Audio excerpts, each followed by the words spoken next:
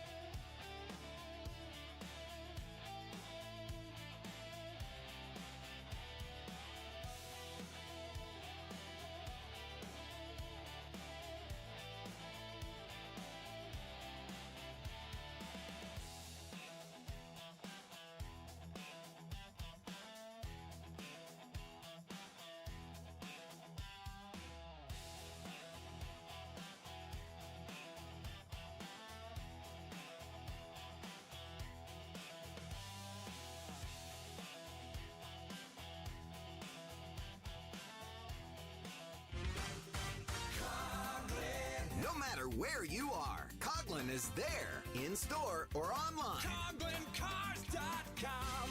13 new car brands, over 1,000 pre-owned vehicles, 17 convenient locations for sales, service, and parts, plus 4 state-of-the-art collision centers. CoglanCars.com. Shop locally owned, CoglanCars.com. Coghlan has the car for you.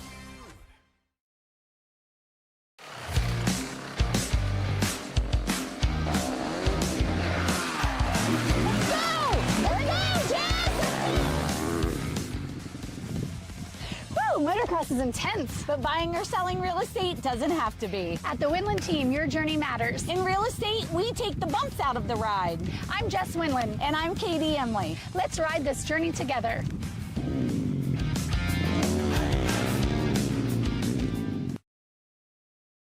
This is TJ with Premier Home Health. We proudly serve Licking County and surrounding areas for in-home therapy and nursing needs.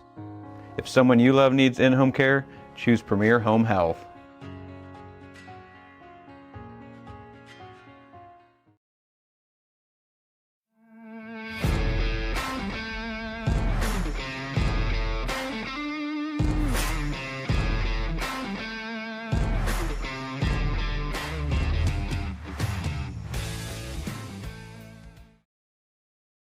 At HM Metals, we do more than just sell metal.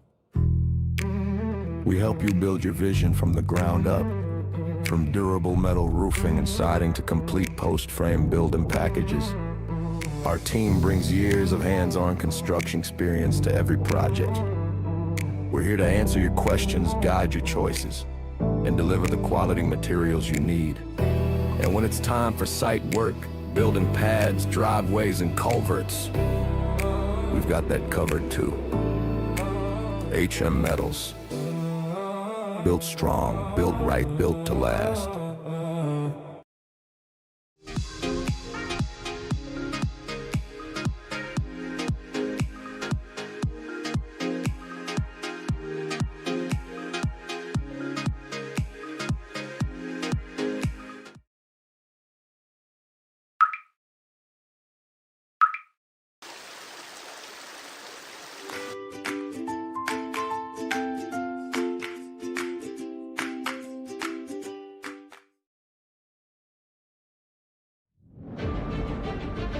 whether you're a motocross guy or you're a woods guy or you're like a hard enduro guy. We've got specs for everyone, for every bike out there, for every rider weight, ability level, you name it.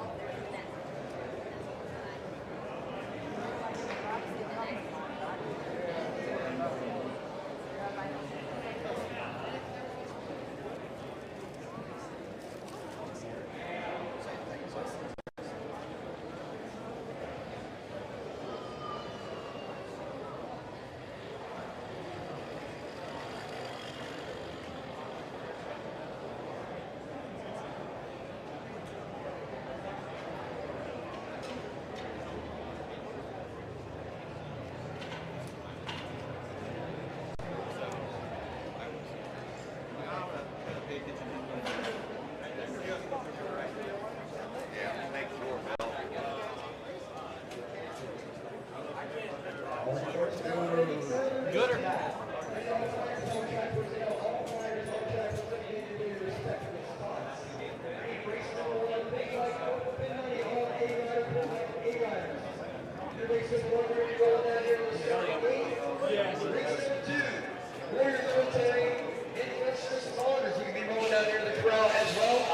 Also, race number 3, Pitbike Lone Stop 110. Pitbike Lone Stop 110.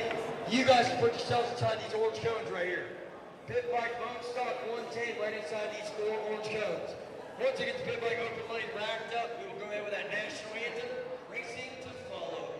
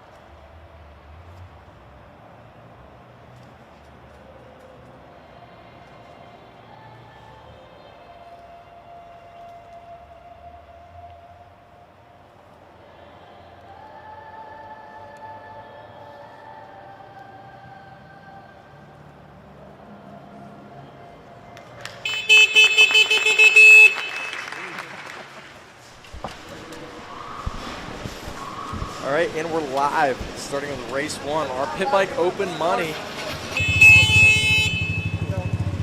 We've got 3 riders in this one. The 725 of Nathan Mott, 51 of Bo Walton, and the 302 of Jonathan Trunk, Cleveland Films. We've got a full day of racing here. This is round 1 of the Route 62 Amateur Supercross Series. Day 2, big bikes primarily with some pit bikes sprinkled in there, but we expect some big action. Jack, I believe you are very familiar with a lot of the racers on the line today, and we expect to see some bar banging going on. Yep, always riding pit bikes through the week on the weekends. All right, on screen you're going to see the race order. We're going to start with pit bike open money class, followed by the Warrior military round. Number 3, pit bike bone stock. 4, pit bike women open. Number 5, 125 BC, 12 to 17. 6, 35 plus. 7, vintage open pre, 2000. 8, pit bike stock 110. 9, division 1 of 250C. 10, division 2 of 250C, followed by open B. Then 2-stroke and 40 plus. 250C consi. We're going to have the women's 12 plus, round number 14. 15 pit bike minio, and 16 is 30 plus and 50 plus. Down on the line, you can hear the bikes warming up. Sounds like that Daytona TCD warming up. And just like yesterday, folks, we're going to have a 4-lap qualifying race, and those that don't make it out of the qualifiers will go to a consi 3-lap race, followed by a 5-lap main event. And these are the best races because you've got the 2 on the left side, they're buddies, battling all day, every day, whether it's at the track, in the backyard, like bone stock 110s, TCBs, on Bo's BBR E3. I mean, it's just a battle regardless what we're on. Gates down. Looks like Bo's moving us into the first corner.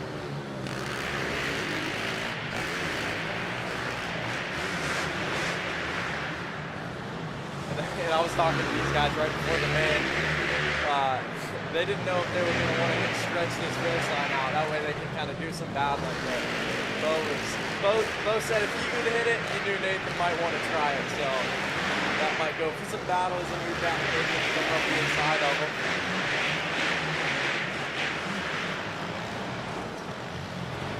Now, Jack, are these guys on stock pit bikes, or what are we watching here? So Bo Walton, who's in the lead right now, number 51, he's on a PBR E3 perimeter frame with a custom electric motor built by Arden.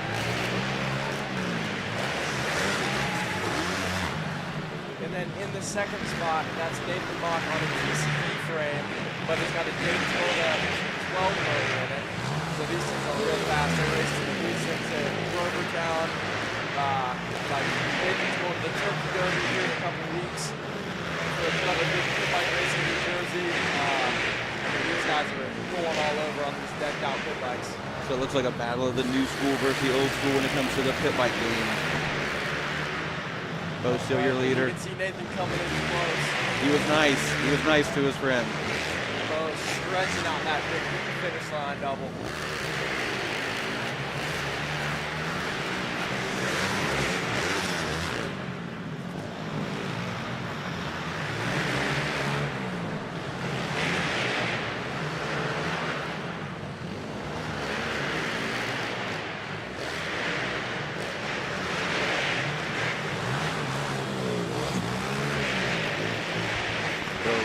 A small gap, but still in tow is Nathan, close enough. If Bo bobbles, he'll be right there to make a move. Looks like Nathan tries to catch him a little bit down those back 3 sections, but with Bo hitting that finish line, he's getting a big gap. Misses with that lap. Doesn't hit it this lap, so I wonder if Nathan can use this last lap to catch him and try to make a last-ditch pass.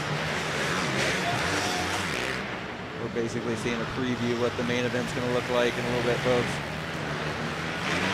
These 2 going at it for 5 laps in the main. Maybe not so nice when it comes time for it to count. On, off, doing the same sections the big bikes do. This right here is really where Nathan catches in this car. See if he can set up a pass with this inside. He's trying. One last corner. But Bo hooks the runs that inside. Oh, you already know there's going to be some back and forth in the pits. Nathan ain't going to let it off easy. That's 302 of Jonathan Trunk coming around for one last half lap before we start this next moto. Moto 2, Warrior military and first responders.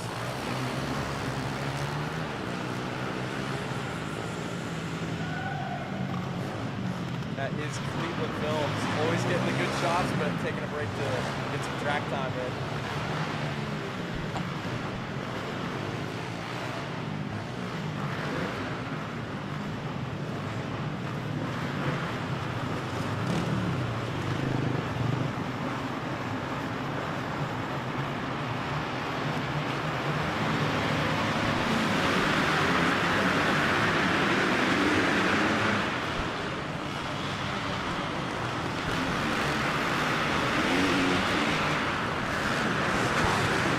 Race number 2, led by the number 825.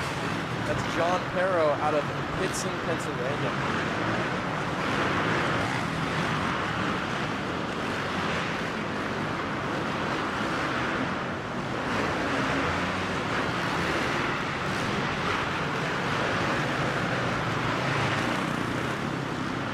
Followed by the 304 slash on Suzuki, Dustin Green. Rounding out your podium, the number 88 of Vince Langer out of Delaware, Ohio.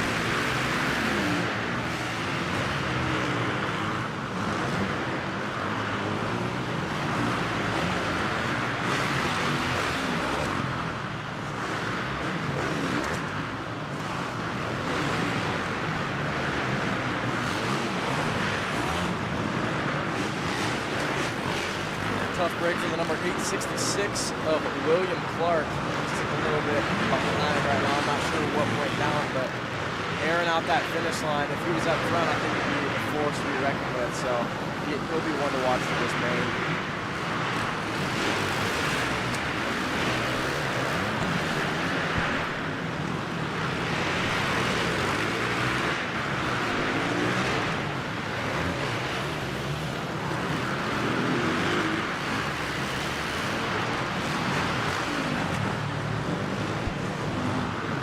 Leader 825 John Perro still out front.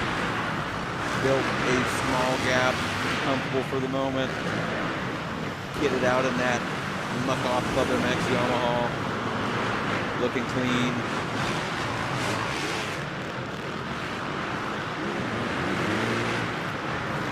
Will Clark sending that finish line, bouncing to the bottom. He is trying to get those laps in. We can get dialed in the main event. 825 for one last lap. Also sending that finish line. The 304, Dustin Green running second on the Suzuki.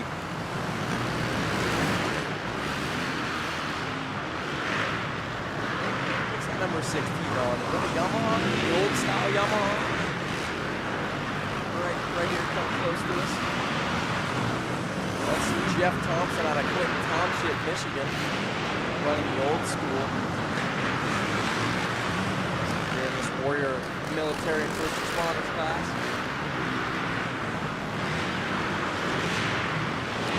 And your race winner, John Perro, comes around to take the checker. Followed by the 304 of Dustin Green. Out the third place spot, the 88 of Vincent Langer.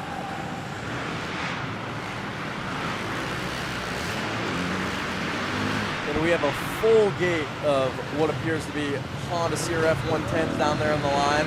Those things are probably just banging off limit or warming them up. That's how it typically goes. We've got the 843 of Jordan Barnes down there, 213 of Austin Archer. Those are two to watch, but dude, Jordan can rip a stock 110. Jordan can. He's done the AMA Hall of Fame race a few times the last couple years. Yeah. And he was battling with Ted Seeley and Nathan Mock in that bone stock 110 class. They were also on CRF 110s, but because they were in that pit bike money class just a few races ago. Gates are down. Going wide open, neutral dump, so you can pull the whole shot. Everybody's tuck, trying to get traction, trying to get drive on these. It looks like that number 36 of Quentin Melling pulling the whole shot. Probably one of the lightest riders out there, just leaning back wide open, getting the power to the ground. Barnes is buried in the pack. Oh, and there's Bo Walton also buried in the pack. It looks like he's in 4th right now. They actually just picked up those fresh CRF 110s from Iron Pony. But I'll tell you what, they have been shredding these things, just destroying them. The first day we rode these things, they were bending shift shafts, bending bars. And his brother, Caden Walton, he actually hit a tree with his pulling shrouds off the plastics. It was great. Just pushing these CRF 110s to the limit. They do not do them any favors, that's for sure. No, it looks like the number 2 of Bo Walton actually up into that number 3 spot. Jordan Barnes fighting his way through traffic after a bad start. I was talking to Jordan in the pits. He said he was just getting that bike back together late last night and decided there was no way he was going to miss this opening round of the Route 62 Amateur Supercross Series, brought to you by Renegade Race Fuels. Oh yeah, can't miss stock class, that's for sure. Yeah, they're all bunched up tight, just trying to make these insides. But I think if one of these guys could get the speed, roll through that corner, and get on that step on, step off, that would be a huge gain. Like a couple seconds of just momentum really pulling away from these guys, but I haven't seen anybody start hitting it yet. Yeah, difficult on these 110s. There's no clutch to build any kind of power, so it is all roll speed, momentum. And that's one of our own, the number 213, Austin Archer out front, followed closely behind of the 092 of Stephen Carnahan. Looks like the number 7, Austin Weinzier. The number 2, Bo Walton. And I'm not sure who's right on his tail, 32 of Austin Constantine. Oh man, up the inside, and him and Bo Walton down. Down they go. That was a train of 110s. They are back up and rolling, but man, I don't know if we're gonna, they're still kind of close. See if we can get another battle here. Out front, we got a 3-way rider battle going for this lead. That's right. 213 still leads the way with 1 lap to go. He just keeps blocking that inside, shutting those guys down.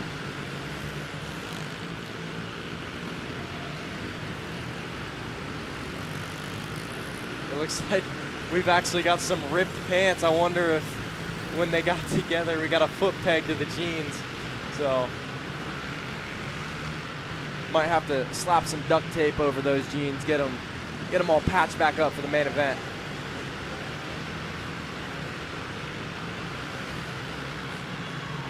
Got a couple more corners, but the 32 is all over the 213.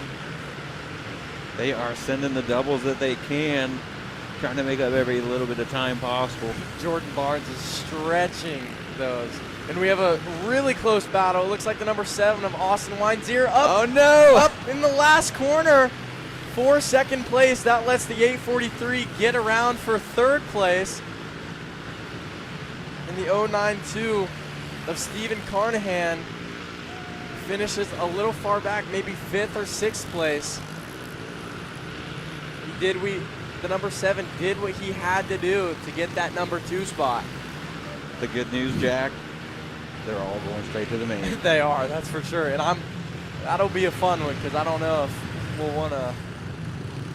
I would love to be in the pits right now. Yeah, maybe they're not such buddies for a few minutes. Right, I saw him kind of looking over at him. I don't think he was too pumped about that one, but I mean, the number 7 had that line, so he was protecting, and he did what he had to do to get that number 2 spot. Good news is the speeds are low on those bikes, so right, everybody walked away.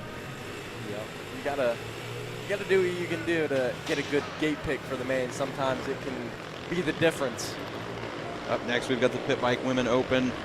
This will be a head-to-head battle between Aliyah Drake and Kennedy Frazier, both out of Ohio.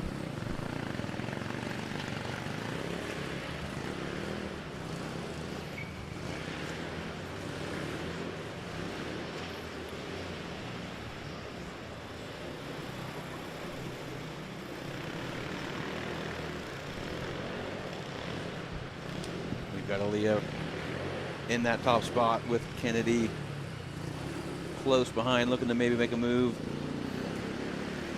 Not quite close enough.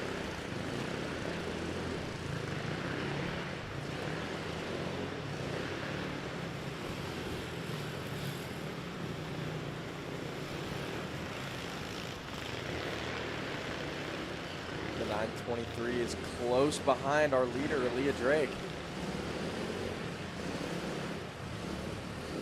A couple young ladies out here just doing the best they can. They are 16 and 17 years of age.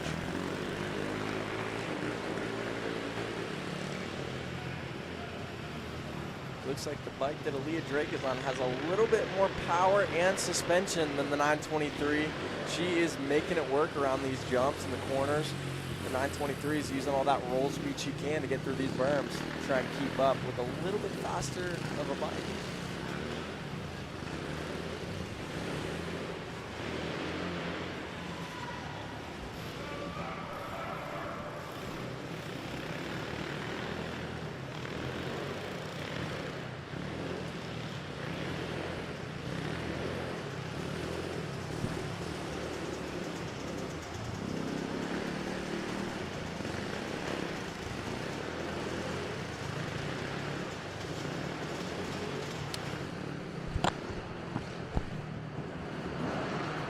We are broadcasting race number 4, Pitbike Women Open at the Route 62 Amateur Supercross Indoor Series, brought to you by Renegade Race Fuels. These ladies are ripping around the Rad Designs built track. The staff was here late last night getting this track ready to go, prepped, looking good, but I suspect, Jack, by the end of the day, we've got big bikes today. They're going to do a little damage to this course, so things will look drastically different from now to the time when the main event comes along. That's right. We got a really good crowd over there in the bleachers watching all these motos. You can see all the addition of bleachers that we have set up.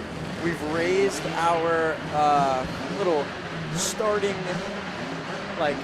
viewing area. That way everybody can see the track as full as possible. Yeah, it looks like they built in a mechanics row. That way the riders, mechanics, or parents have a first-hand view, can keep an eye on their riders. Sounds like we've got a lot of healthy two-strokes down there on the line. We got a great shot of the fans here today to watch some good racing.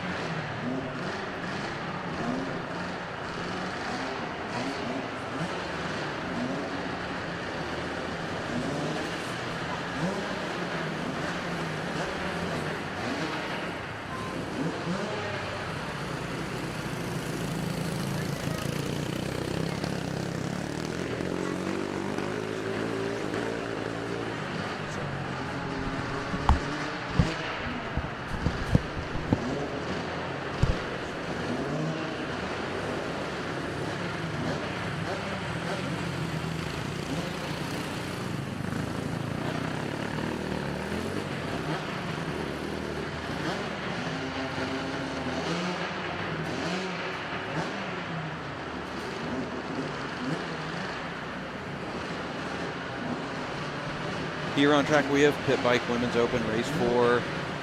Looks to be on their final lap for the day of this first qualifying race. Now these ladies will directly advance to the main event. Looks like...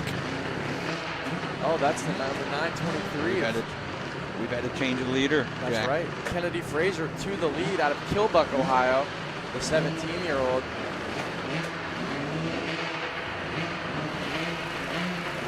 We were switching some papers out there, so I'm honestly not sure where she pulled the lead at, but she has got a gap, so something must have happened to the 127 of Aaliyah Drake.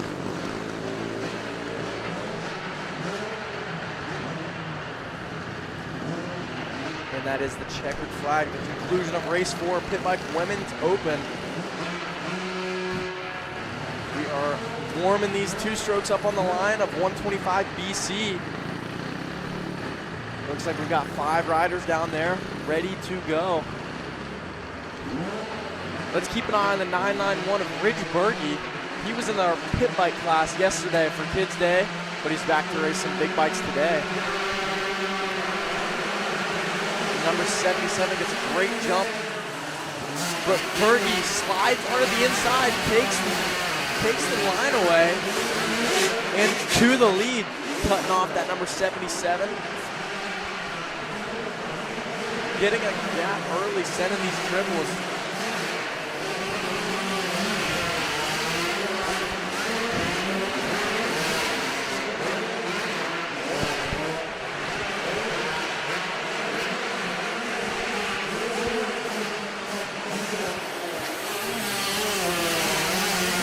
Fun class to watch, Jack. You can almost smell the pre-mix from up here in the booth.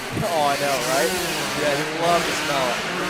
This used to be the stepping stone bike to go to that bigger class before the 4-stroke took over. It is great to see that these manufacturers have kept this class alive and giving these riders a stepping stone still between the 85s and the 105s before they have to jump on those big, heavy 4-strokes.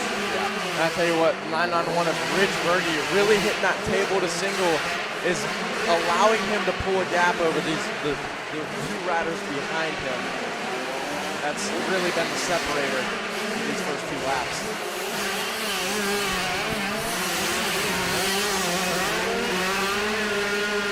Diving into these corners before the finish line.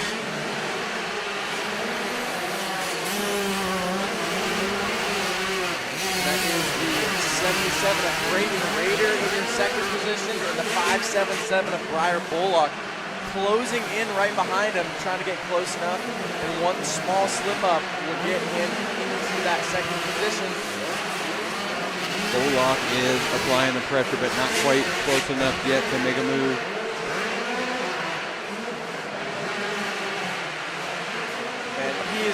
That 577 is really getting traction out of these corners. He gets the inside, going into this back berm. Rails that berm. Throws all the dirt against the wall. Hits that finish line with 1 lap to go. The 577 of Briar Bullock is putting on a charge. He looks like he's going after the leader, Jack.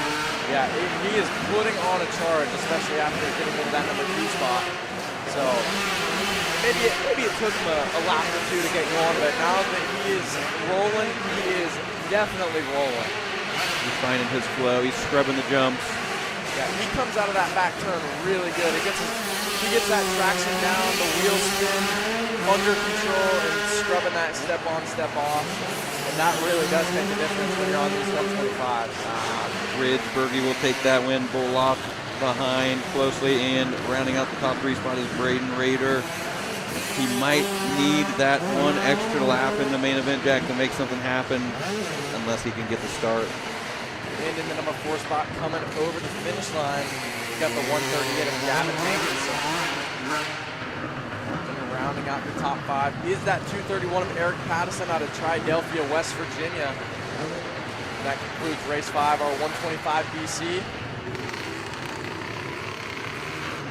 With race 6 underway here in just a moment, our 35 plus. The young old guys on the gate right now. We've got a few racers almost pushing the 50 mark. Next year they'll be able to race that 50 plus class, but for now. That is the 601 of Dustin Byers, but Corey Schaefnacher close behind. These 2 guys don't ride like they're 35 plus. Dustin rips still. Yeah, Jack, I was thinking maybe I might want to run this last one weekend, this series, but after watching these 2, I think I'm safer to just stay right where I'm at. Oh, throwing some slide block passes. Dustin cuts under, still gets to that inside. It looks like they're playing some games here, going for stuff. This thing looks like a main event. They are going for it. That's right. And I tell you what, after racing yesterday, doing some practices throughout the week, this is actually a very well passable track. There's many lines all throughout the track that you can throw some passes on. You can definitely see the differences between all skill levels. You had a lot of options from the big lines that you guys were doing in the pro money class all the way down to the 50s. Lots of options. That's right. And you can take some of these insides and still get that step on, step off like Corey Schaefer did, trying to get past the 601 of Dustin Byers. But it looks like 601 leads us around. And that is the 624 of Jason Russell, rounding out your podium spot in this first heat race.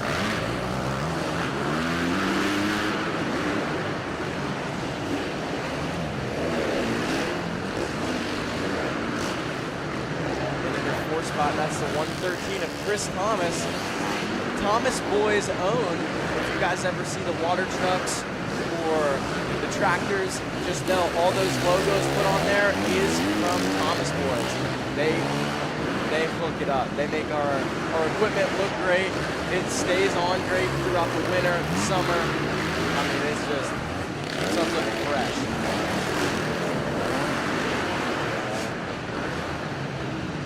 But the 144 coming under attack here, that is Austin Seeley.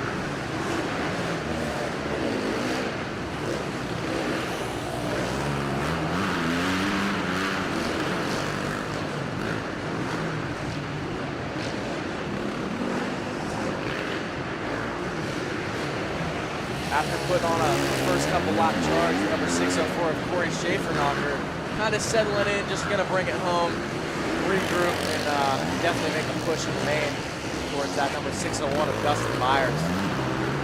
Byers, safety checker, Schaefer-Knocker in second.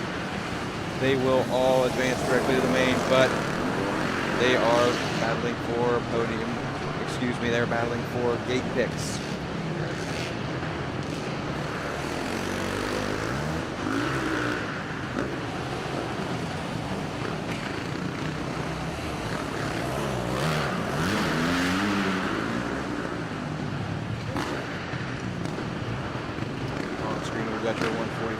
He has been a local District 11, District 12 racer since he was on 60s and 80s. As we come up on race 7, we've got Vintage Open. This is all bikes pre-2000s. So these guys will race them at AMA Vintage Ohio days. I know the number 7X of Logan Bryan was up at Soar Moto Park about a month or two ago. I actually went with them and did a little road trip to race a XR 200 125 two-stroke GT class. So Logan Bryan sure does rip these old bikes.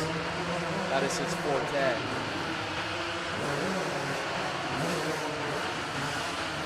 Number 199, getting through that rhythm section.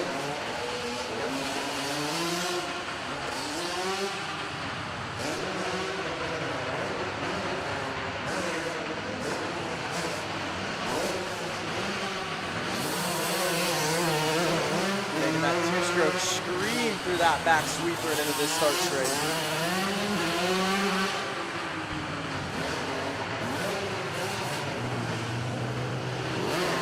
Maybe later on in the year I'll have to break my XR 200 out for this class. It seems like if we could get some guys to run, we'd have a good battle here. I think everybody watching it would love to see you on an XR 200 out here, Jack. It would take a lot to keep up with the 7X of Logan Bryan, though. I mean, these 125s, they pull out of these corners, and the way he's been ripping some of these berms, step on, step off, I don't think it'd be easy to just come out with a win. A little birdie told me maybe you might need to do a little bit of reinforcement on that 200 engine to make it through. Yeah, I actually ended up blowing that thing up when I was at Soar in New York. Needed some heavier valve springs. Blew the valve keepers out of the head. Just wasn't quite strong enough for me. So not quite the four-stroke technology that your modern Yamaha 450 has, I'd say. Right, that's right. Number 7 out comfortably in the lead right now. These two will go head-to-head again in the main event, respectively. Battling for gate pick, but just 2 in the class. I don't think there's a bad pick in the house. On a full gate, the outside gates are a slight disadvantage, but someone that knows what they're doing can make it work. Around this finish line one more time. The white flag is out. 199. ripping out of that back sweeper. I do love these old CR 125s.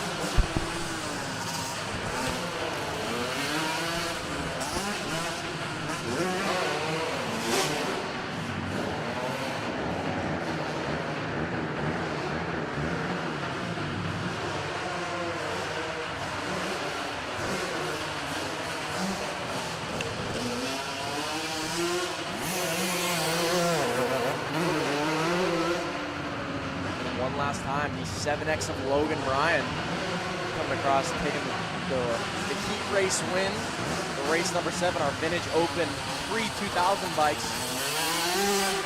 As we conclude race 7, I'd like to take a second to thank the sponsors that make this series happen here at Route 62, Amateur Supercross by Renegade Race Fuels, Rad Designs bringing us a great track, Apex Moto Works bringing us this broadcast to everyone at home and in the pits, Iron Pony, Trail City 4x4, full throttle images, getting those action shots, S&S Landscaping. As race 8 is underway, we got Pitbike Stock 110 limited class. We've got 7 racers, I believe, in this class. And that is the 72 of Nathan Mock taking the early race lead, pulling that whole shot. He's been out here getting some clips, taking some videos for our DH Pitters brand.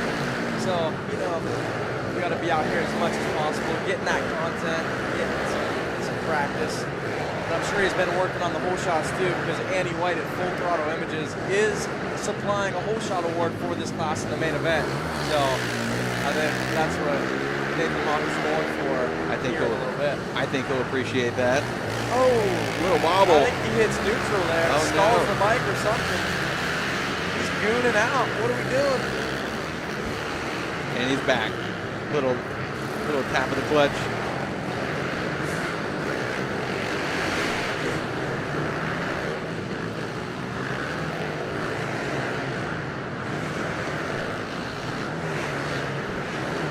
I did ride that bike at the AMA Hall of Fame, and that thing rips.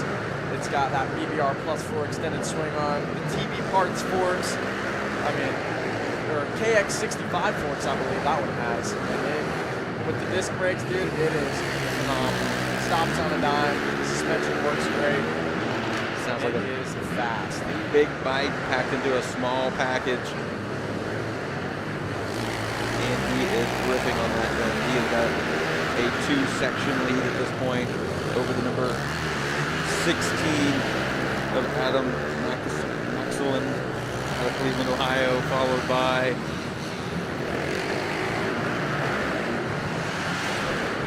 the 293 of Connor Sobey out of Mount Vernon.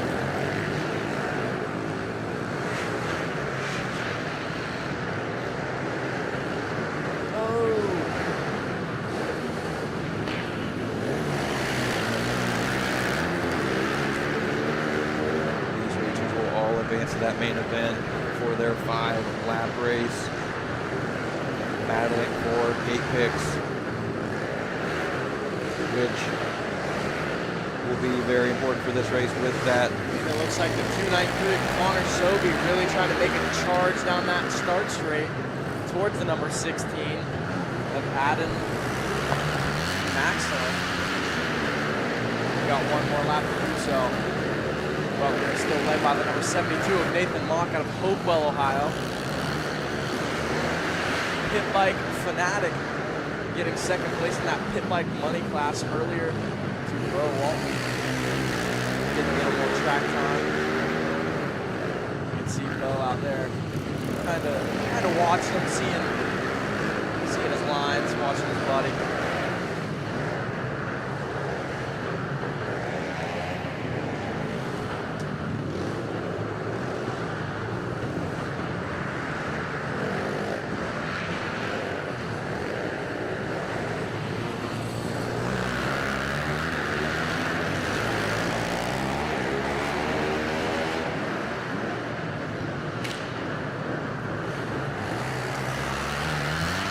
Look like the 293 of Connor Sobey gets that second position to the number 16 of Adam Maxwell.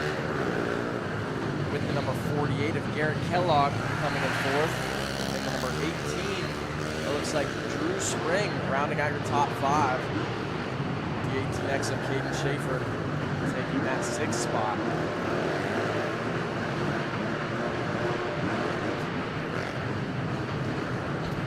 Now, Jack, you mentioned our winner of that qualifier raced earlier. Was he on a different bike? It looked like he was on. Yes, so that was a KLX 110 stock limited. Okay, so he really is a fanatic. Multiple pit bikes in his arsenal. Up next, we've got the Race 9 250C division underway. These are one of the best races to watch. That's the 187 of Austin Fluharty out front early, followed by the 17 of Anthony Dobbenmeyer. Austin is a rad designed track worker. He has been building this track for us, getting it ready for the weekend. Just doing all he can to make Austin the best place it can be.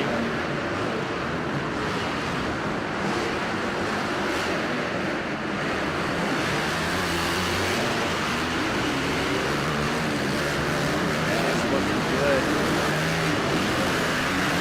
Start to pull a little gap on the number 17 of Austin Dobbenmeyer running in that number 2 position on his Kawasaki. Austin looking smooth and in control out front.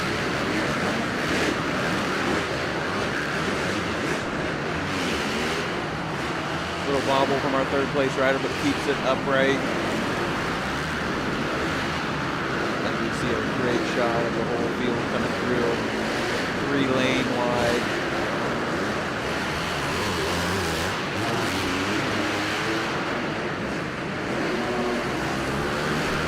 There's our leader, Austin Fluharty, coming over the finish line.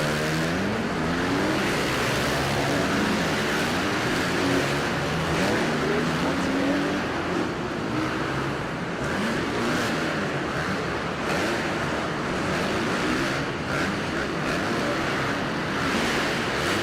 But here comes the rest of the pack of this 250C Division 1. These are one of the most packed classes of the day, having multiple divisions. You got to have a consi. They have to qualify to be able to go to the main event.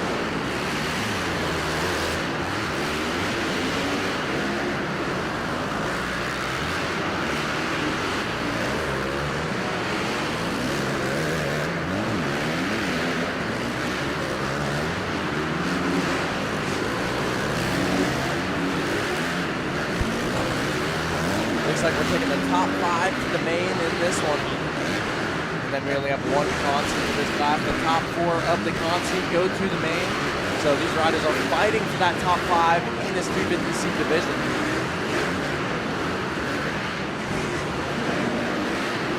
And it does look like we have a battle for that 3rd place between the number 38 of Hugh Lassiter and the 304 of Allison Kretzer. Checkered flag is out for our race winner, Austin Fluharty. Rad design track builder Shane Fluharty, father of Austin out there cheering him on. Proud dad to see his son take home that qualifying race. It looks like that is the 497 of Braden Lonergan taking that final transfer spot to the main event. It's always a reliever having to just get in that main event, take a deep breath. You can kind of soar through this day and go straight to the main event. Looks like that number 613 is kind of pumped up. On the gate, race 10, 250C Division 2. Gates are down. They are biting into that first turn. I think some of these riders get a little antsy. They jump in the gate a little early.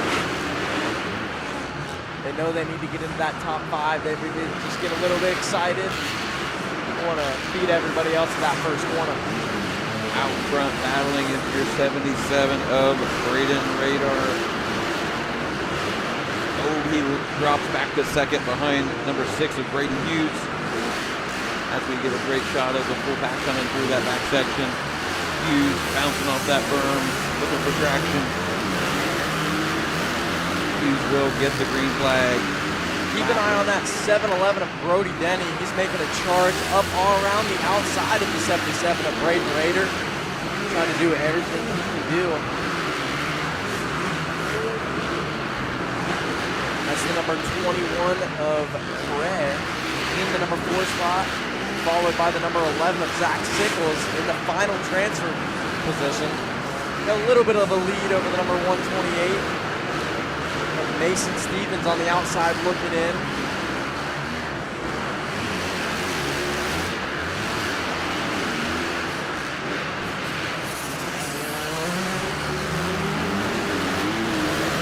Battle for 4th place is heating up, but hopefully they can kind of strategize, think about what position they're in, not take each other out, and advance straight to the main. It looks like we're bumping.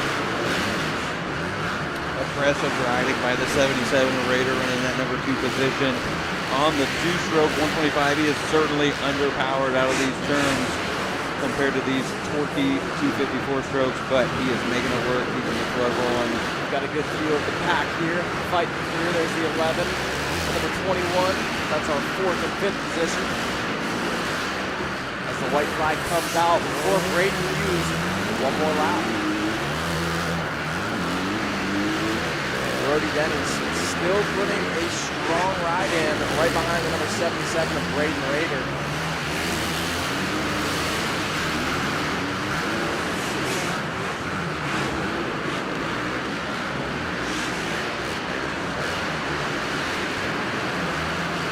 Sneaking into the picture is the 11.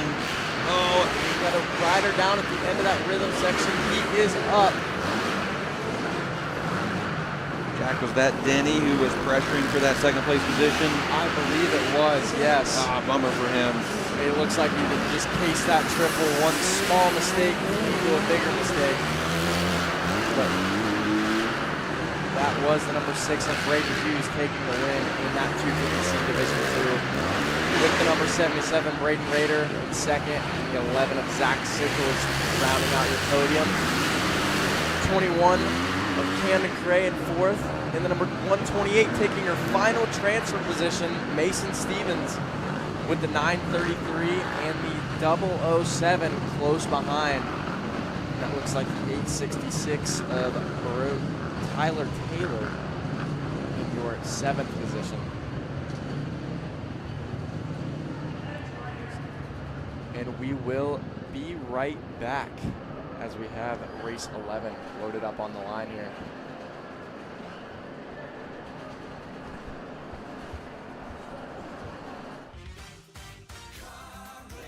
No matter where you are, Coughlin is there, in store or online. CoughlinCars.com. 13 new car brands, over 1,000 pre-owned vehicles, 17 convenient locations for sales, service, and parts, plus 4 state-of-the-art collision centers. CoughlinCars.com. Shop locally owned, CoughlinCars.com. Coughlin has the car for you.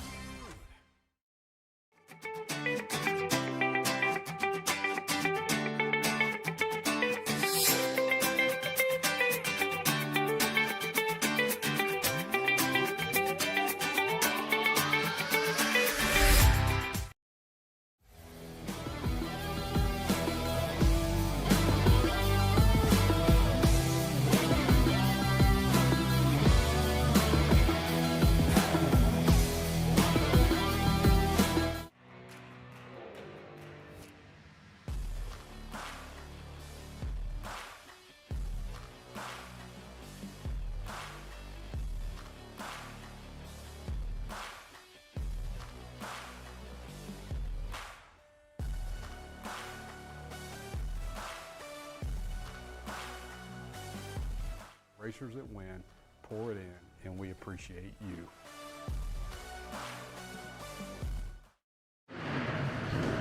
And we are back. This is race 11, Open A and Open B. We've got 3 riders between these 2 classes here. In Open A, that's the 689 of Tony Yusko. He was here yesterday for our pro race. And that's the number 12 of Van Smith and number 7 of Austin Weinzier. I actually used to race with Austin Weinzier a lot when we were growing up. Like, we would battle really hard on 85s, and then he got into being a big football player and taking that pretty seriously. So took a little break, but now he is back to moto. And I'll tell you what, for taking a couple years off, he is looking good. He's been here a couple times, just ripping, hitting some big lines, even pulling that whole shot in this race 11 over the Open A rider. Yusko is pinched off by the B riders. Let's see if he can do some work here and get out front. Around the outside of number 12 of Van Smith.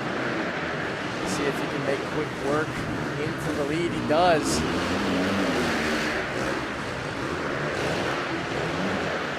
See what he can do out of this corner. If he goes, nope, step on, step off. And then triple, going for that quad into the corner.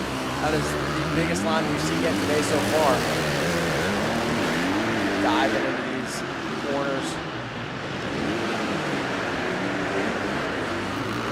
Number 7 of Austin Wines here, leading her Open B class, with the number 12 of Van Smith right behind him. But Yusko going triple into this corner. Let's see if he can unleash this big line. Triple onto that table, step off.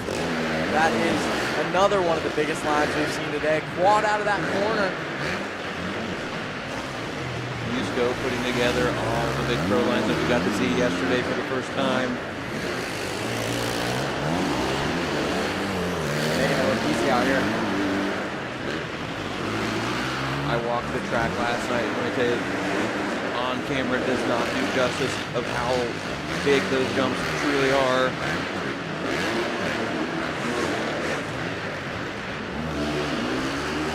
And I tell you what, that step on and then step off over those two tables, it's big.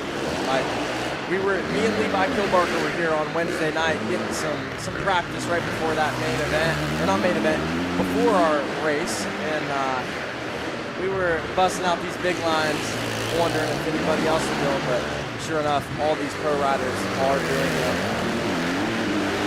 Yeah, I'm guessing that usually you guys won't do the jumps that you don't have to do unless they're absolutely necessary, especially in that pro money class. Even Tony Yusko out there by himself, doing all the big lines like it's nothing. Quadding out of this corner on that KTM 350, using every bit of power he needs.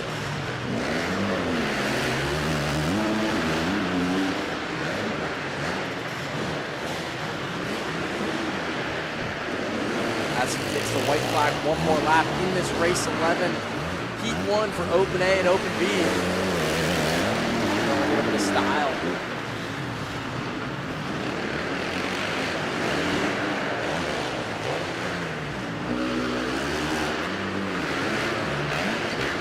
There's number 12 of Van Smith coming around the start straight corner for this one last lap.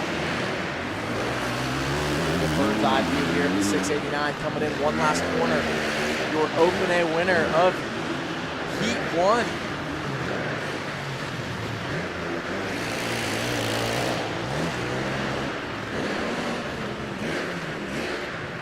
Coming around to take the Open B heat win is Austin Weiser out of New Plymouth, Ohio, followed by the 12 of Van Smith, all the way from Worthington, PA.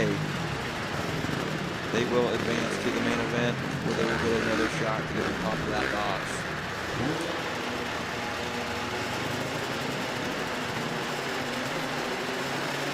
And this one, the gate is down for race 12, our two-stroke. All these things are screaming out here. We've got 125, we've got 252 strokes.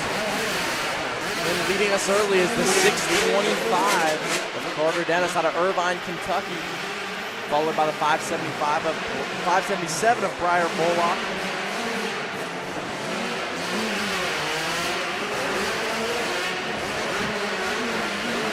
Briar looked like he was really getting his flow in the end of that 125 BC class earlier. Let's see if he can carry that momentum into this two-stroke race.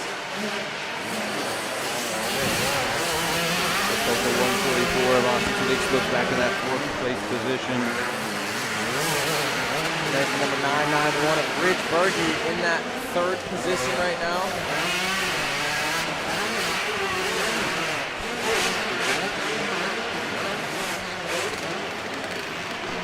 tell you what, I love the sound of these 125s though. There's nothing better than a crisply jetted 125, or I guess if these guys are on a newer 125 or 252 stroke, they are EFI with that rev limiter. Yes, they are. They are all fun to watch. And there is nothing like the smell of premix in the morning.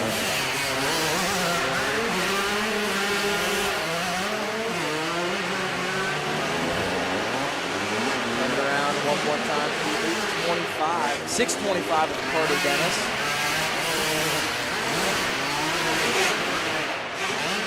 577 of Briar Bullock with a Ridge Berge rounding out your top three. The 144 of Austin Seelig in your fourth position. And the 231 of Eric Patterson rounding out your top five.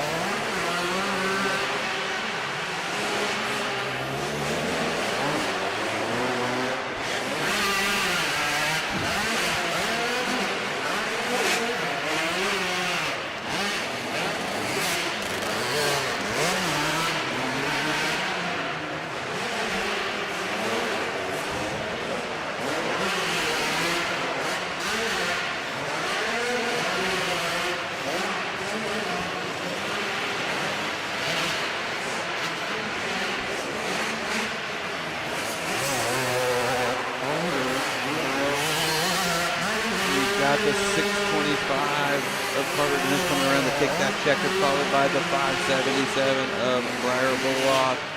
Rounding out the podium is the 91 of Ridge Coming over the line in fourth is Austin Seelig.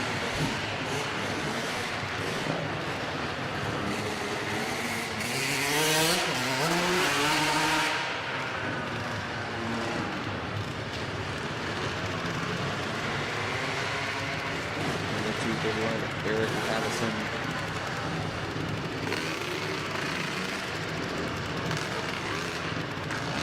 On screen, you will see your Route 62 MX Indoor Series Fuel by Renegade Race Fuels race order to follow along today. We are on race 12B. The gate drop, 40 plus.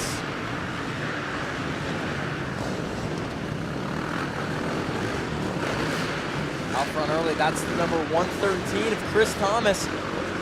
Thomas Boys Customs. If you guys didn't hear us earlier, he is the one that does all of our decals for the water trucks, our equipment, the tiller, anything you guys see out here that has a Route 62 logo on it, that is by Thomas Boys Customs. He keeps us looking fresh all day, every day, anytime we're out there prepping the tracks. Jack, I'd like to give a shout out to that 56 on that Yamaha. That is the last of the steel-framed 4 strokes. That is right. And that thing looks like it just came off the showroom floor. Fresh with the THP graphics on the front there. That is one of the sickest bikes out here, even though it's one of the oldest. We know our 40-plus riders like to keep their equipment looking good. On screen, the 56 again. Followed by the 531. Now, Clifton.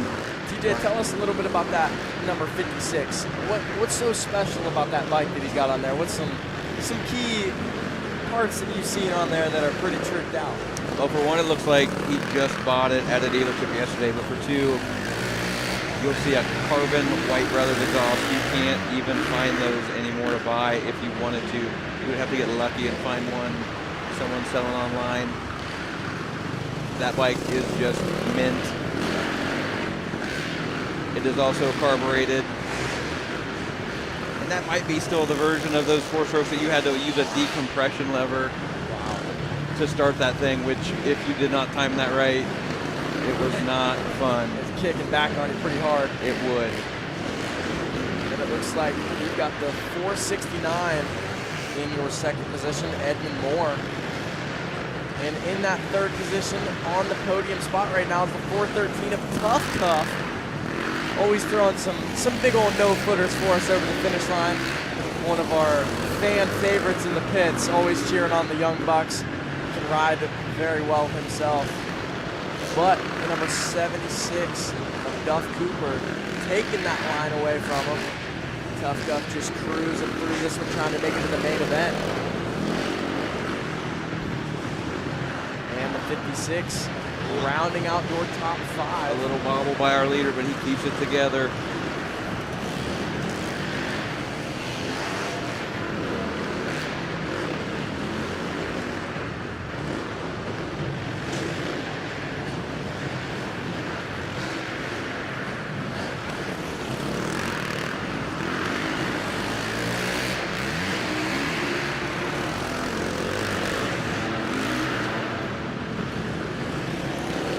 As they take the checkered flag, that completes the end of race 12 of 40 plus. Tough Cuff hitting that finish line, getting all these lines dialed in. You know he's going to be pumped. He's going to be wanting to throw in us some no-footers. Seeing us up here in the booth, the 413 of Tough Cuff.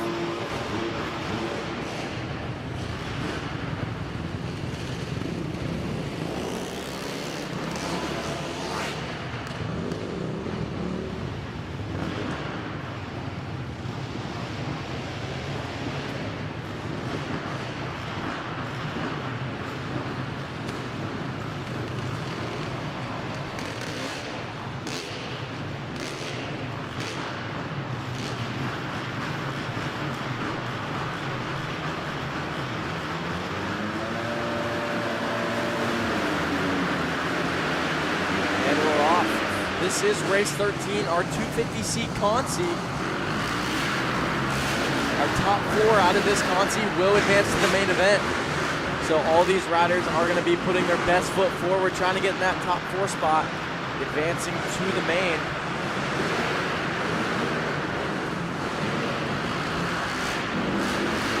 On this first lap, it looks like the 933 of Cash Ardone leading us early. The 007 of Stephen Beecroft in second.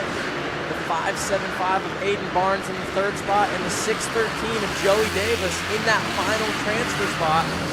But that is the 627 of Sydney Colwell on the outside looking in. She goes inside trying to make a move into that transfer position with the 866 in that 6th spot.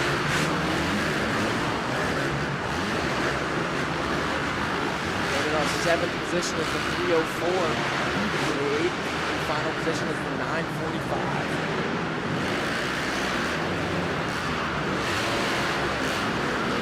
And this is a Consi, so it's a short 3 laps. This is a 3-lap sprint to try to get into the main event, where they race 5 laps in the main event for all these classes.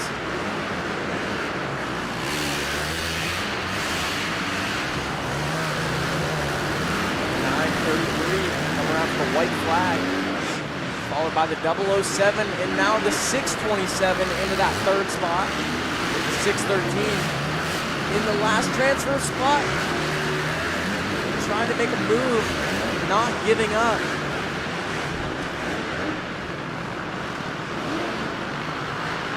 That 866 is on the outside looking in. One little slip up from the 613. And we could have an order change here.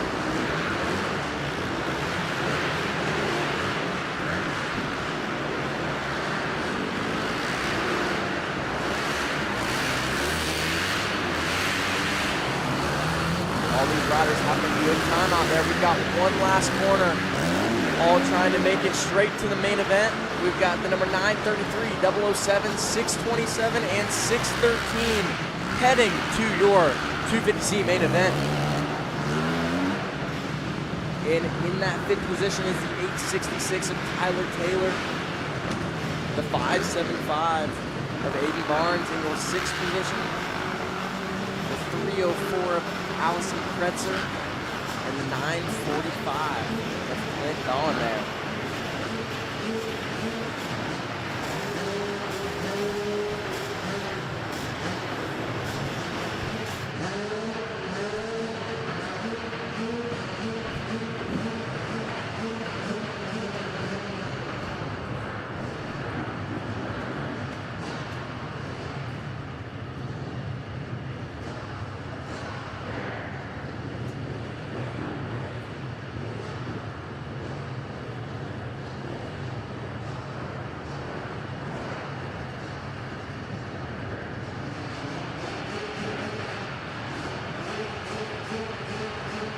back-to-back moto here. Going straight from a Conti to her women's 12 plus moto. She is fresh off the track, takes a second to regroup. Card goes back up.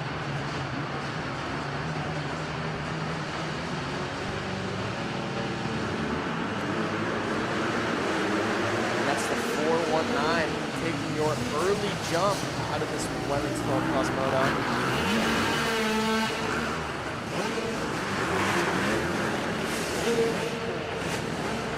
Looks like 6:27 of Sydney Colwell into the lead early.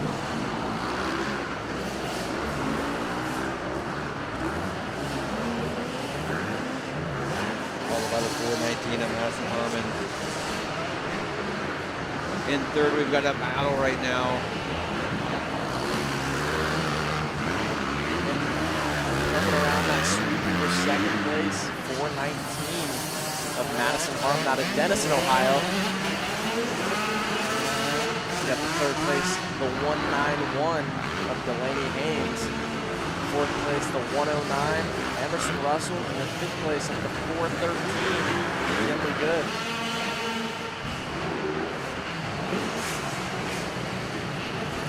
Got a bird's eye view here of our leader, 627, Sydney Colwell. Coming straight off the track. She knows this track well. Has a little bit of an advantage over these girls, but also a disadvantage because she may be a little bit tired from that last moto. I tell you what, I would definitely be tired doing back-to-back motos.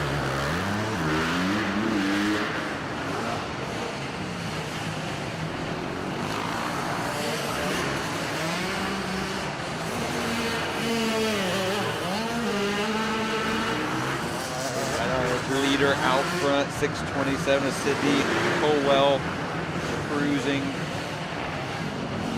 uncontested. In the frame, you can see the 419 of Madison Harmon running that number 2 spot.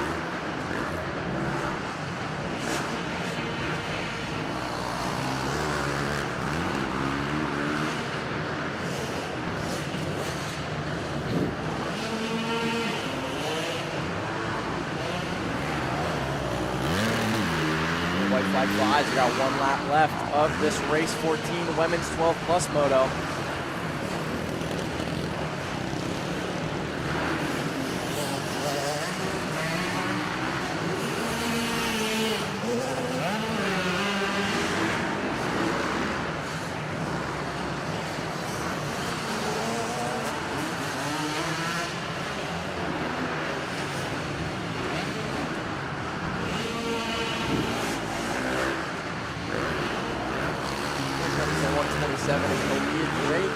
With one more lap.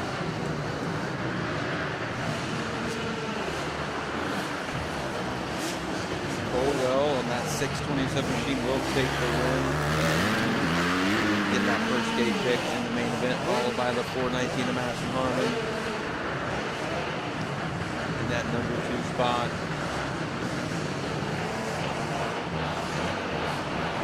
Looks like the 191 of Delaney Haynes. On that burn, coming down the start straight one last time. In your third position, crossing the finish line, headed to the main event. All these women's 12 plus riders headed to the main event. The 109 in your fourth position, Emerson Russell. Your fifth place rider, the 413 of Kinley Good, all the way out of Gandyville, West Virginia. On the line, we got Pitbike Minio Race 15 at the Route 62 Indoor Amateur Supercross Series, brought to you by Renegade Race Fuels. Quick thanks to Schmitty's Convenience Store. Gas, sandwiches, drinks, whatever you need, stop in and get. Thomas Boys, Tough Trucking, Coughlin Cars, Winland Team of Caldwell Banker Realty, Minton Cycle Electrics, Mid-Ohio Power Sports, and FCR Suspension, making it happen today. And the gate is down. Man, looks the 7 of Johnny Good getting a good start, but he gets a little wheeled out We got one rider off track. Your Rider leader. number 033 of Burkholder makes a little slip up in that rhythm section, falls back to the number 3 spot.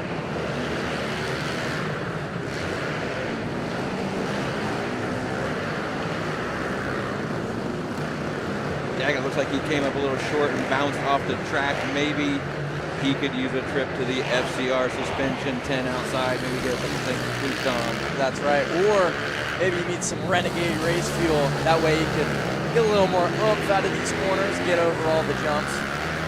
Rocket Not power. that bike is not fast enough, because that thing looks awesome. That is a KLX 110 full mod with special big minis, swing arm. We've got some inverted forks, and that thing is decked out. If you look up at that 110 motor all dressed up, it's got a tacky gallon clutch cover, all those quick dress up parts. Dual pipes, I will tell you, that is super rare for these pit bikes. They're custom made, pro circuit dual pipes. You cannot find those things anywhere unless you're paying a high dollar. So that thing is tricked out in every aspect.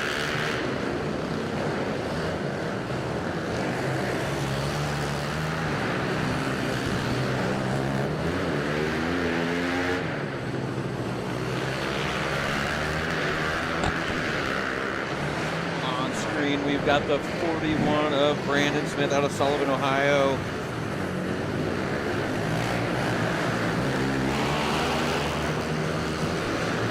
Making his way over the finish line.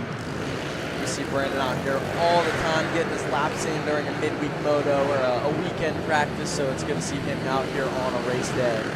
Just putting in his motos in this pit bike mini open class.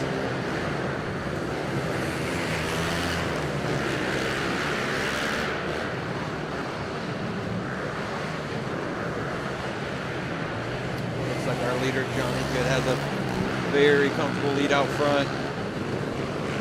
He's looking to sweep the floor yet again today, as he did in the youth pit bike open classes yesterday. So he's carrying that momentum over into our Sunday racing, the pit bike mini open class. We've got the bird's eye view here yet again. It looks like the 302 of Jonathan Trunk is starting to come into frame. Gets on a second position as we follow Brian Drake and the number 18X of Caden Schaefer coming into our finish line.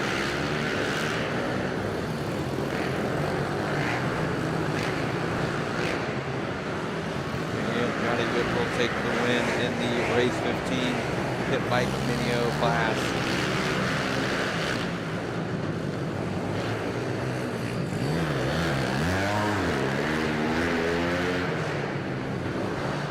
The 302 of Jonathan Trump will come around in second, followed by the 033 of Aiden Burkholder.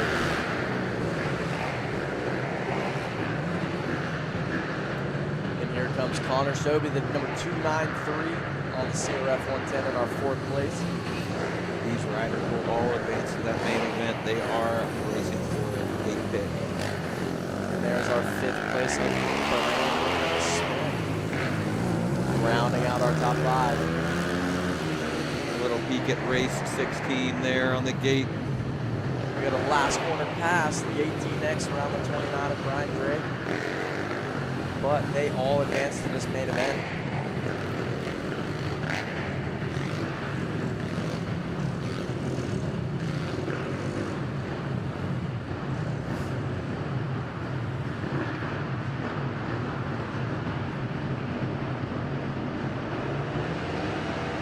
Revs are up, gates are down for race 16. This is our 30 plus. And this will be a good one to watch.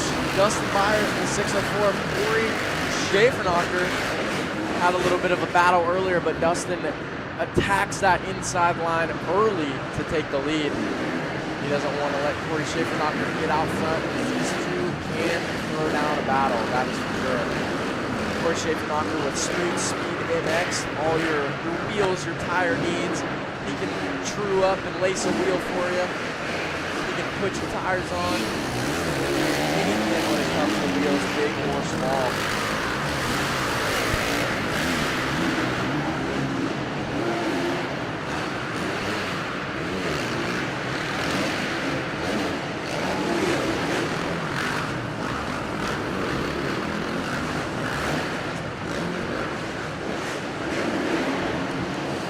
not letting our leader get too far away from him here, just keeping him in sight. As you can see, Dustin actually is peeking over his shoulder, seeing where he's at.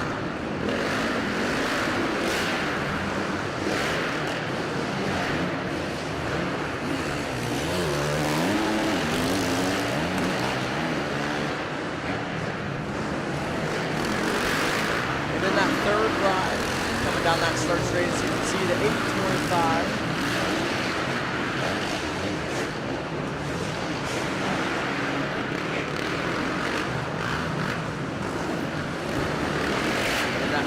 Fifth spot, we've got the two Suzukis battling it out up close and personal, the 120 and the 628 of Kyle Vaughn.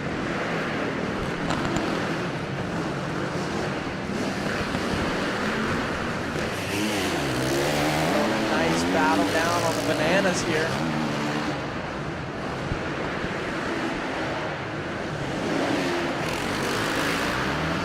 Dustin Byers leads us in a one more lap with the white flag.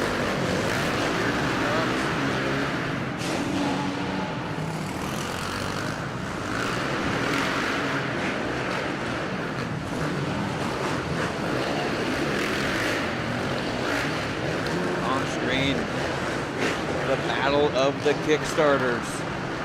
We got the 120 of Zachary Eaton.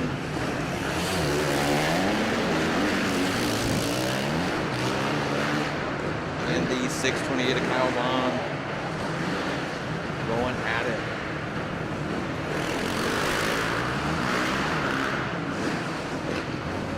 Checkered flag by Dustin Byers will take that number 1 spot. Going into the main event, followed by the 604 of Corey Schaefer Knocker and the 825 of John Barrow rounding out the top 3.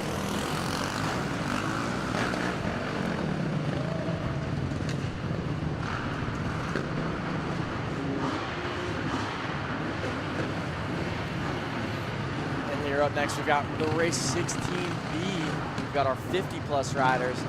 These guys are probably having the most fun out there. I see old T-Bone Timmy Hoover down there on the line. Tough Cuff, Martez Cuff.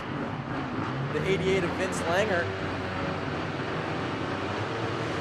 He's going to pull our whole shot here. Looks like Tough Cuff to the inside, taking the early race lead.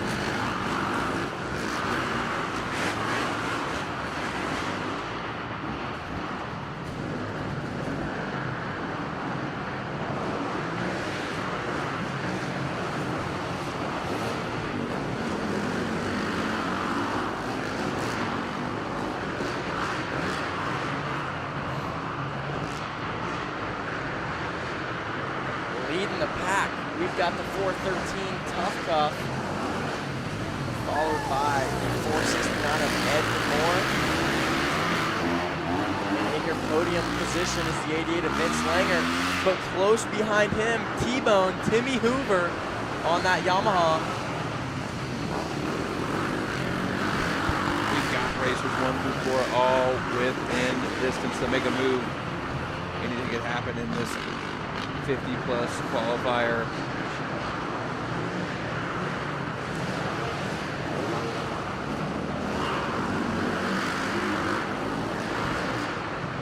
And look at Martez Cuff showing us some style, throwing some bar turns over these tabletops, showing us the fast lines around this track for the 50-plus class.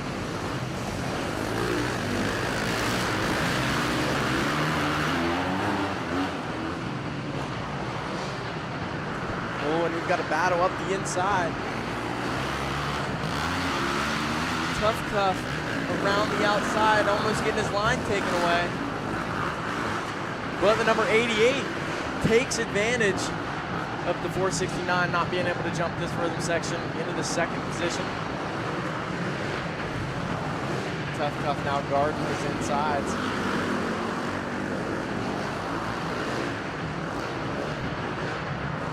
On the outside looking in, we still have the number 172 of Tim Hoover on old Hayden Hoover's Pro National race bike, that is. That is a fast 250, I can guarantee it.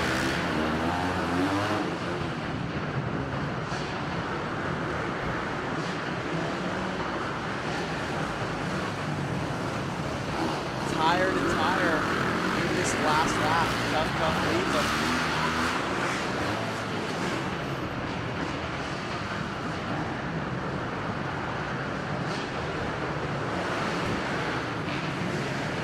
Going up the inside, up just a few more corners.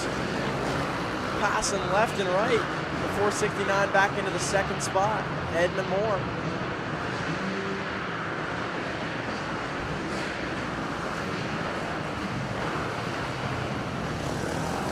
All four in shot coming down this last straightaway. Can he put an inside line on him?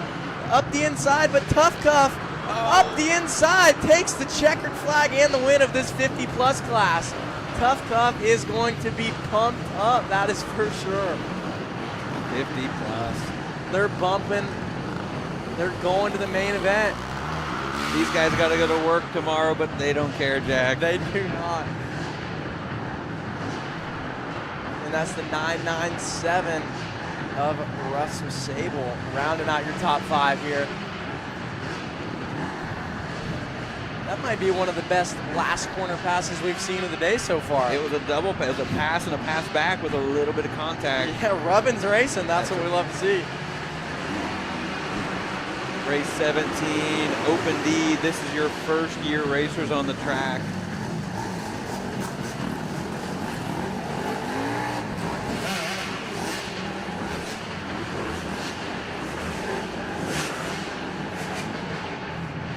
The 747 of Jeff Grooms out front.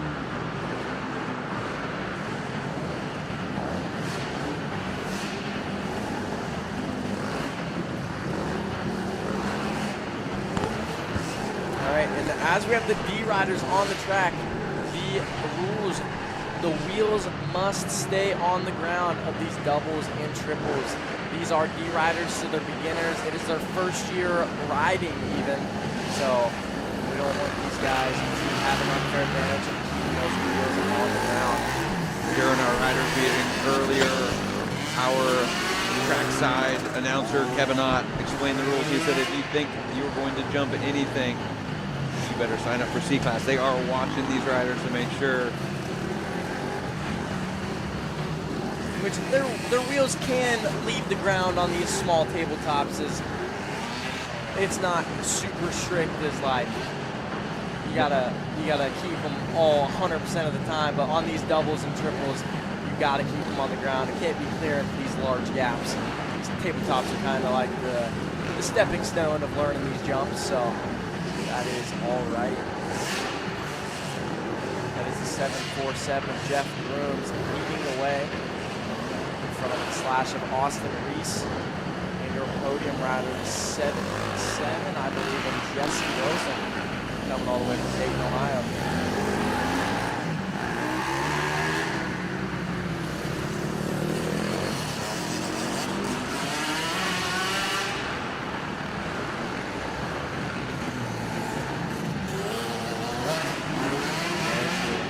There's the 747 ride coming around into this rhythm section on the Yamaha.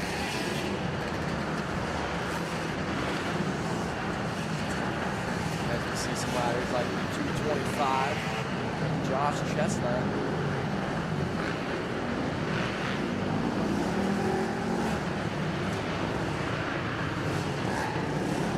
Looks like we had a little bobble, a stall from the number 77 there, Jesse Wilson. Gets his machine fired back up. See if he can make a charge on the slash of Austin Reese.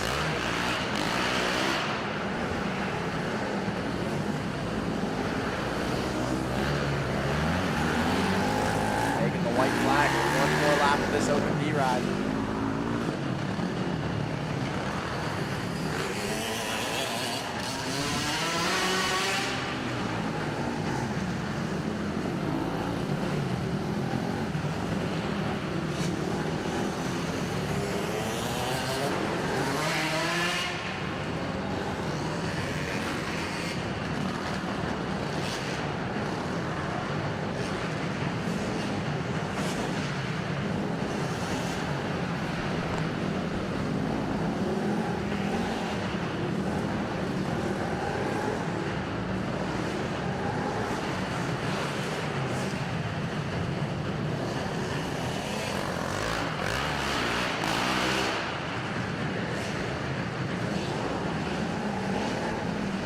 in the checkered flag is the 747 of Jeff Grooms out of Dayton, Ohio, followed by the Slash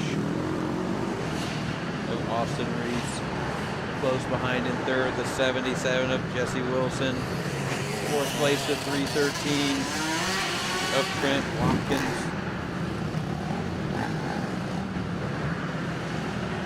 Here we have the 225 of Josh Chestnut.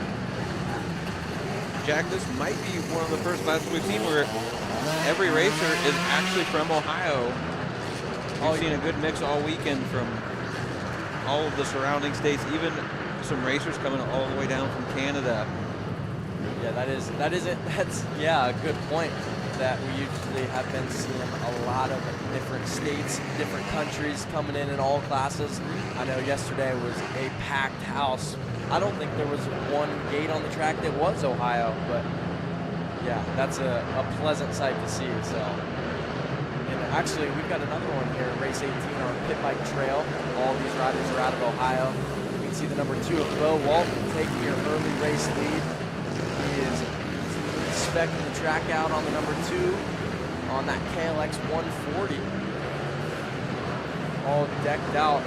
Brandon Haas at PH1 Mods has really put that thing together. All the engine coatings, anything you see that makes that thing look good, but we got plastics flying off.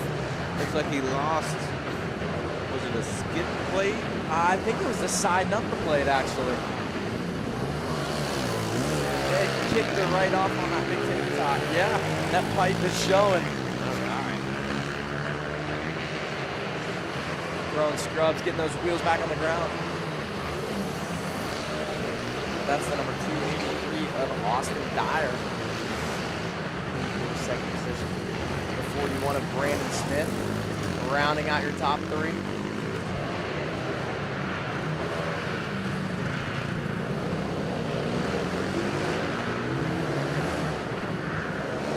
We see these guys in a different mixture of classes.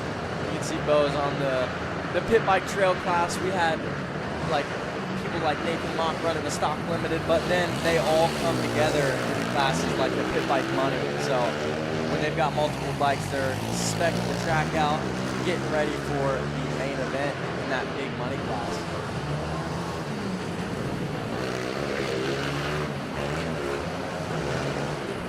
And I see Jimmy Walton down there watching his son Bo Walton in the lead. Looks like Jimmy's got a hold of that side number plate. He'll work on that bike after this race. Lucky for our scores, he still has 2 number plates left to get a number from. That's right. And here we go. Coming right past Pops. Jimmy's smiling ear to ear. Looks like he's pretty pumped. You think Jimmy will have a little talk with him after the race about righty-tighty, lefty-loosey when he's working on these bikes? And he might have to, I'll tell you what. Maybe a dab of Loctite. I think sometimes Bo's right-hand trick is running those zip ties. We rely on zip ties and duct tapes. That's all that sometimes your pit bike needs to keep them fresh. We don't need bolts out here. The pit bike warriors staying together with some zip ties. These bikes are technically trail bikes. They are not actually intended to be jumped the way these guys are thrashing these bikes around, but it sure looks fun. And the pit bike wave seems to have made a comeback as Bo takes the lead and wins this qualifier pit bike trail.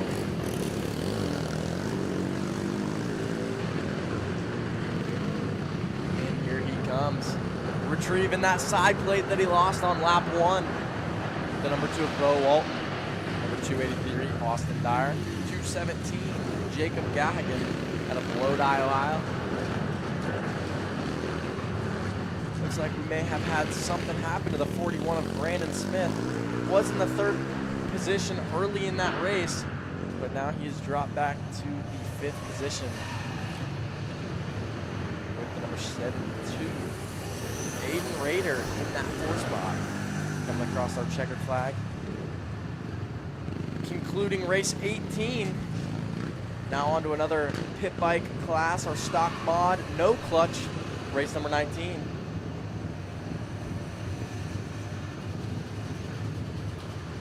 Jack, I'm scanning down this entry list, and it looks like we've got primarily young guns in this class, but the number 57, look out for him. He is 57 years old and out there doing it. Wow. We've got 8 riders in this one. Yeah,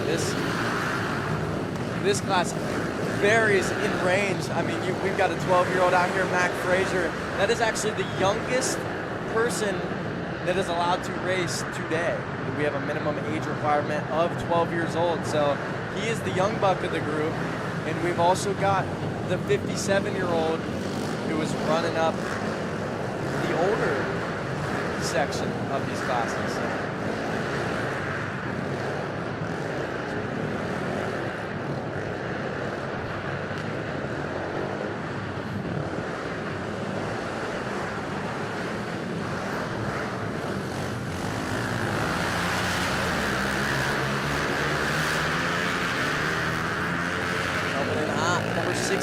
Leading us around lap 1, Evan Luce, followed by the number 14 of Tyler Coombs and the 993 of William Welch Jr.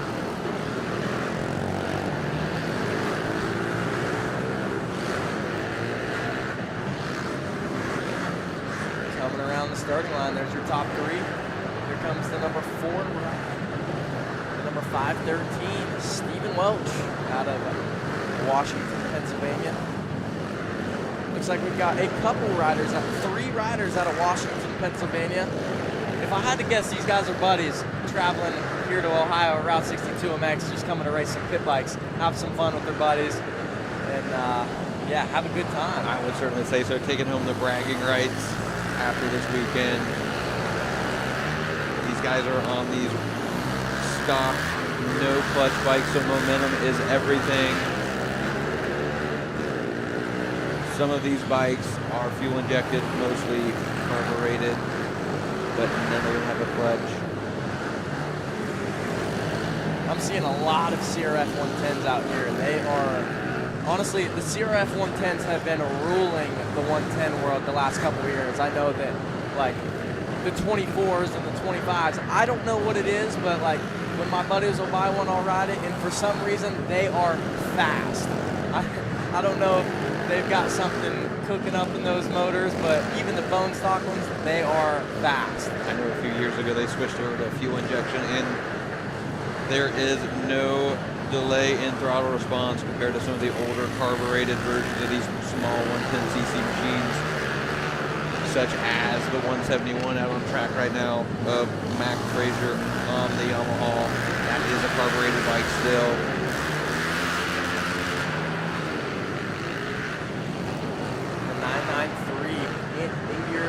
Still in her 3rd spot, followed closely by the 18 of Drew Spring. And not too far behind him is the 513 of Stephen Welch. Now 6th position.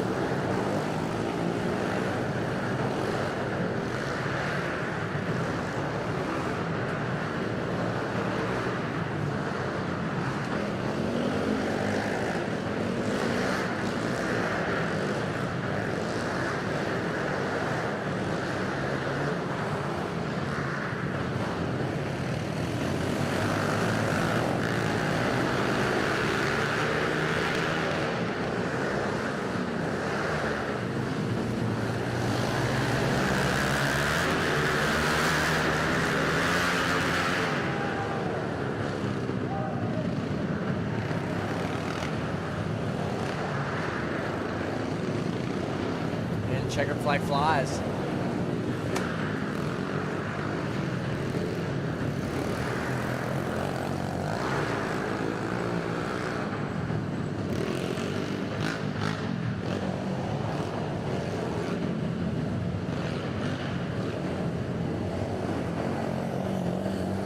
And we have one more rider come down this start straight. And Does look like that's the number 57 of Bill Welch out of Washington, PA. That is our 57-year-old rider. And I tell you what, I would love to be still riding pit bikes and having fun with my buddies at 57 years old. So if I could be riding that long, I would be loving it.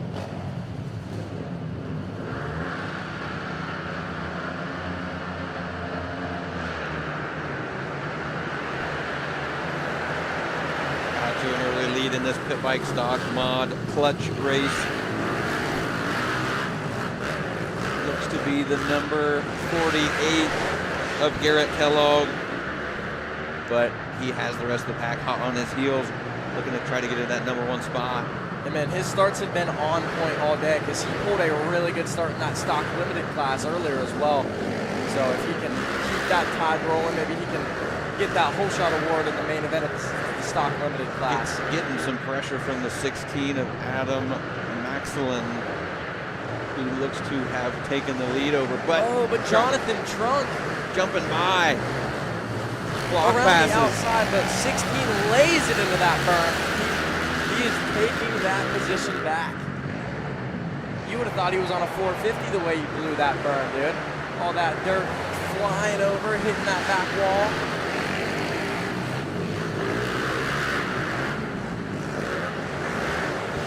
With the 48 back with the 3rd spot, and the 43, Angelo Seats.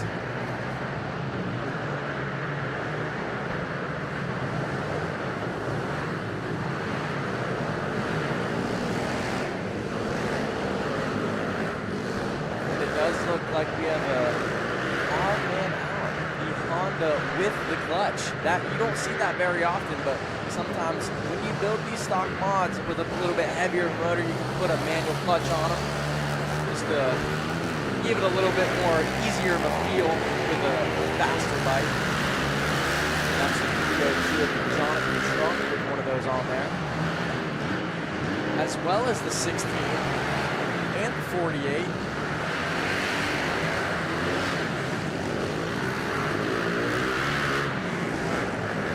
All these guys are on Hondas, other than the 43 of Angelo Seats out of Ashland, Ohio. He is on a Kawasaki KLX 110L.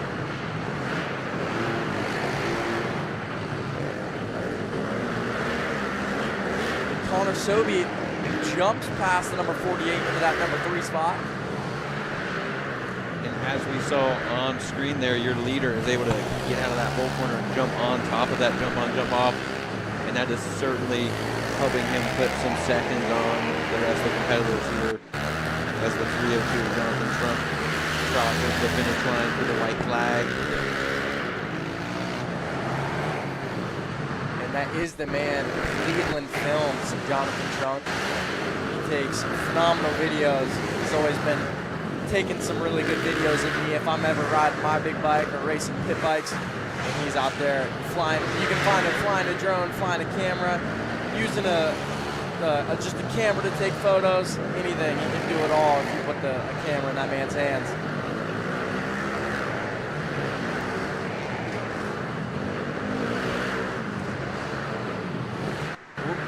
Having some difficulties, the number 43, Angelo Seats. Gets this machine fired back up.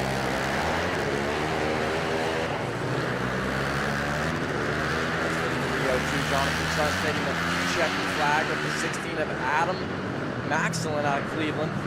Connor Sobey, the number 293. Number 48 of Garrett Kellogg.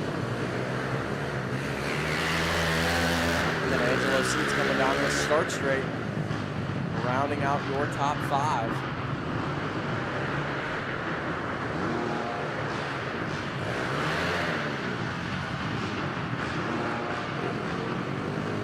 Up close look of our staging there. Back to block. Race 21, Open C Division 1. These guys are fighting for a transfer position, but that is the number 6 of Brayden Hughes out front early.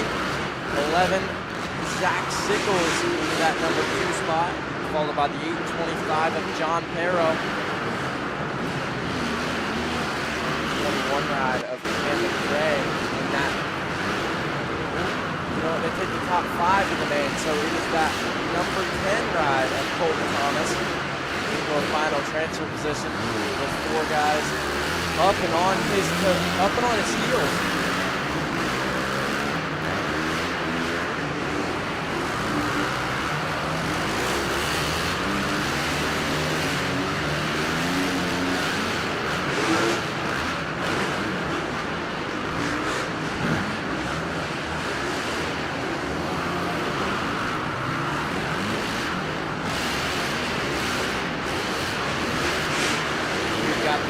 Bird's eye view of your number 6 coming around the lead onto that step on, step off.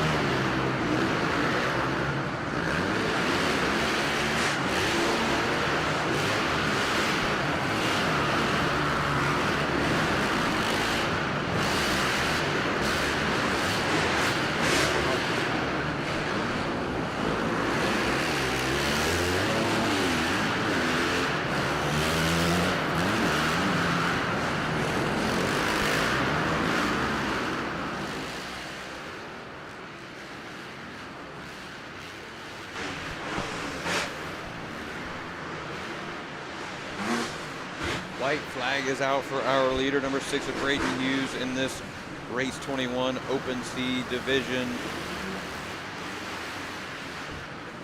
Looks like we've got a battle between the number 10 and the 866 over the finish line for one more lap.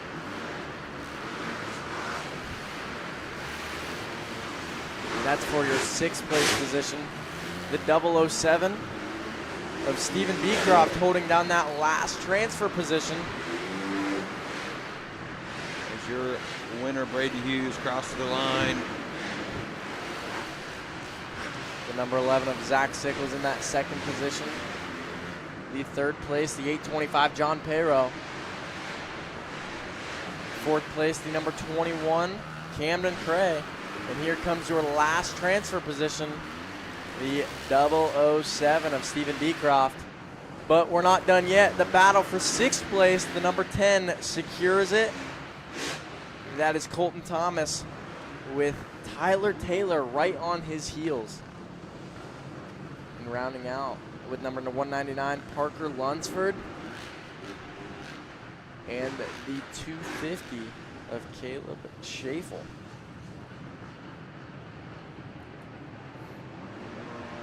This is Division 2 of Open C. And Austin Fluharty gets a rocket ship of a start out of that gate.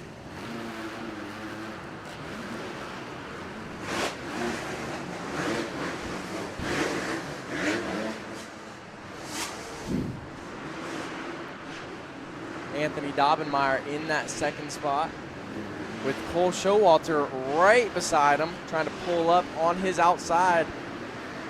Dobbenmeyer lets him go into that berm early.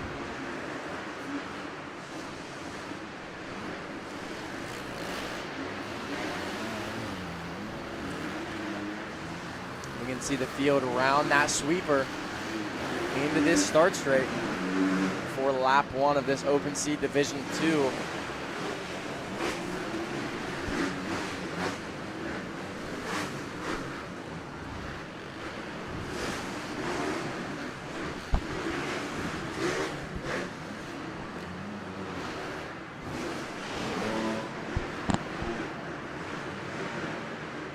Just at top of the screen, we see the battle for 4th going on right now.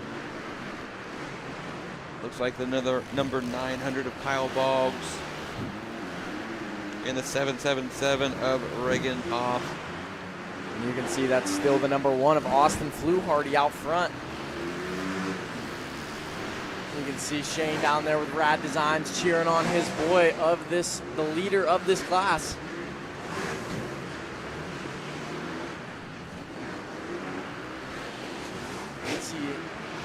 more riders coming through this rhythm section after the starting line, after the finish line.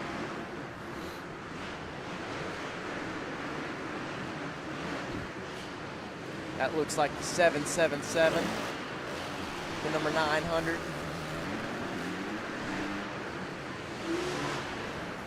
Lou Hardy will take the white flag, 1 to go. See if he can hold on to this.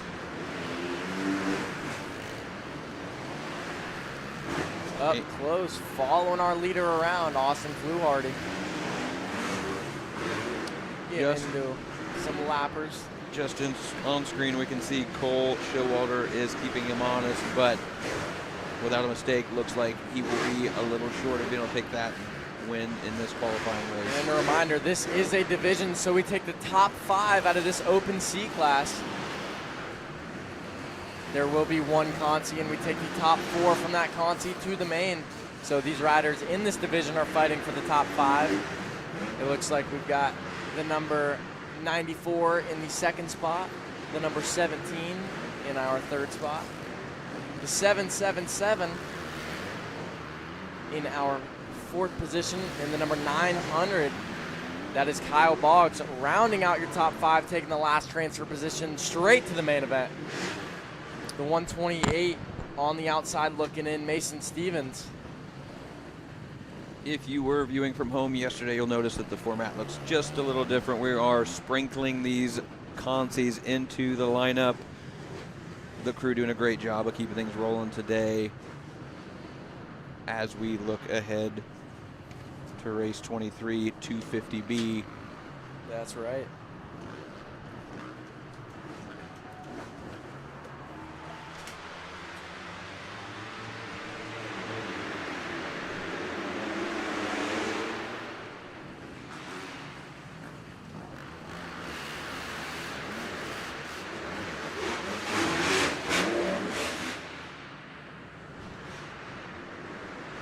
Looks like the number 12 of Van Smith will lead the way, followed by the 62 of Carter Dennis and pit bike extraordinaire Johnny Good rounds out the 3 riders on his Yamaha.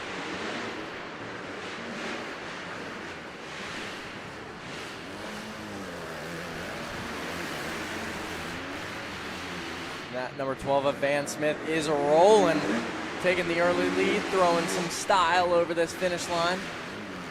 I tell you, Jack, for a small built guy, Smith is able to muscle that bike around. That's right. And he's kind of fresh on these 250s. He's just moving up to he was on a 125 practicing this week, but now he's on a KX 250 out there, making it look easy with this 62 of Carter Dennis in that second spot, and the 217 of Johnny Good rounding out your top 3.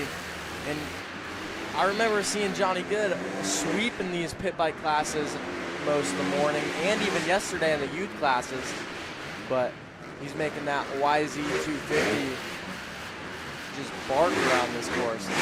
He is definitely not letting the number 2 position of Carter Dennis get away, that is for sure. I think that's going to be the race to watch in this qualifier, as Smith comfortably sits out front by a few seconds. And it's nice to see that in this 250B class, all these kids are 16 and 17 years old. So these guys are probably coming off 85s and 125s just recently. And you can see Van Smith throwing a couple oppo whips, just having fun with this one out in the front. So you know he's having fun when he makes a little bit of style into it. And Johnny Good is putting the pressure on the 62 of Carter Dennis now. Side by side they go. On the outside, tripling into the corner, cutting up under as well. And this is a good battle between the 2 YZ 250s. That is the great thing about this Rad Designs built track, is we have plenty of 90-degree turns to make passing happen. These boys are gaining racecraft knowledge the more they race going this quick. Smith takes the checkers with a big old fat whip as and Johnny Good. 217 takes the second place from Carter Dennis in the last corner, still able to send that finish line. So what a ride by him. I'm looking forward to that battle in the main event as well, because that was a good one for a quick 4 laps. That was fun. If you're going to save it, you might as well do it in the last turn. Here we go for race 24, our Pit Bike Youth Open.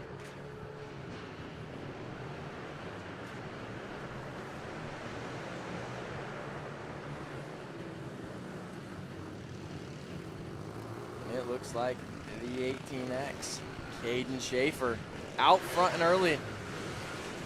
In front of the 13 of Weston White and the 36 of Quentin Melling, followed by the 100 of Bryson Carnow and the 44 of Colton Young, rounding out your top 5. But that's Weston White to the lead, taking that inside line from Caden Schaefer.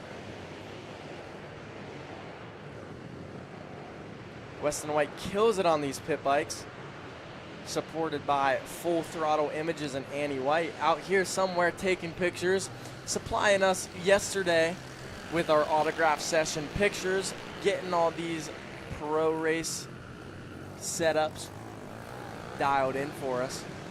Oh, off screen, we've got number 100 of Bryce Carnow trying to make moves. Pushing towards that second position. He is working his way up towards the lead, trying to chase down that number 13 of Weston White.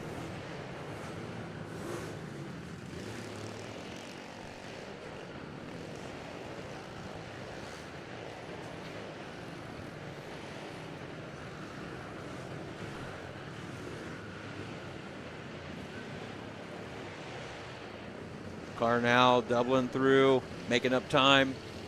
Putting the pressure on White, but not quite close enough to make it happen.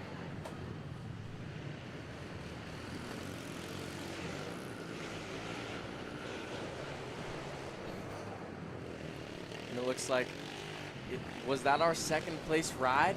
The 18X with a mishap on the far side.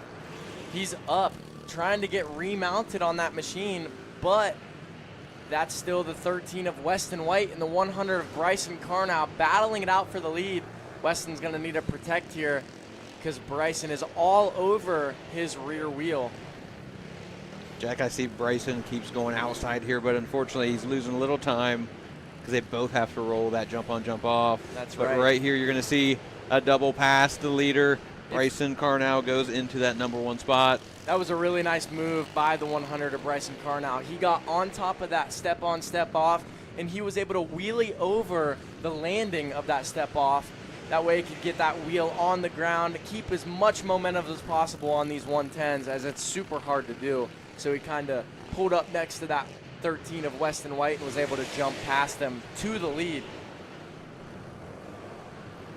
You could see the number 100 of Bryson Carnow each lap making moves with that line.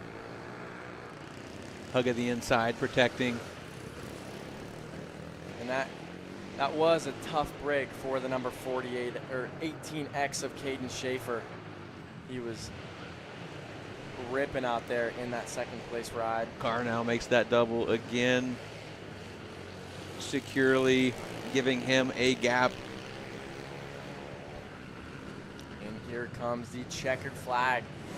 And the win of this Pit Bike Youth Open, Race 1, Heat 1, Bryson Carnow, the number 100, followed by the 13 of Weston White.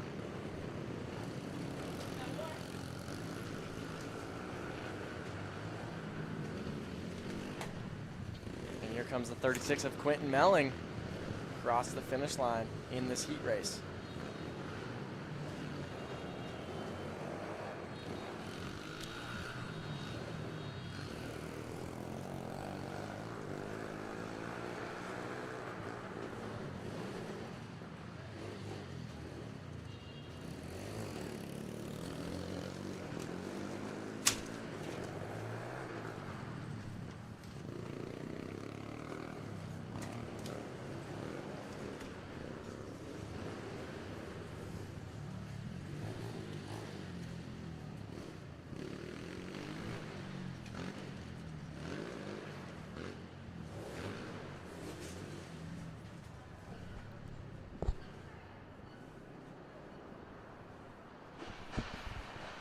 Up next, race 25, we have the Suron Electrics beginner class. Oh, my apologies. We have the advanced class. Looks like we've actually got 2 classes in this one altogether. That is the Suron Electrics beginner and Suron Electrics advanced, just all on one gate drop here. I'd like to take a second to shout out one of our series sponsors, Electrics, taking care of all your electric bike needs. And I tell you what, Electrics has provided Route 62 with one of the most awesome Electrics bikes they possibly could have. An E-Ride Pro, like me and Jordan Weirs, Bo Walton, Caden Walton, we've been testing on this thing. It is so much fun to ride. So I tell you what, if I was down on the track, I'd be probably having a blast right now trying to ride that E-Ride Pro in this class, because these boys are ripping on these things. They are going for it. We had a brief three-way battle for the lead. It looks like we still have 1 and 2 neck and neck going for this lead. That's right.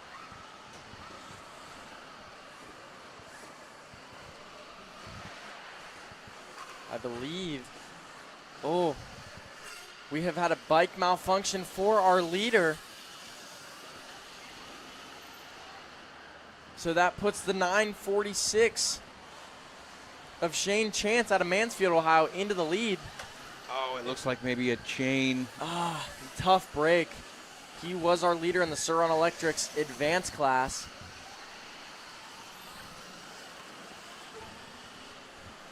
It looks like we have another malfunction. Our second place rider. So the 946 is all out by himself in front of this Electrics advanced class.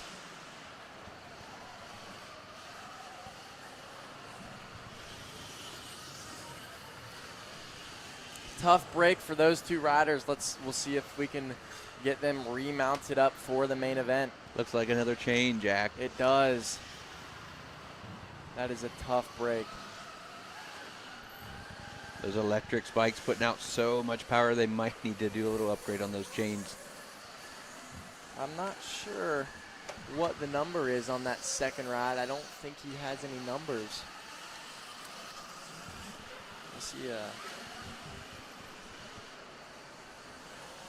Yeah, I am not sure, but again, a special shout out to our Electrics family over there for hooking us up and providing the knowledge for this class, bringing in more and more riders. That might be the number 1 of John Romaniak in that second place spot. And that was the number 23 of Logan Picarillo that had that early race lead, that is now pushing that bike off. Yeah, that is the number 1.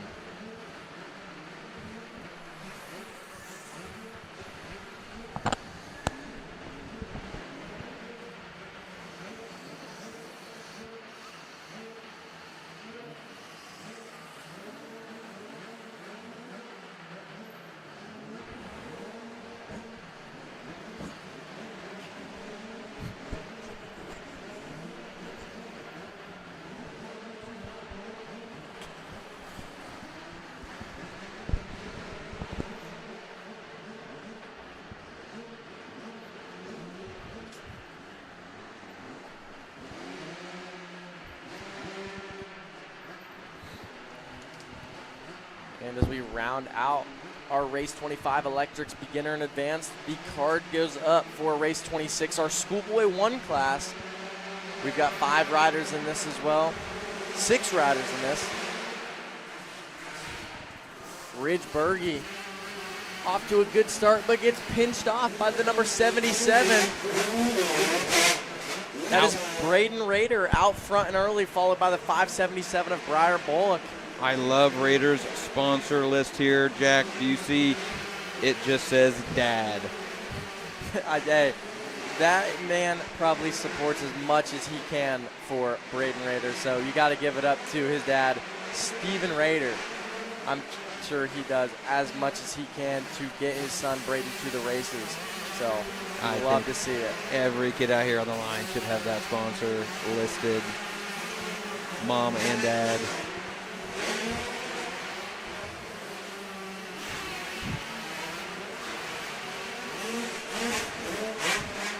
The 577 closes in that rear wheel.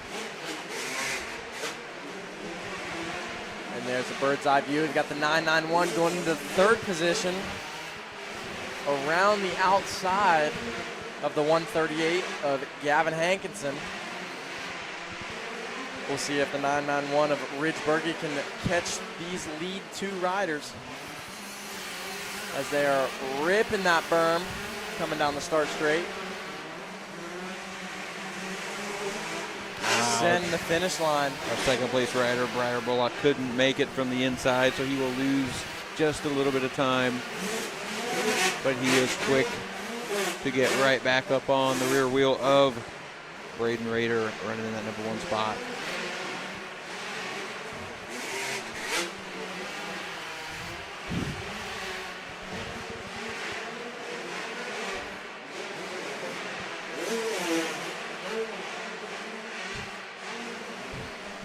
.577 doing a really good job of scrubbing these on-offs and doubles, just trying to make anything work as he comes up the inside of the N77 of Braden Rader. Closes in since he can't hit the finish line that lap. So we've got 1 to go. This will be close. He's up the inside trying to take the line, but Braden Rader cuts back under. Great footage from our trackside camera provided by Apex Motorworks.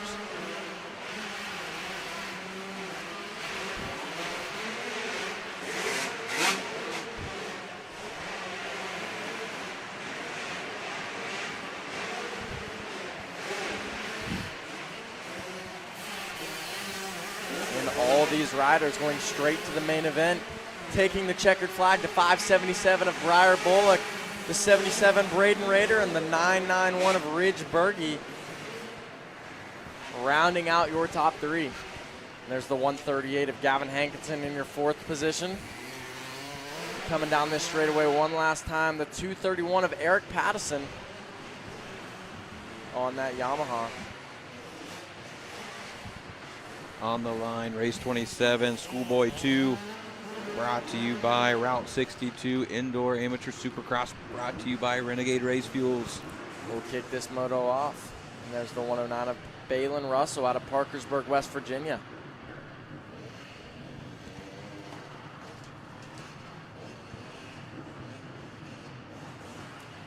The card goes up, race 27, Schoolboy 2. We've only got 4 more motos of this heat.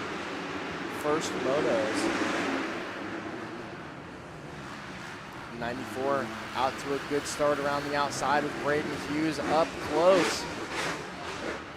Braden Hughes took the win in this first one with Cole Showalter not far behind.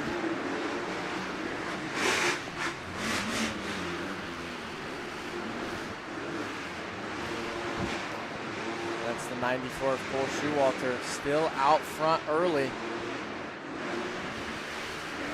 Braden Hughes, the number 6, in second. That is the number 38 of Hugh Lassater.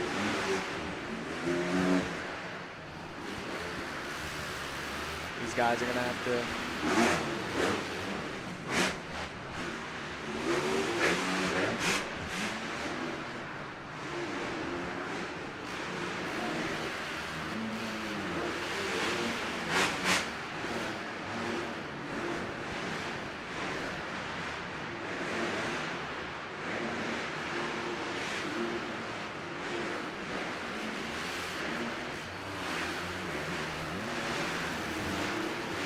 That's still the number 94 of Cole Showalter out front.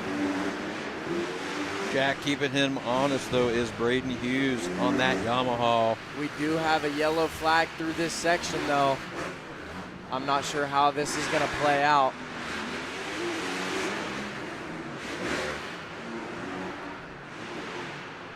We've got Braden Hughes in that second spot with just a couple laps to go.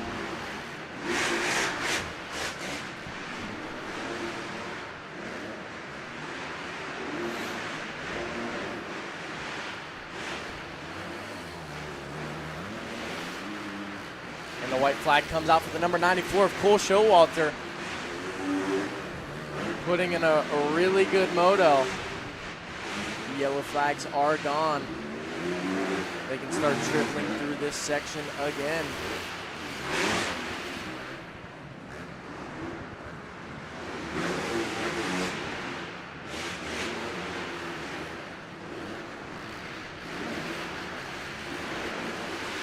Cole's putting on a clinic during this moto, going step on, step off, scrubbing these jumps hard, going into this back left-hand berm. One last time. Here comes our race winner, 94 Cole Showalter. With the second place, Braden Hughes on the number 6. The 38 on the Kawasaki, Hugh Lassater. And the 217 ride, Johnny Good out of Gandyville, West Virginia, rounding out your 4th ride. And a tough break for the number 17 of Anthony Dobbenmeyer. Hopefully he can regroup and get back out here with the boys for the main event.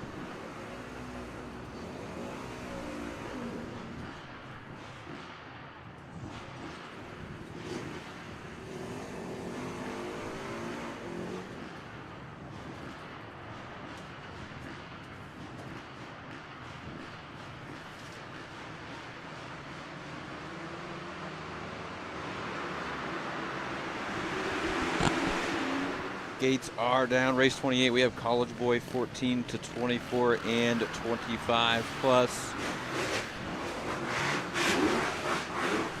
We've got the number 7 of Austin Weinzier out front, leading both these classes.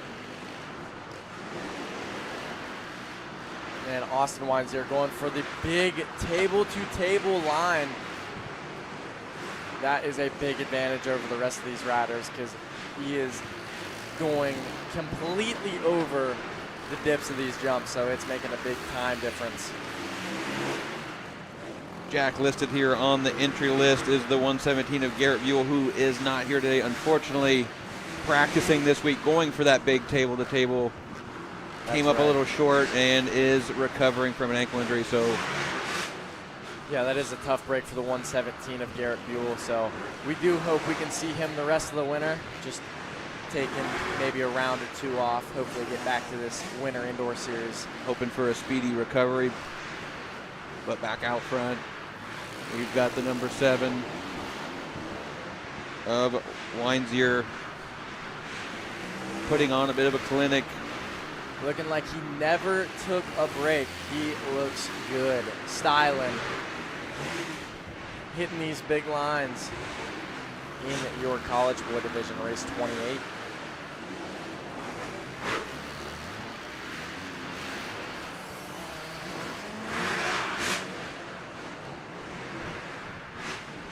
Opts not to do the table-to-table this lap. No need.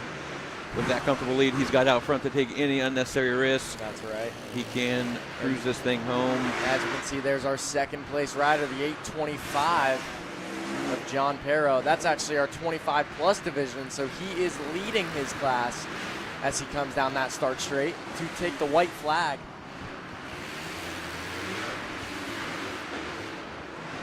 And here comes the second place rider, 933 of Cash Ardone in your College Boy class.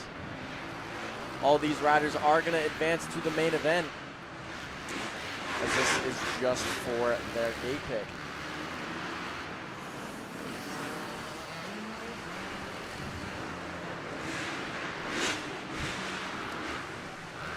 Throwing some wheelies down this start straight across the finish line one more time. The number 7, Austin Weinzier, styling, throwing some whips.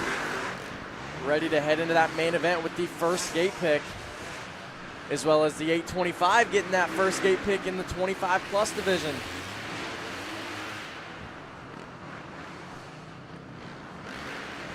(933) coming across the checkered Second place near College Boy Cash.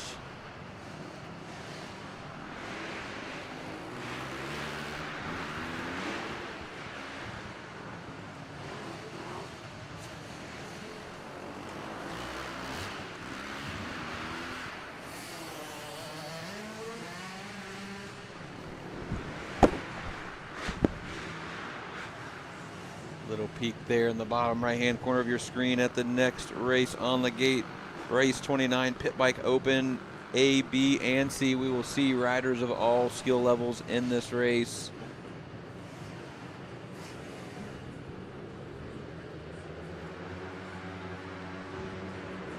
Gates are down. Looks like the 092 of Stephen Carnahan rockets out to the lead.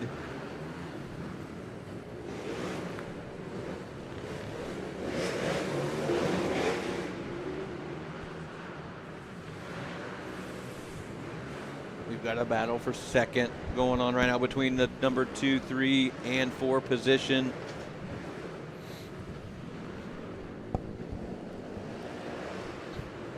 And it looks like we've got a tough battle for the number 2 spot between Brian Drake and the other Piranha rider. That is the number 13, Zach Boardman. Going for it in that back section. Oh, you know what? Those are 3 Piranhas that are going battling. That's the 114. That is Mason Casto behind them. Mason looked to put a pass on the inside of Brian Drake, but he stalls it. There he goes, gets it refired. See if he can mount a charge to get up to the 29 of Brian Drake.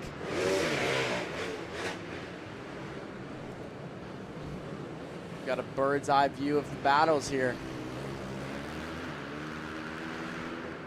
And still, that is the 092 of Stephen Carnahan on that 140.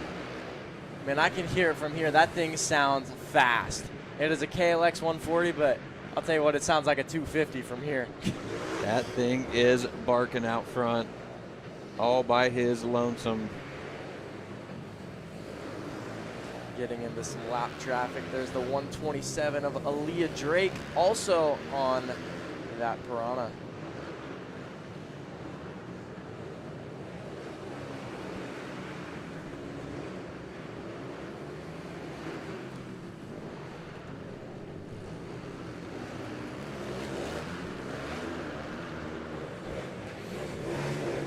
Just to make a quick note out there, we've got the 29 of Brian Drake and the 127 of Aaliyah Drake.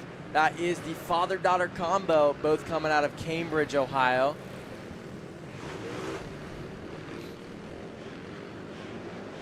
This duo has been coming up to Route 62 for years now, ever since they've been here. Went back when we had our little indoor building, racing pit bikes with us, always showing support to the Route 62 crew.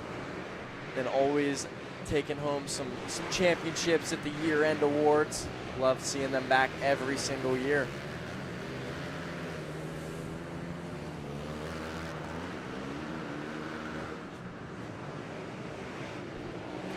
As the white flag flies.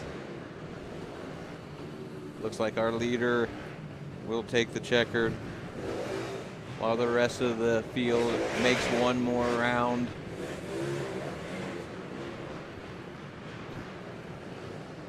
Tell you what, the 092 of Stephen Carnahan out of Toledo, Ohio, putting on a clinic on that trail bike and Pit Bike Open.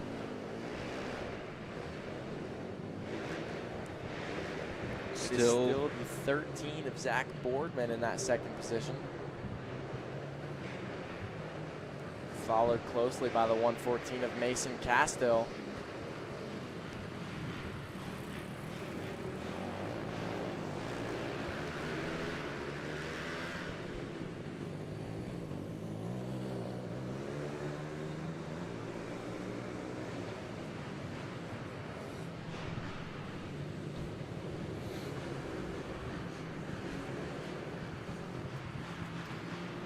As we conclude race 29 Pit Bike Open, we are now on to race 30. This is our Open C Consi. These guys are going to be fighting for these top 4 spots to go straight to the main event. 7 riders, and we're off.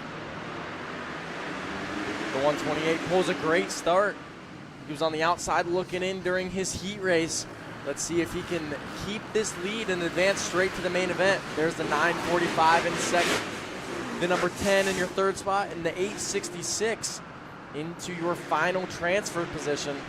The 199 on the outside looking in. We've got Mason Stevens out front, trailed by Clint Dolanmayer.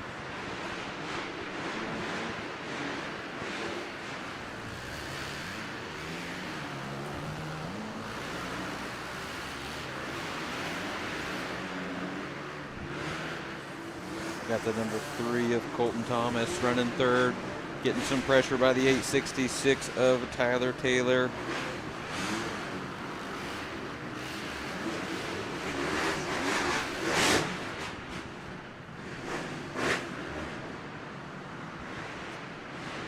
Taylor into that third place position.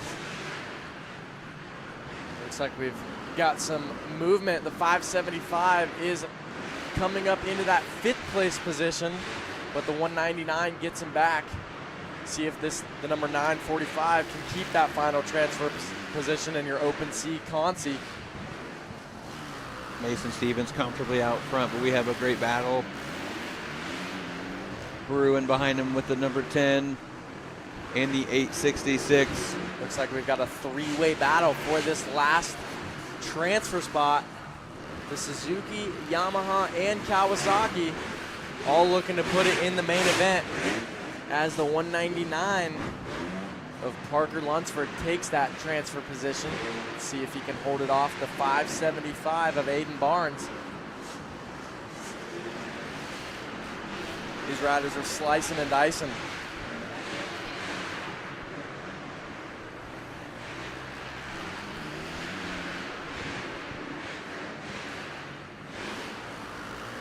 Oh, and our leader, the 128, goes down.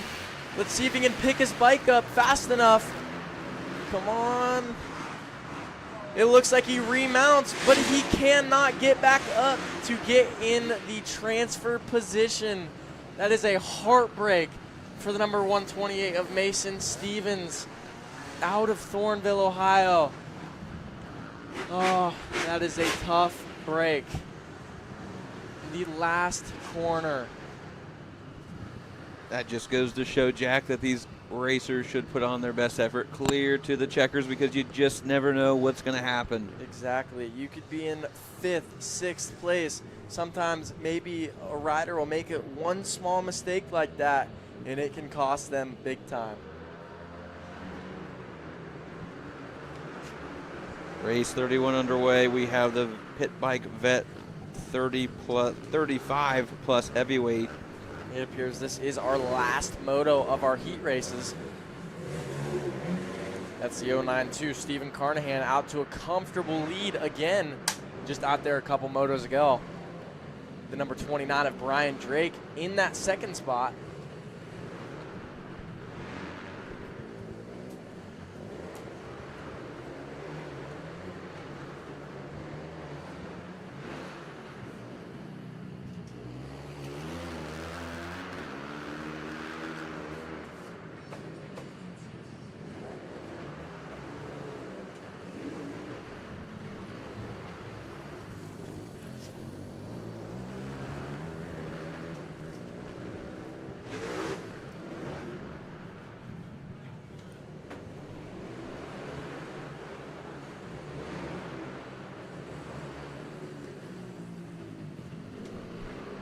Race 31 underway. We got the Pitbike Vet 35 plus heavyweight class. We've got our leader out front, Stephen Carnahan. Riders in the 2nd and 3rd position, Austin Seelig and Jason Branson battling for that 2nd place position. Looks like Austin Seelig goes up the inside on that CRF 110 to take the number 2 spot.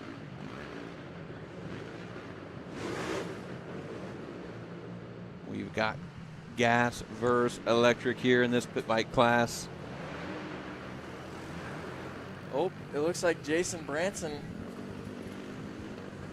might have tucked the front or slid out there in that back corner. Only loses about a second or two.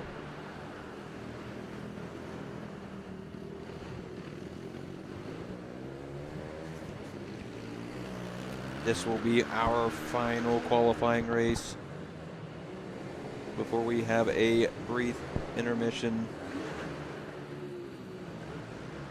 Heading into the main events here at Route 62 Indoor Amateur Supercross, brought to you by Renegade Race Fuels. Racers that win, pour it in. Renegade Race Fuels.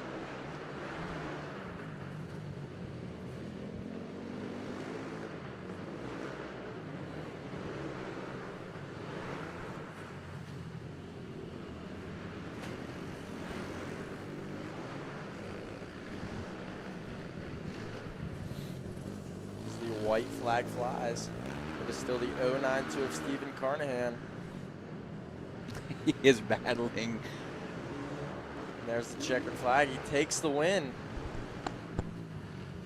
Looks like it'll be the 144 of Austin Seelig in that second position.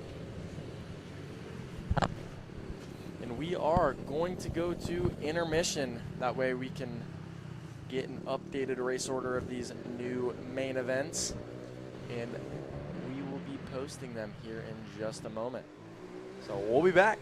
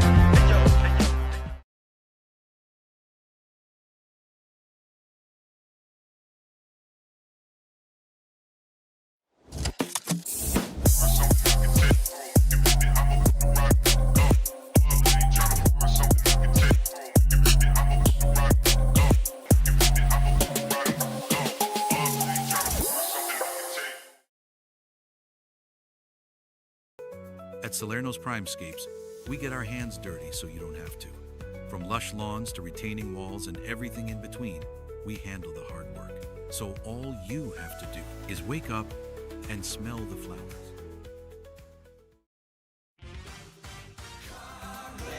No matter where you are, Coughlin is there, in store or online. CoughlinCars.com. 13 new car brands, over 1,000 pre-owned vehicles, 17 convenient locations for sales, service, and parts, plus 4 state-of-the-art collision centers. CoughlinCars.com. Shop locally owned, CoughlinCars.com. Coughlin has the car for you.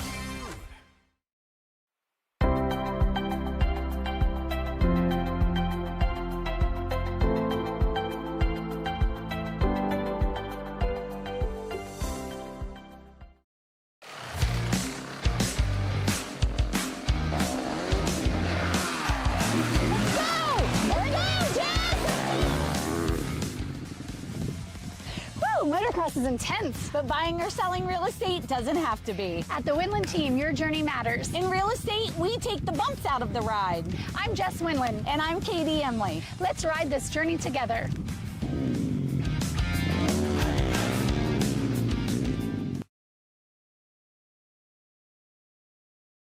This is TJ with Premier Home Health. We proudly serve Licking County and surrounding areas for in-home therapy and nursing needs.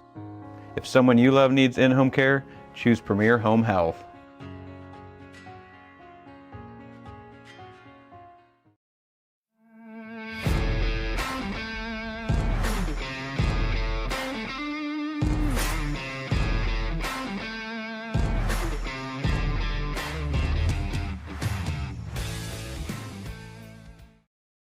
At HM Metals, we do more than just sell metal. We help you build your vision from the ground up. From durable metal roofing and siding to complete post-frame building packages. Our team brings years of hands-on construction experience to every project. We're here to answer your questions, guide your choices, and deliver the quality materials you need. And when it's time for site work, building pads, driveways, and culverts, we've got that covered too. HM Metals. Built strong, built right, built to last.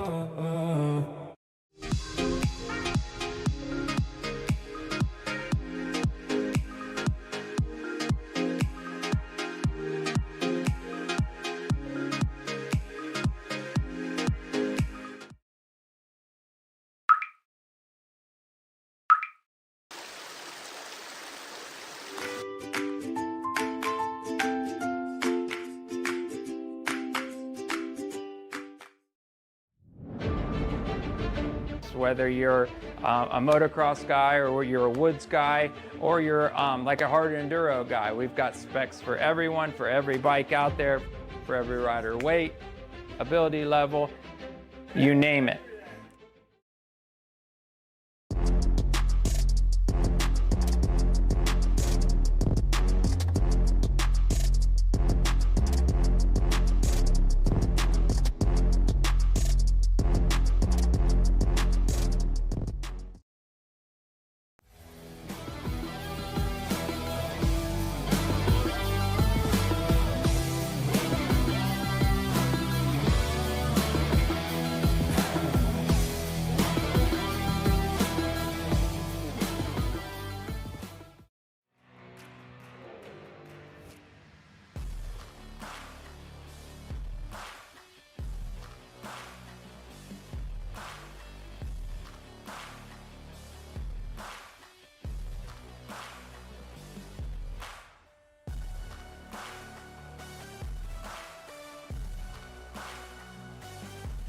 Racers that win, pour it in, and we appreciate you.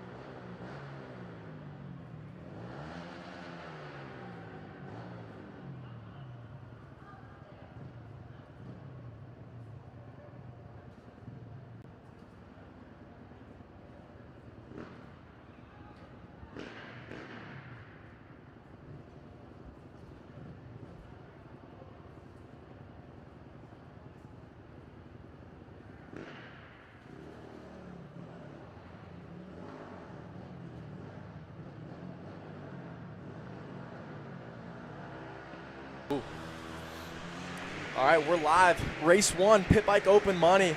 Looks like we've got the number 51 of Bo Walton pulling an early hole shot with 725 of Nathan Mock right in tow.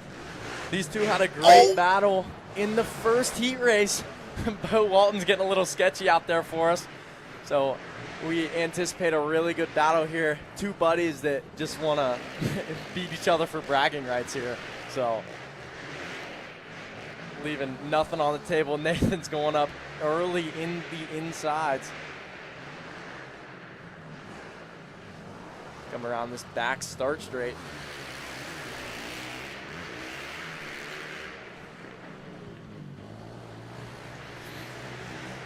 Bo Walton out here all the time, getting his laps in, hitting this massive finish line triple. That is really what's been able to get him a gap and put him to the lead. But number 725, Nathan Mock on the TCB, trying to do everything he can to minimize that gap.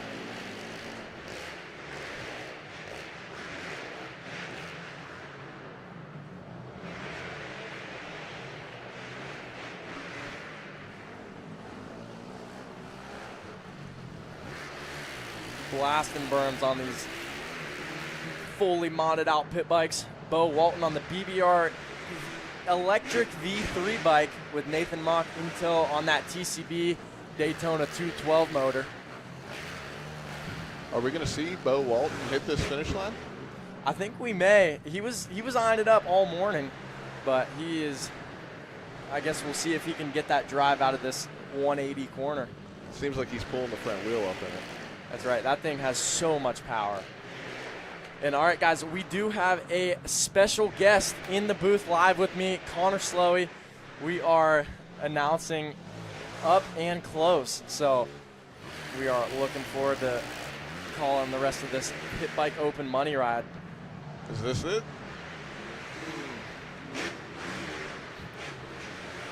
It looks like 725 up in the inside. Can't make it stick. But these two being buddies, they want every bit of bragging rights they possibly can. Bo is saying he wants to leave it all on the line. He would do anything it takes to win. This is. Oh, he takes him out! Nathan Mock to the lead. Takes the front tire of the 51 Bo Walton. I think the only chance we see Bo catch back up is if he unlocks the finish line, so we're probably going to see it. But we only have about a lap and a half left coming up on the white flag here. You can see Nathan looking back over at him. Bo is charging hard. Nope, not this lap. Wow, he went straight for that front fender. That was great. Pit bike racing's different, for sure. It's like they're running it back at the Grovertown Throwdown or going anywhere with each other. So everything goes down in the main event here down at Route 62. It does, all for that pit bike money.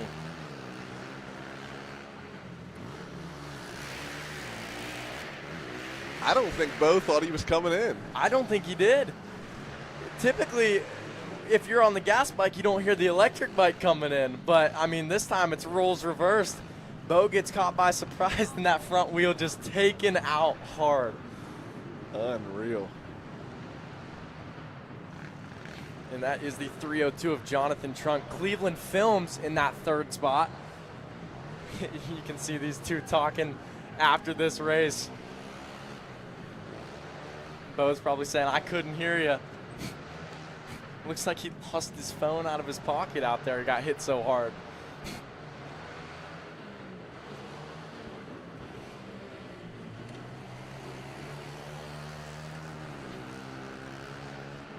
Coming up next, we got race 2, our Warrior military and first responders. It was the 825 of John Piro taking the lead in that first division, that first heat race. Is this a new class, or is this something that you guys have always done? So this has just been added this year, actually. So the Warriors, this is free for all the Warriors, the military and first responders. So we would love to see these guys come out and race for free. we thank them for all their service. That's a really cool way to give back. I'm glad I asked that. Yeah. And there's the 825 out front yet again. Followed by the 304 slash of Dustin Green on the Suzuki.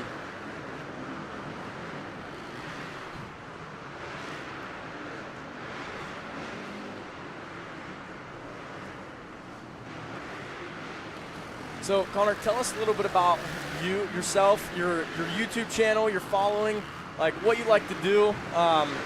Obviously, you've got that large following, YouTube, social media, but tell us about it from your perspective.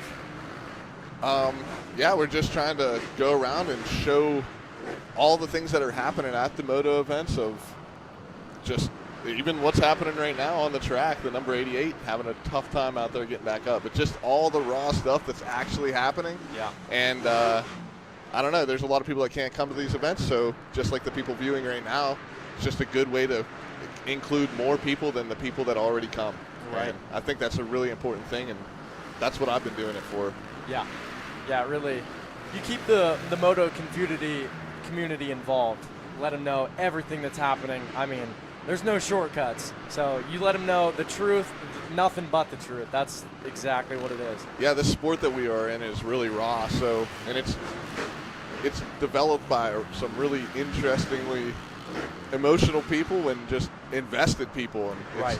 You're gonna get that whenever you see the content that I put out. Yeah.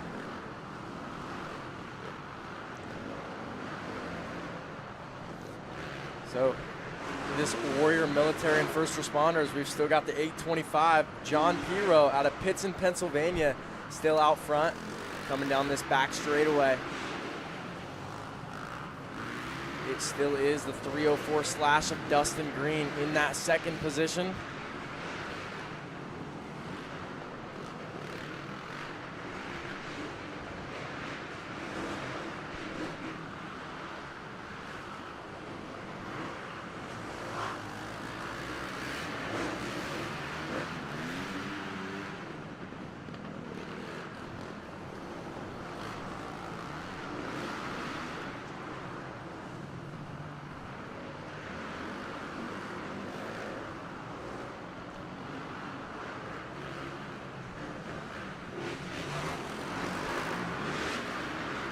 And here comes the 825 around for one more lap, taking the white flag.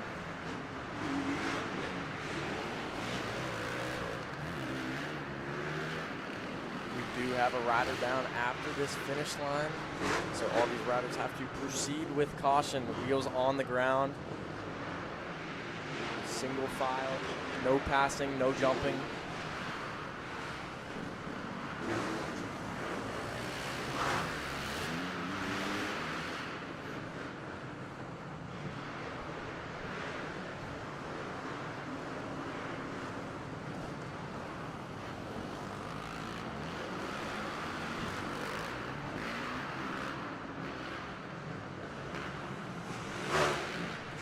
Taking the win, the number 825, John Piro out of Pittston, Pennsylvania, going 1-1 in the heat and main event, as well as the 304 slash of Dustin Green, going 2-2 moto scores in your heat and main as well.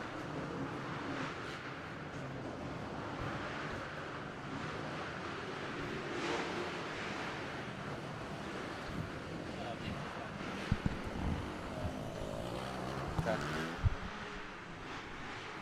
Up here, back in the box.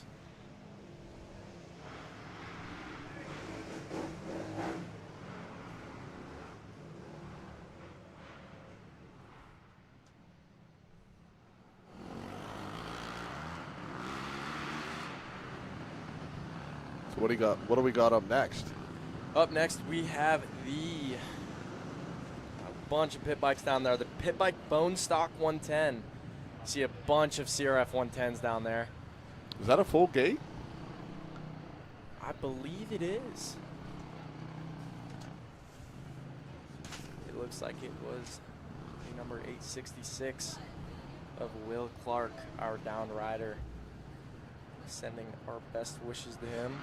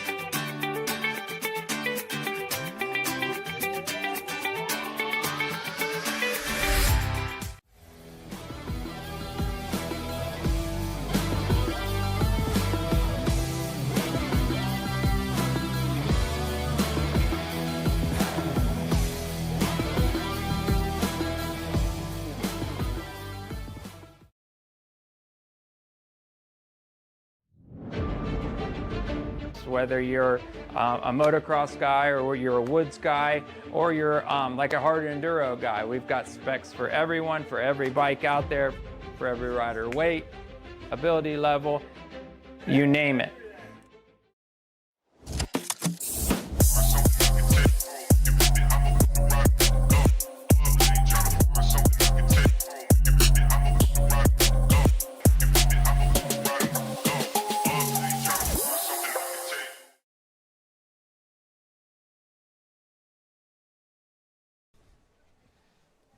All right, yeah, back up here in the booth, waiting for this next moto to start, our Pit Bike Bone Stock 110. Just going to touch on a little bit of yesterday. We had over 500 youth riders yesterday, all the way from electric balance bike 12 inches, all the way up to our special event, our pro race. There were so many battles, P-Dub battles, 65 battles. The Super Mini battle was incredible. We had block passes, last corner takeouts for wins.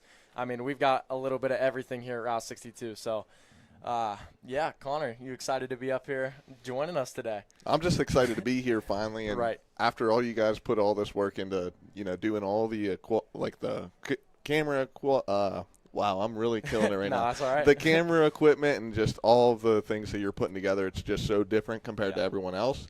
And I wanted to see it, and I'm seeing it firsthand more than I thought I was going to see it. So I'm excited about that. And whenever I came, I found out that you took all the money yesterday, and I have no idea how. So if you could recap me on how it went, that would be great. Yeah, dude, it was chaotic yesterday. We had 5 super fast dudes. We had Levi Kilberger, James Justice, old Joseph Shipley came out here on a fresh Yamaha 250, just breaking it in, and then Tony Yusko as well, who is here today in our Open A class. But for me, our first moto, it was pretty good. Me and Levi Kilberger came out swinging. I was following him for a couple laps. I did end up making a move on him, so that was pretty cool. Me and Levi went way back. He's trained me since '85, so it's kind of like a student versus teacher moment when you can finally get by your teacher. But I ended up taking the win in the heat race, and then pulling down to the line. Was this 250 or 450 or what was? Open Pro. Yep. Okay. So I think all of us were on 450s. Yusko was on a 350 and Shipley was on a 250. So Shipley was a little underpowered. He couldn't hit some of these big lines out of the corners we were doing, but he was definitely going for it with us. So that wasn't a light gate. Right. Yeah. And then our main event, I actually had pulled down onto the gate and my fork guard broke. So I had no whole shot device. I'm sitting straight up. It was a good one. But then I ended up actually pulling a whole shot with no whole shot device from the outside and just leading wire to wire. So got a lucky on that one with no whole shot device, but it was a good moto. Well, I'm happy to hear that. I was wondering who took the money yesterday, and the first thing I found out was you did. So. Yep. $3,000 purse, so we had to come take a break from commentating and go try and take some money. But yeah, we've got a full gate of Pit Bike Bone Stock 110s down there. A lot of CRF 110s. These are a lot of pit bike of choice for these guys. Do we have both of the people that were in race 1 in this one? Do we have Bo and Mock? I believe it's just Bo. I was going to say, we might need to pay attention to them if that's the case. And Bo actually had a rough moto in this one. He got a 7th place in his division. So he is starting from the back yet again. And then that looks like the 213 of Austin Archer out front early, followed by the 843 of Jordan Barnes to the lead early. So we had Austin Archer take the lead in the heat. And that is Jordan Barnes out front early.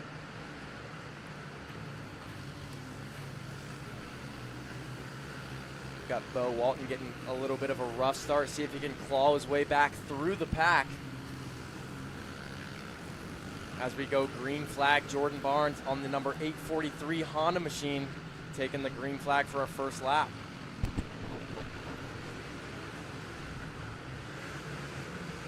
Pumping these pit bikes like it's a pump track. Do you have any experience on these? I do, actually. I grew up a lot on KLX 110s and racing with the boys, so we could go down to the Grovertown Throwdown or, you know, the Mini Moto Nation races at Tomahawk. That's so right. These are always a good time. Get out on the mod bikes and throw down.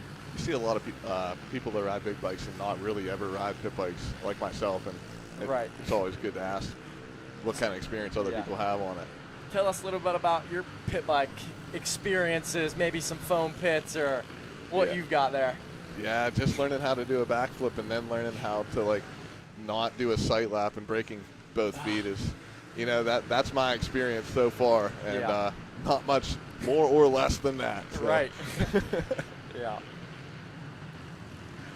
Yeah, I'll say I've attempted a backflip before and I did not land it. So in the foam or straight to sand. Oh. Never practiced in foam. Just went to the sand, bailed on the first one, and then wadded it up on the second one. Never tried it again. So, yeah, we retired from the backflips. Well, you have more cojones than me, because there's no way I would have pulled it without a foam pit on the first one. Right.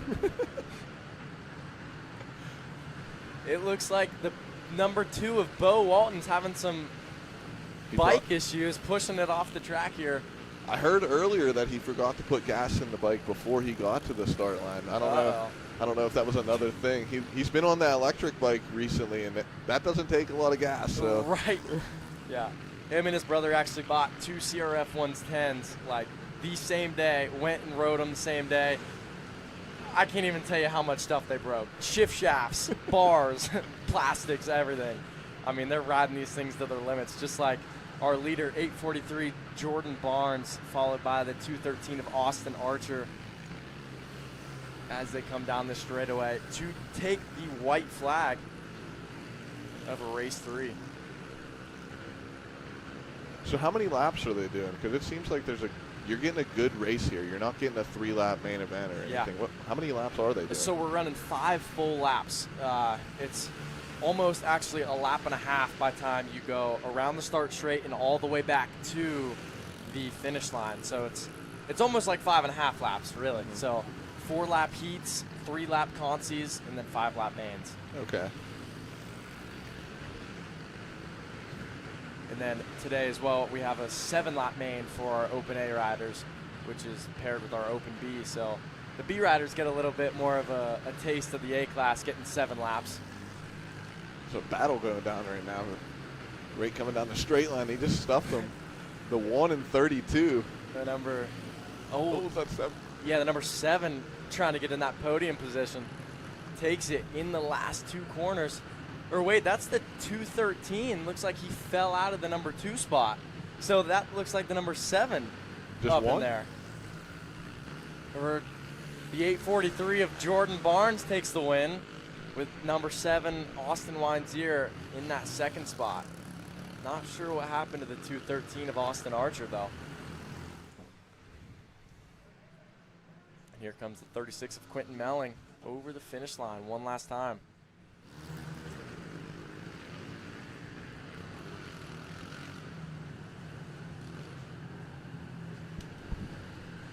Wrapping up this race 3 pit bike bone stock, we've got race 4 pit bike women's open on the line.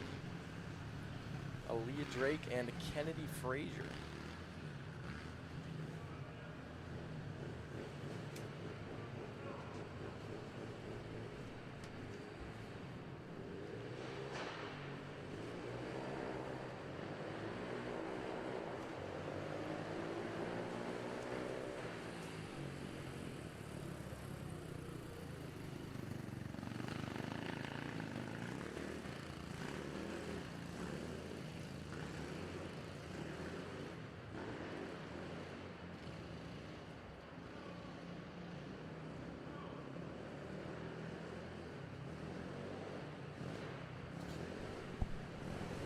Yeah, so we've got the number 127 of Aaliyah Drake out of Cambridge, Ohio, taking that early lead, followed by the 923 of Kennedy Frazier.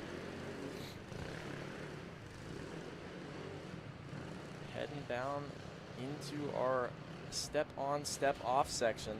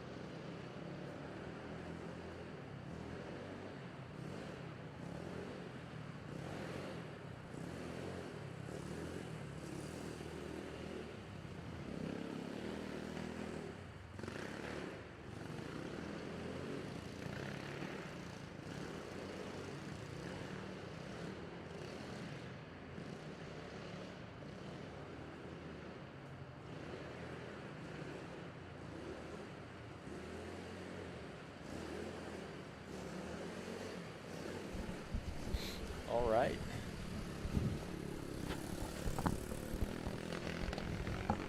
Still out there right now, we have the 127 of Aaliyah Drake leading the way.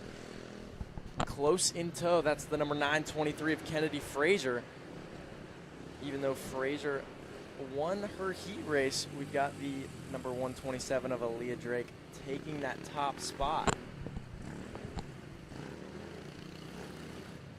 So I was walking around the pits earlier, and I seen all the TVs that you guys going on, and you can tell exactly what's on the track. It's a few seconds behind, but you know everything that's going on. If there's a crash, I seen someone that the track owner had seen there was a crash, and they ran out there and did their thing seconds after it happened. Yeah, that's like the coolest thing I've seen at an amateur situation.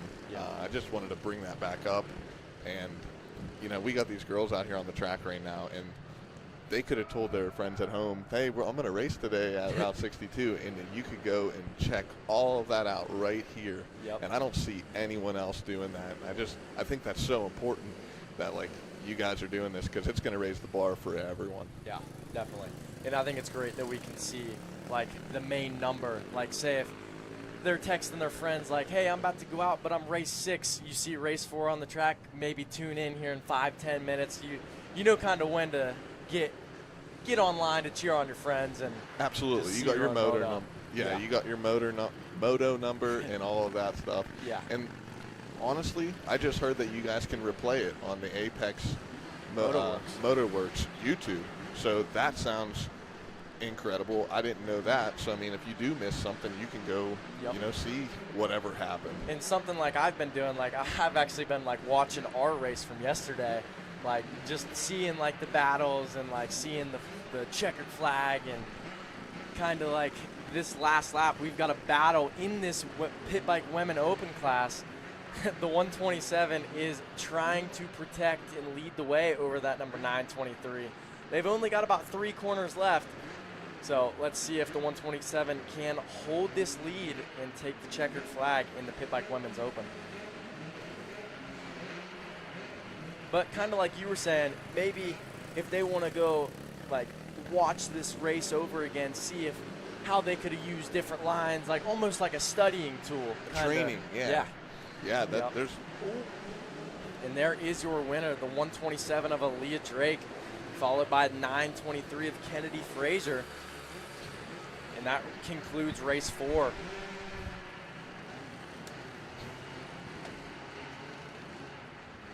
So race 5, we have 125 BC, 12 to 17. We have 5 riders in this one, with Ridge Berge taking the win earlier in the division. 577 said in the pits that he was going to win this race. I don't know if that's going to happen, but he definitely told me. Hey, that's always a good thing to have some confidence, get a whole shot, and try to lead this whole pack around the track. He said, if I can get the whole shot, I'm definitely going to win this time. But I followed that guy around enough last race. Yeah. And he sure is marking his word on that one. Yeah, his corner speed is really what's setting him apart from some of these other riders. Really getting those wheels to the ground, getting that traction, scrubbing these doubles.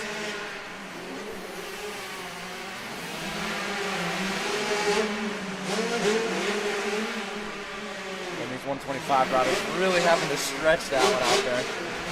Yeah, it's nice to see the Yamahas out as well, because there was a few years the Yamahas were getting pretty outdated. It was just a KTM Husky gas brigade out there, and now the Yamahas being back is definitely something I'm interested in. Yeah, 100%.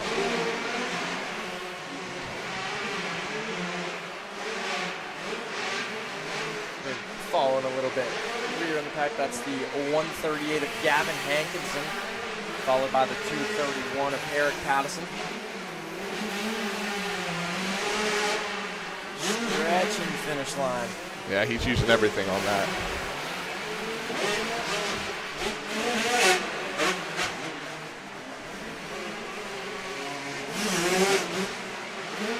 The track looks incredible. The traction looks unreal.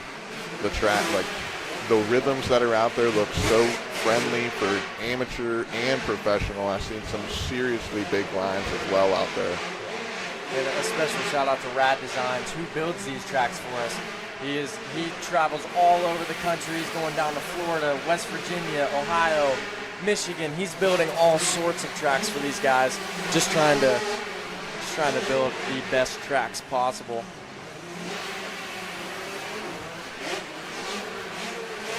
Is that something you guys are going to do, is make a lot of track changes during the year, or what can we expect from that? Yeah, so actually here in just a couple hours, about an hour after the race, Shane Fluharty and Rad Designs, he's going to go out on the track with the dozer and immediately start the track changes.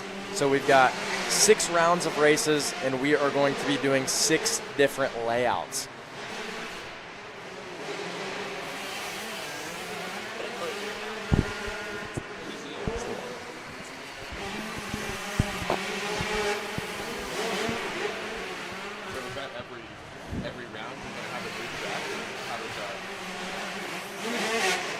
So yeah, every round we will have a brand new track. I believe it'll be this same layout, but completely different configured jumps. We'll have whoops at this next round for this Ohio State Championship.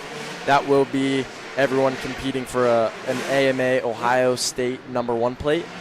So we can hopefully attract a large crowd for that as well. Yeah, the #1 plates always bring in a lot of different Yeah. Yeah, you got people that just want to chase those #1 plates, hang them up on their wall. And it looks like the number 577 of Briar Bullock is looking to take the win in this, followed by the number 77 of Braden Rader and the 991 of Ridge Berge.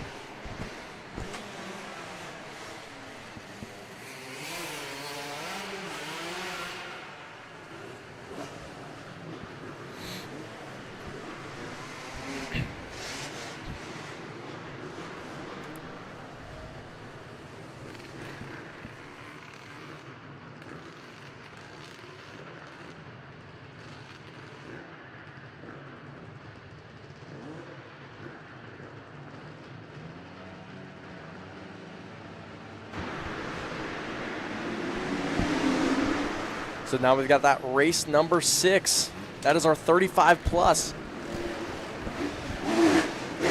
There's the 601 of Dustin Byers, who took our heat win, followed by the 604 of Corey Schaefer-Knocker.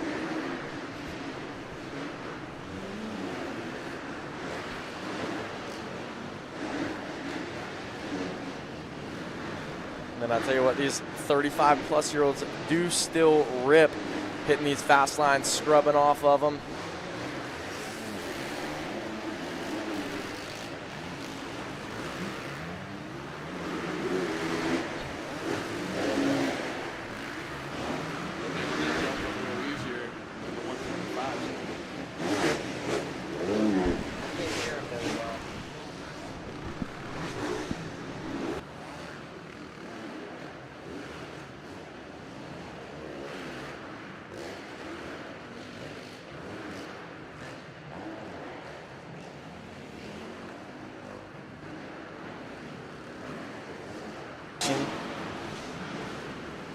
Followed by the 113.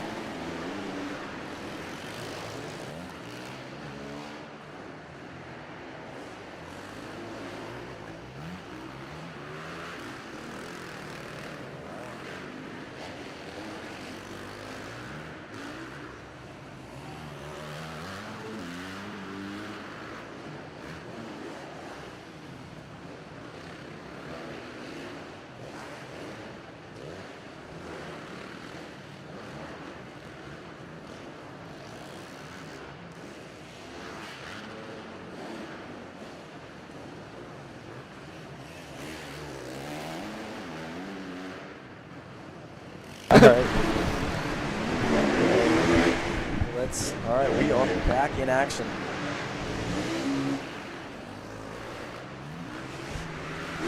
Still looks like the 601 of Dustin Byers out front, leading this one from the start.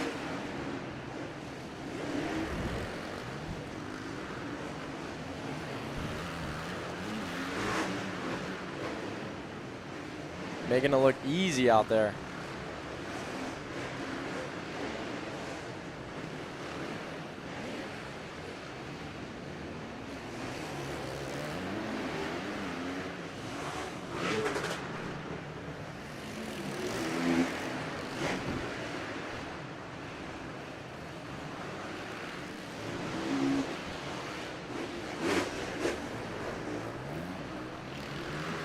Yeah, the 35-plus class isn't looking so 35-plus. I know, right? They're looking like they're 20 years old. Yeah. Going through some of these berms and jumps. It impresses me every year whenever we go to the indoors, and all these people that they ride pretty well outdoors, but then they go indoors and they go real fast and they get real sendy. Right. That is for sure.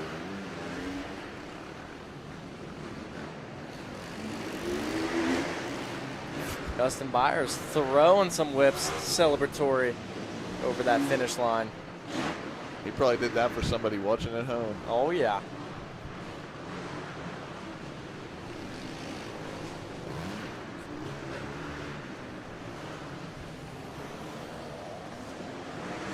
Here comes the 624 of Jason Russell in our third position.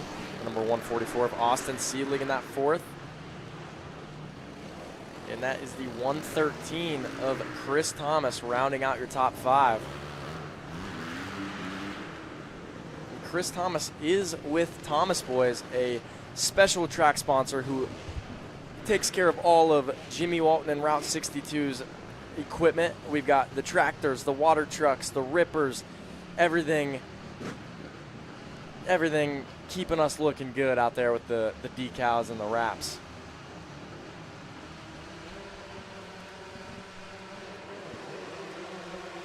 The gate goes down for race 7, our Vintage Open. The 7X of Logan Bryan taking the early inside, doubling out into the lead.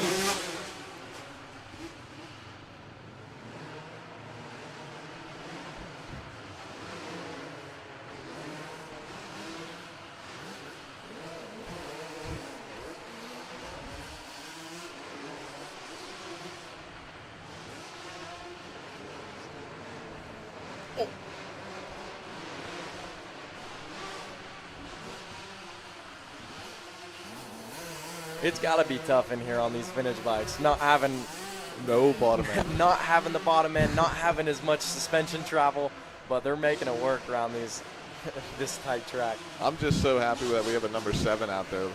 You know, something that we've seen before. Yeah. You know, feels vintage. It feels like back Like in the day. a James Stewart vibe on that KX 125. Yeah, actually, we have Travis out there too, just not on a Suzuki. Right. We're really back in time right now. It's nice. That's great. All on these pre-2000 bikes.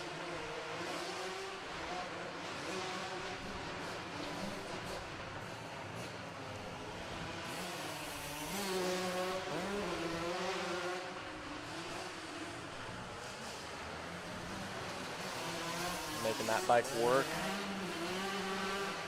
I always like watching the vintage classes at all these events because you can see the different style. Like there's a different style in vintage riders. Like it's not like what we see every day today with the younger kids and even the Eli and stuff like that. It's just so different. That's right.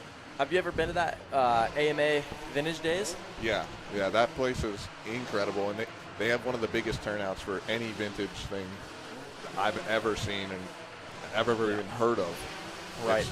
It's tremendous, and it's just wicked because there's not a lot of jumps, but there's a lot of style. Right. And it's like a Loretta Lynn's of the vintage world. It is. It is absolutely massive. 2000 isn't feeling very vintage either. I didn't think we'd be saying that this fast. Right. It seems like, yeah. When were you born? 2005. Yeah, see? I can't say. These bikes are older than you. I know, right? Yep. I was going to say it doesn't feel like that long ago, but it was for me. Yeah. Yep. Oh, my. If we're talking vintage for you, what are we thinking? Like, what's vintage to you? What was your bike at 8? You know what I mean? What was the bike that you had at like 8 years old? Oh, man. At 8 years old, I was on like a KX 65. What year?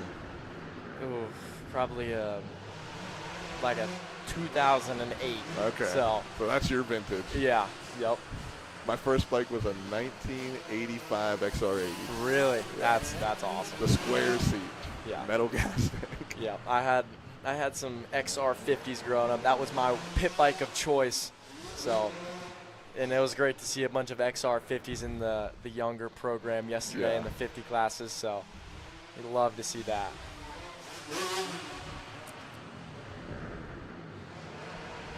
That is still the 7X of Logan Bryan out front.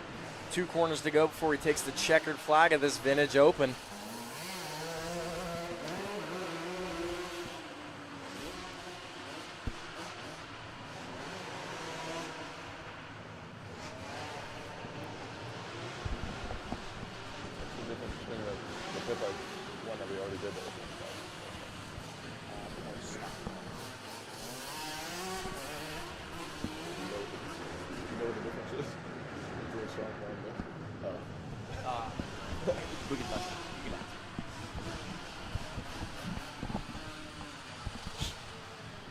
So we just finished up the vintage.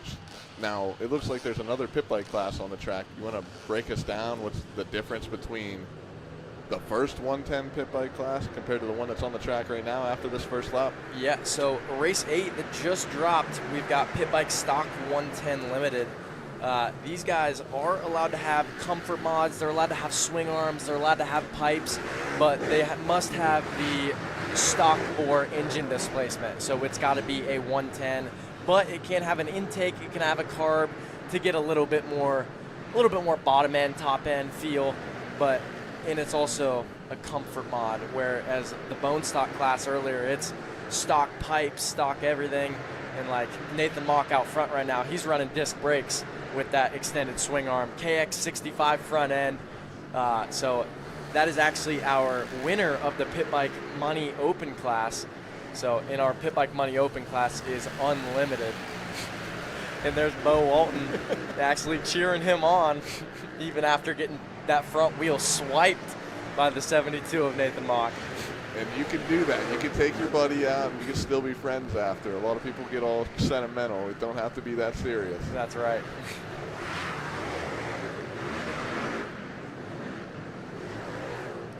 Yeah, we know these boys will be fine with it.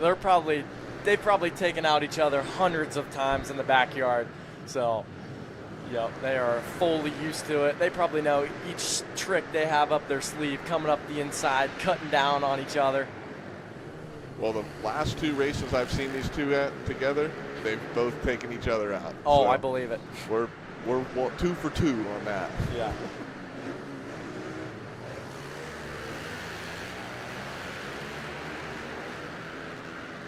You can see our riders coming down that start straight. Back to Nathan Mock.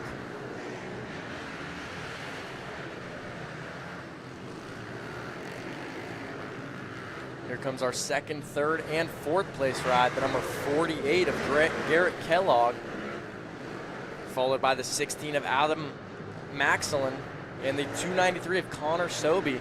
A tight battle for that second place.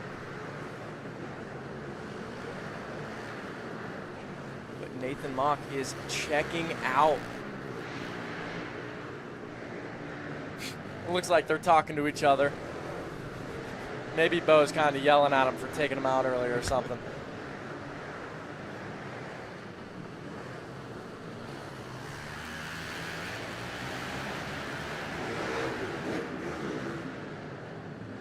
Looks like a complete shakeup compared to the first moto here. It looked like 293 finished second. Oh, and Nathan Mock goes for the table to single. Massive triple in the middle. Yeah, he made it too. That is the biggest line I think we've seen on the pit bikes today. I'm not sure if they were hitting that on their TCBs and their BBR V3 frames. I seen a 140 do it today, and that was it. I don't think it was stock, though. That was massive. I saw Bo Walton pull his phone out, and I wasn't sure what to be watching for, and then it was like he was soaring through the air. Let's see if he does it again. We got the white flag flying, 1 lap to go. Here comes a 72 of Nathan Mock. Oh, he chases it! And he's throwing his arms up. That probably hurt the wrist. I know we already had some wrist problems coming into this one from doing stuff like that, but that was insane. Went for the big lines. Oh, well, that he landed in the had to feel rough. Absolute worst place he could. So, I mean, it can't get much worse if he wanted to try it again. Oh, that was great. Oh, yeah, he's feeling it there. Oh. Kept it interesting. We love to see that. That's right. Pulling over immediately. Checking out the new video. And we still have a battle coming down this last start straight. That looks like it's for the third place. Connor Sobey on the 293 holding it down over the 48 of Garrett Kellogg. I still can't believe he even went for that. Yeah, that's wicked. Thank God for those comfort mods. Right. That KX65 front end probably saved him on that. Oh, yeah. I'm surprised he rode out of it. I don't even know if he got the frame over. He piled into the backside of that landing. Not that one. I don't know about the first one. I didn't see it, but he didn't make it even on top. Yeah. He greased it that first one. What, did he get in the wrong gear? I don't know, but something didn't go right, that's for sure. Not enough drive. We've got the trail bike out front again, the 092 of Stephen Carnahan. He has been wiping the floor in the trail bike class and the pit bike vet 35 plus heavyweight class.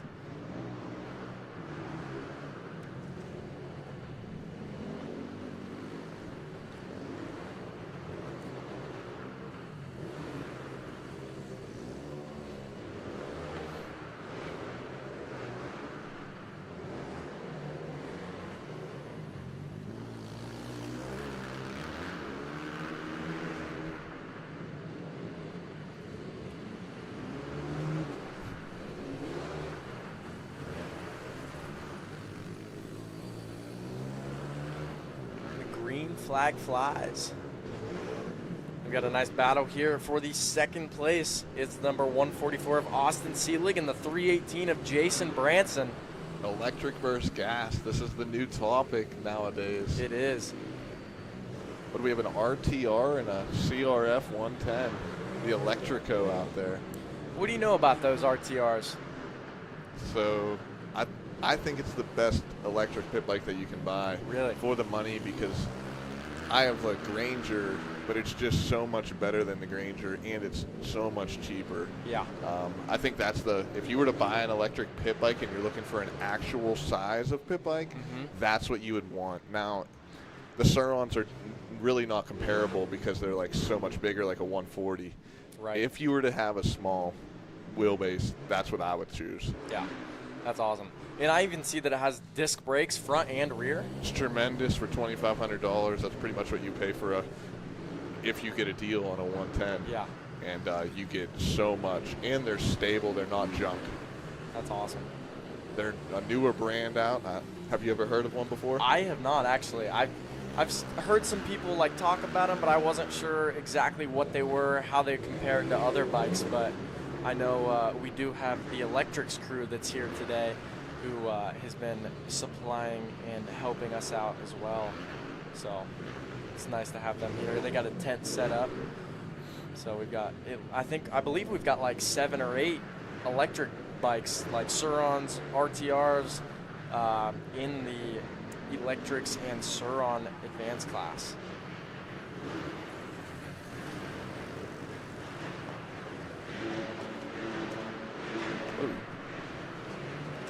Take a look here.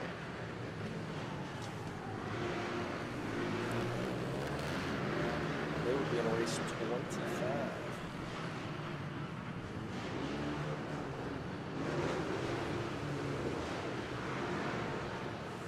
You guys have a class for every single bike you could own. Anybody could come here and race anything, honestly. That's right. There's a lot of places that don't have specific classes for specific bikes. This is pretty right on. It's, you're going to come here and race in a class that's going to be very fair for you, depending on what you have. That's right. And we're very adaptable to some of the new styles coming in, like the big bike electric. We've got a Stark Varg class, or the other brands like the Stark Varg that can all race together. That way we're separating the big bike gas and electric bikes. So if they choose, right? They don't. If you have a Stark, what if you wanted to run A? You can run A, right? For all our open A classes, B, C, it's all gas.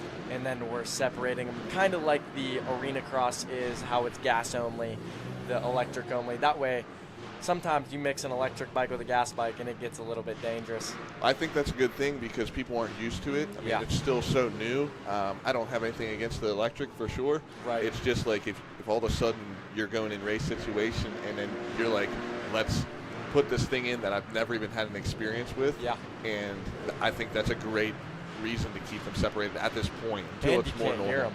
Yeah, it's dangerous because of that. All right, we got 250C on the line, my favorite class. Race 10, it looks like the 187 gets a great jump, but the number 6 of Braden Hughes tucking in early in that second place.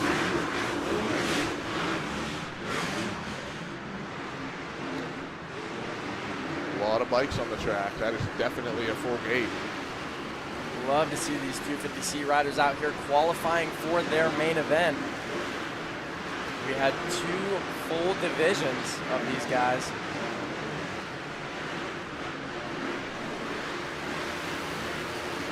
.187 into number 6 going to be coming into this last turn all together.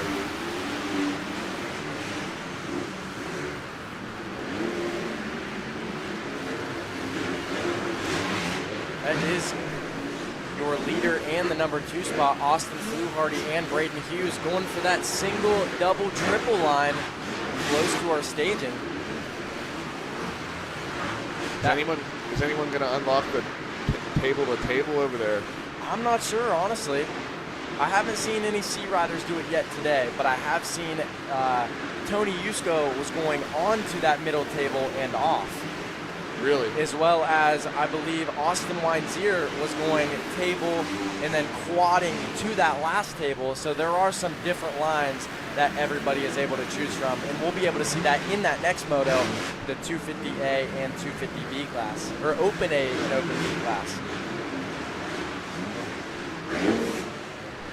But man, I'm seeing battles all over the place here. It still is the number 187 of Austin Fluharty out early, maintaining that lead. But Braden Hughes trying to keep him close in sight. Any slip-ups in this race could be on.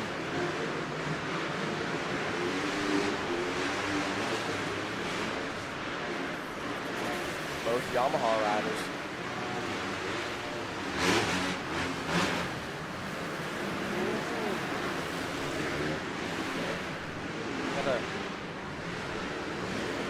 Looks like the number 77 rider of Braden Rader kind of tucking that front end, losing some spots.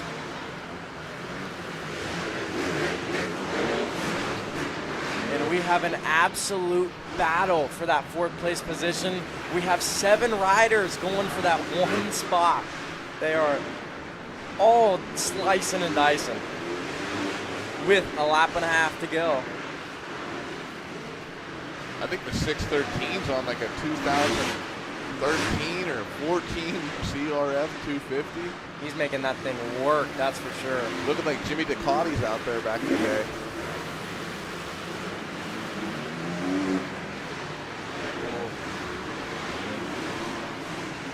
We got 5 riders.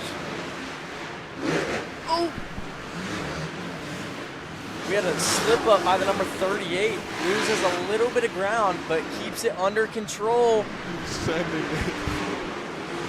And there is the 187 of Austin Fluharty taking the win in your 250C class, followed by the number 6 of Braden Hughes, hot on his heels.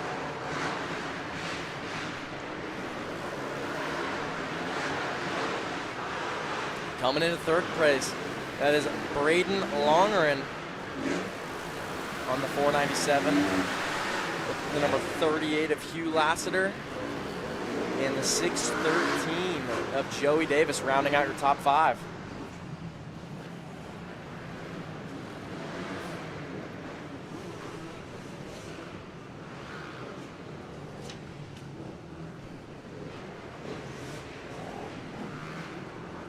Now as we wrap up race 10, our 250C, we go to the other end of the big bike spectrum, Open A and Open B. We've got Tony Yusko. What's a lap time around this place, just out of curiosity? Does anybody have any idea? You know, I'm actually not sure. I don't think we've necessarily timed an exact lap time, but we will get it here right now from the 689 of Tony Yusko.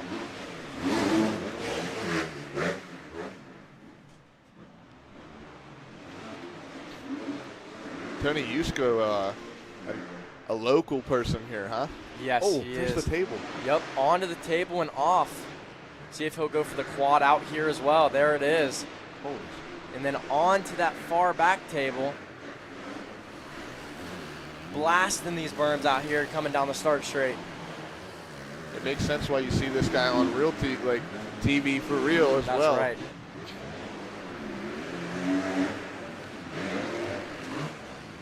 Almost going for that quad out here. It's looking like we have a lap time here at 36.34. And that was a clean lap. I think that was a definite good lap time for our pro rider. And there's the number 7, Austin Weinzier, leading his class, coming down this start straight now.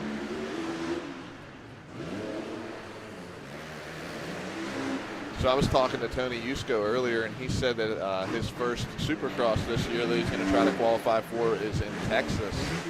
Ooh, that'll be a good one. That'll finally get to the East Coast. It's right. Pretty far away at first. Yeah.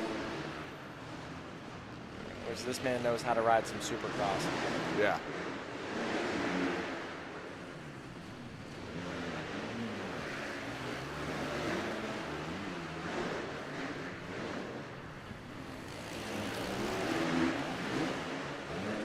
So are they doing 7 laps? Is that what you said? Yes. Yep.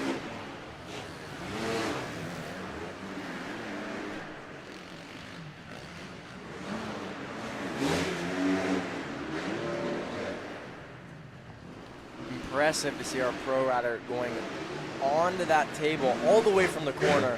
That is not just a big jump, but a super timing delicate jump. It's not easy. Is that something you guys were doing yesterday? Yep. That we were going on and then off and quadding out of that corner the same as Tony was. So he's kind of reiterating all the fast lines for us fans today. I think he needs to go for that quad. I think he could. I'm wondering if he might land a little deep.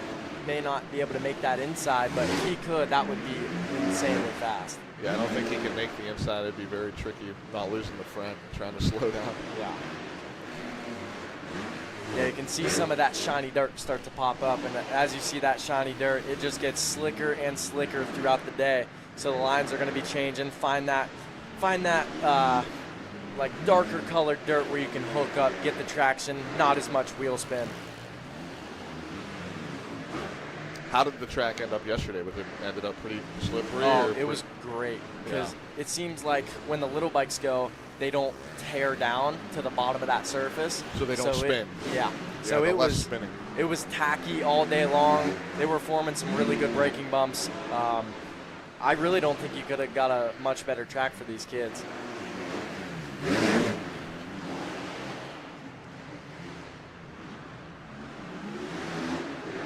Are you going to do any Supercrosses this year? Are you going to try to qualify? Ooh, I do not have my Supercross license at this moment, but if I could, I 100% would. It would be my goal to do a Supercross because, I think that's one of my favorite parts of racing. But it's a little tough to get that license from the get-go. So we'll see if we can get that at some point. It's looking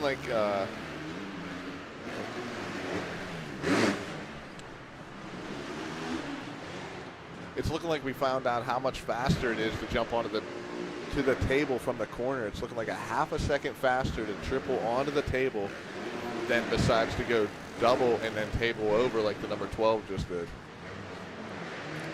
That's pretty interesting because sometimes you always wonder just how much faster one line could be than another, but it is good to see that the big lines do pay off. So does that mean you're going to Minios to get some Supercross points, or? I went to go sign up to try to, and they were sold out. So unfortunately, we won't be heading down to Minios this year. So, yep. That shit fills up fast. It does.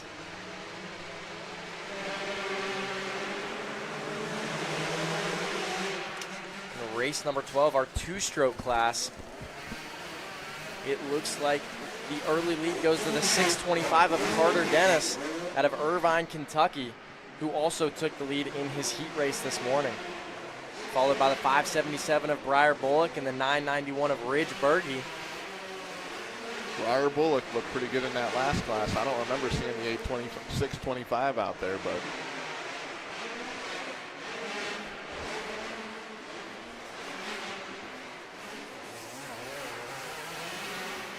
it's music to your ears watching the 2-strokes out there and hitting this wide open, knowing what it takes to get over it. It looks like that 625 is actually on a 252-stroke Husky, so he's pulling a little bit more horsepower than these guys, able to do the big lines a little easier than that 577 of Briar Bullock on that YZ 125. Little mistake there.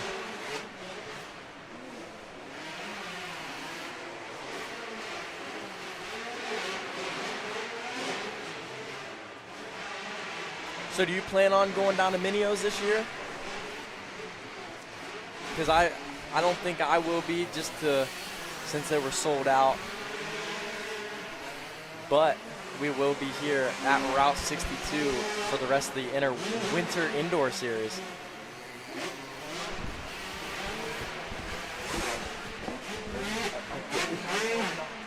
I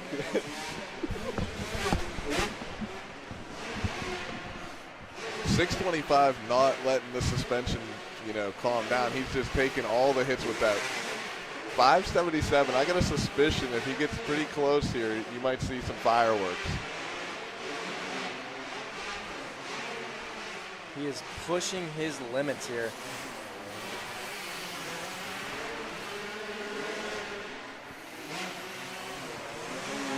Carter Dennis coming the whole way from what is that, Kentucky? That's a drive, right? That is a drive, yeah.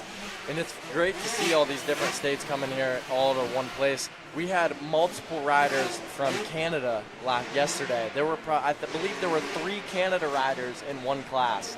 So it was good to see coming from different countries. And that was just the small bikes. Yeah, yep.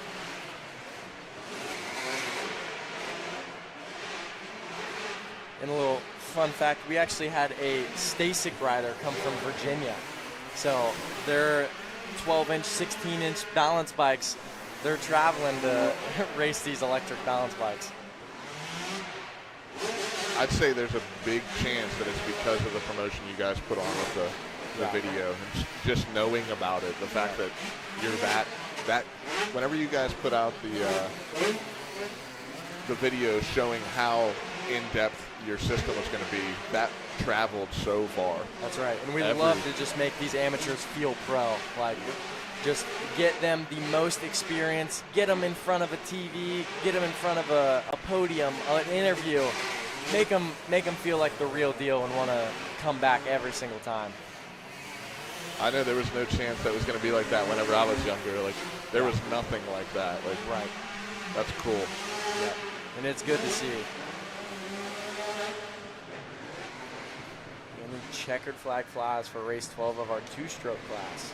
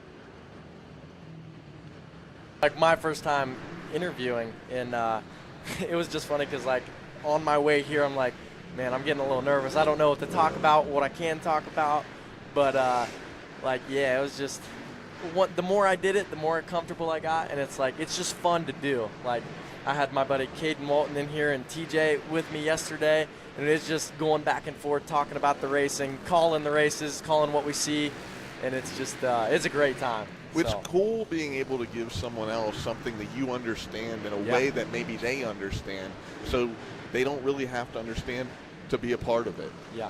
Which I think that's super cool. And then like whenever you guys asked me to do it today, I was like, oh, I don't know about that. I was like, I'll do my YouTube thing, but being live and on a TV, because honestly, I'm guilty of not knowing what you're allowed to say or not allowed to say at the exact point in time too. So but yeah, no, I appreciate the opportunity for you guys asking us to come out and be on the air for a moment.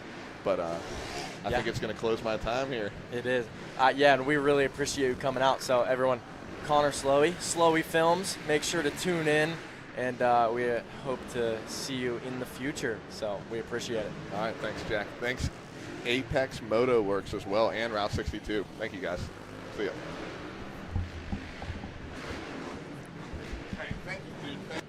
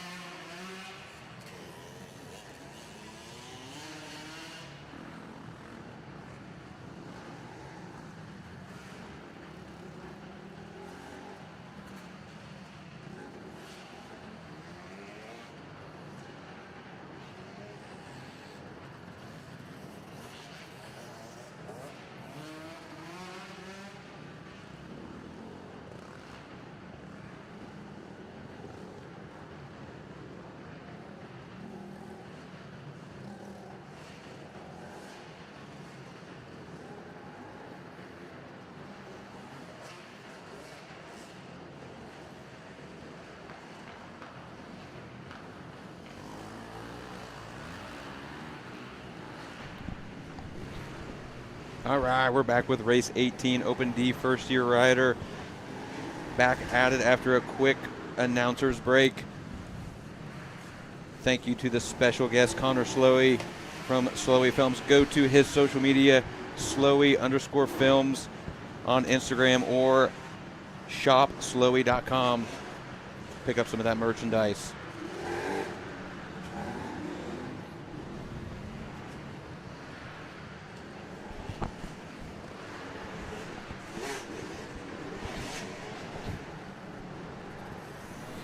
As we wrap up race 18, our Open D first year rider, we are getting into some more pit bike classes. Our pit bike trail up to 150cc, that is race 19 on the line.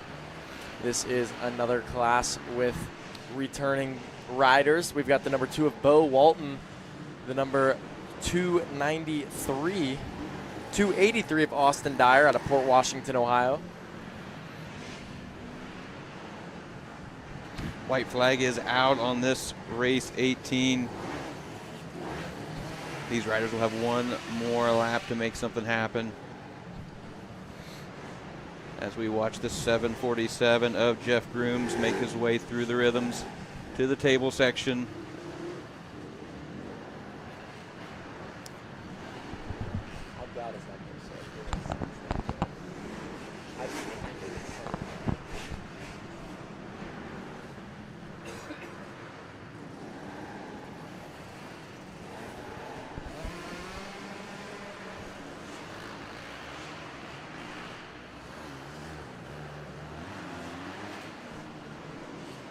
Looks like Grooms will take the checkered flag on this Open D first year rider class. Again, would like to thank everyone tuning in from home for the Route 62 Indoor Amateur Supercross Series, brought to you by Renegade Race Fuels. We hope all of you enjoyed us talking to Connor Slowey with Slowey Films. He's a bit of a social media guru, attends a lot of the big events, travels around for content for his different platforms. Kind of an advocate of the sport for us, pushing out the content, pushing out all the truth, and we'd love to have him on here to talk with us and just talk some good moto. Pretty cool. He was just on his way through and decided he wanted to stop and check out this indoor race series, see what we've got going on here at Route 62. It's a pleasure having him in the booth to talk with our very own Jack Winland. Jack, you said that you have ran into Connor several times. You guys tend to go to some of the same events. Yeah, it's always kind of one of those things where you see him around, you follow all his videos. Like, it's just good to be able to catch up and talk about all these things, but also get away and just talk about moto together. Like, you don't got to talk about anything going on other than the races presented in front of us. So it's nice to have that.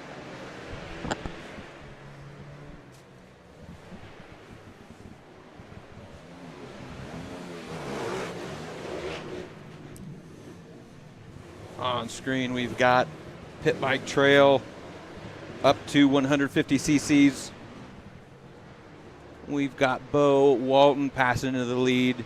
Still no side plate from earlier. Couldn't get that fixed up with any duct tape or zip ties, so. Bo must have left his mechanic at home today.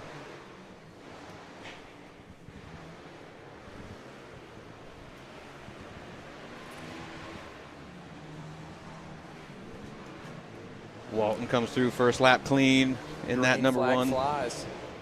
We've got the number 283 of Austin Dyer running second place. And here comes the third place of 41 of Brandon Smith.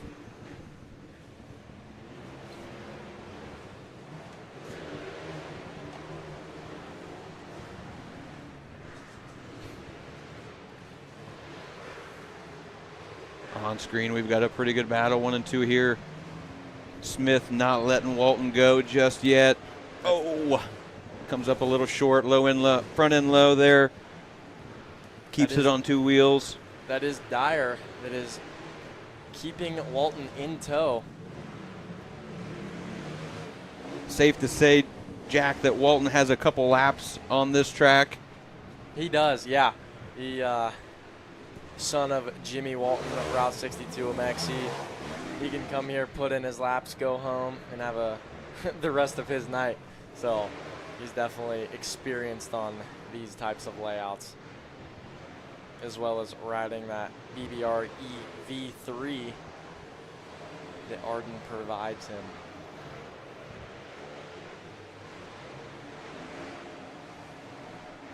We've also seen Bo out here in the bone stock class, the pit bike money class, having a second place ride in that pit bike money.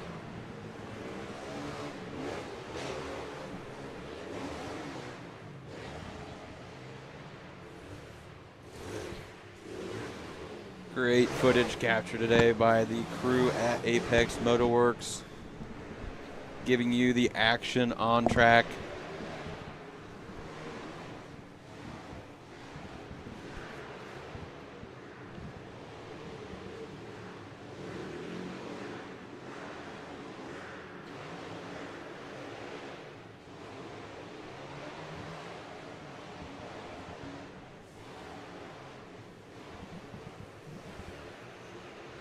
Great shot there of Smith coming around that sweeping turn. Oh, Walton with a bit of an issue with lap traffic. Keeps it upright, but allows Smith to kind of creep back up there, giving him a hope. Maybe he can put some pressure on him. Walton recovers.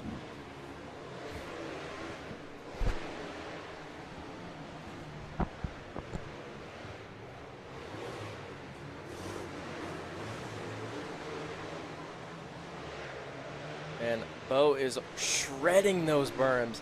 I don't know what he did to get locked into that berm like he did, but it was like he was in a slot car. Just absolutely got in there, got the wheels to the ground, and the traction was hooking up. That way he could get on and off that step on. I don't know if I've seen anybody hit that as fast as he just did all day. So that was crazy. He can sure shred this KLX 140. Walton looking good out front. Impressive ride from the number 2 bike. Getting through these lappers. 283 at Dyer, keeping Walton honest here on a pretty stock bike. Looks like he just has maybe an exhaust on there, Jack. Yeah, that's what it appears to be. Got a looks like a seat cover. Make that thing look a little pretty. But yeah, that thing looks awfully fresh.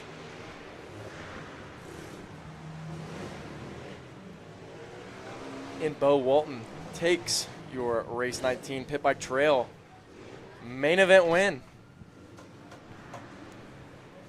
Checkered flag flies. As we finish up Race 19, I'd like to take a second to again thank the sponsors that make this series possible. We've got a great track here with Rad Designs. Broadcast coming at you from Apex Motorworks.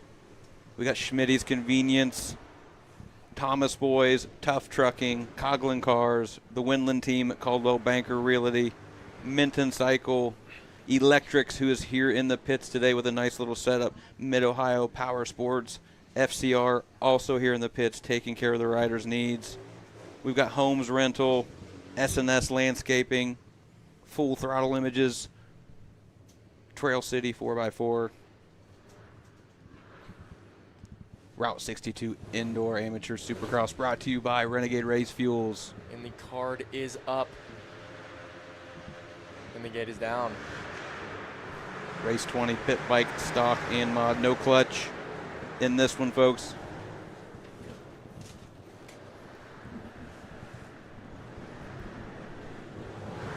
Number 14 out front, Tyler Combs. We got a battle for second, third, fourth going on right now. It looks like our heat race winner, the number 68 of Evan Luce, is actually in that second position right now. Let's see if he can catch the number 14 of Tyler Combs, who got second in that first heat race.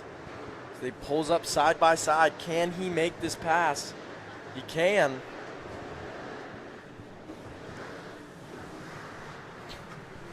Oh, we've got a rider sliding out, the number 18 of Drew Spring. Falls back to the number 5 position, but immediately gets it back. Your heat race winner of Evan Luce takes over that number 1 spot, making the pass on Combs, but they are going after it right now, 1 and 2. In the background, you'll see the battle for 3rd, 4th, and 5th.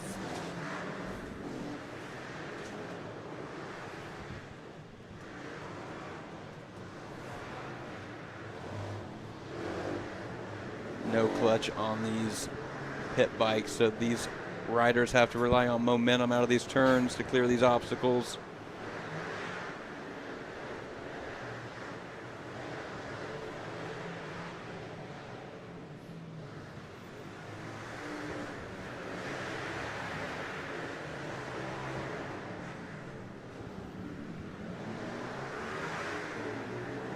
On screen, we've got the 5:13 of Stephen Welch out of Pennsylvania.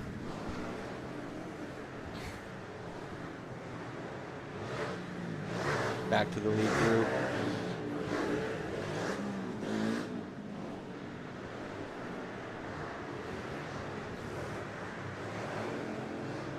And pushing these CRF 110s to their absolute limit, trying to huck these big tables in the middle.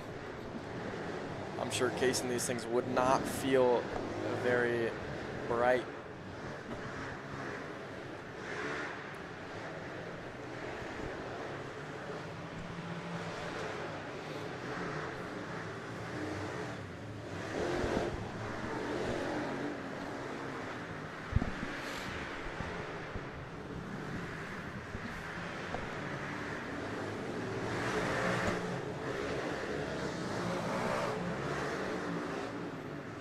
Watching these small wheel pit bikes make it around this course, Jack, I'm pretty surprised at how well this dirt has held up with as many motos and these bigger machines on track today.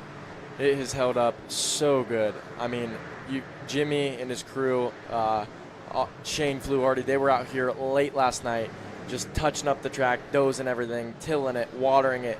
I mean, going the whole 9 yards for everybody to have the best absolute racetrack possible. I mean, there's so much behind the scenes work that they do. Like, I mean, I don't think Jimmy got home until probably 2 a.m. last night, just prepping the track, like just making this place the best it can possibly be for everybody that walks through our front doors. So, yeah, it's incredible. We appreciate it giving us a place to come all winter with the action. And you guys heard it here first. Rad Designs will be changing the track tonight. That way we can get the next track layout ready to go for our open practices next week. I did hear you and Connor talking about that we're going to see a set of whoops. I believe we will, yeah. It'll be the same layout, same start procedure, just some different obstacles. That way we can switch it up and don't get bored. Keep it fun. Yeah. That's what it's about. And then, of course, we'll have the state championship of our next race, December 7th and 8th. So gotta give them a tough track. You could give them some whoops, bring in the competition, give them something to fight for in that AMA #1 Ohio State Championship plate. A good whoop section always keeps it interesting here at Route 62. That's right. Really separates some of those riders. And here we're watching all amateur, so most of these racers have a outdoor or motocross setup. When you get into those whoops, sometimes the bike does a little bit of weird stuff because your suspension, your forks, your shock is set up to handle the bumps and the jumps of the outdoor tracks, not necessarily the pounding that the whoops has. Yeah, definitely want to stiffen that bike up when it comes to whoops. That way you can glide over the top. You don't feel all those kicks. You just want to skim them as good as possible. That way we're not bucking all over the place. Keeping that thing on top. but here we go. We've got race 21, Pit Bike Stock Mod Clutch class.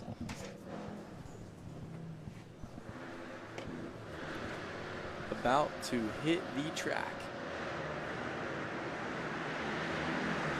Number 48, Garrett Kellogg with a rocket of a start into that outside lane.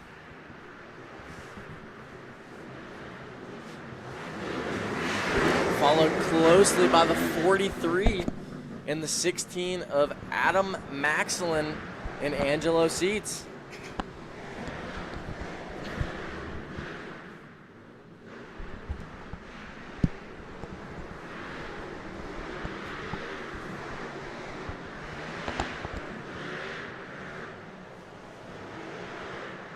Oh, the number 302, Jonathan Trunk with Cleveland Films, doubles all the way onto that step-on, step-off, doubles the double after it, and honestly, that pulled such a big gap. Just when we're on these 110s, you got to keep the momentum rolling, so that played a huge factor in pulling that gap. You're going to see these guys doing a little bit more of the obstacles over the non-clutch class because they can build a little bit of power out of these turns to jump some of these doubles and these jump-on, jump-offs.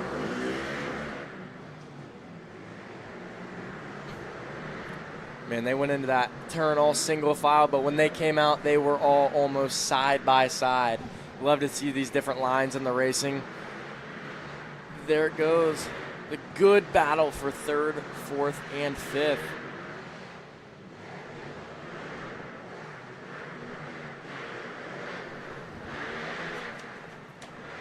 Looks like the number 43 of Angelo Seitz was able to double into that corner and get the pass into third place. Locking up those rear brakes. But it is still the number 302 of Jonathan Trunk out front early. Going outside to outside, doing some of these bigger lines.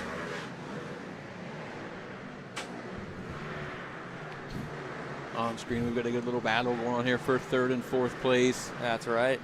Up the inside, Connor Sobey goes, takes the line away from him. But can Martin fight back?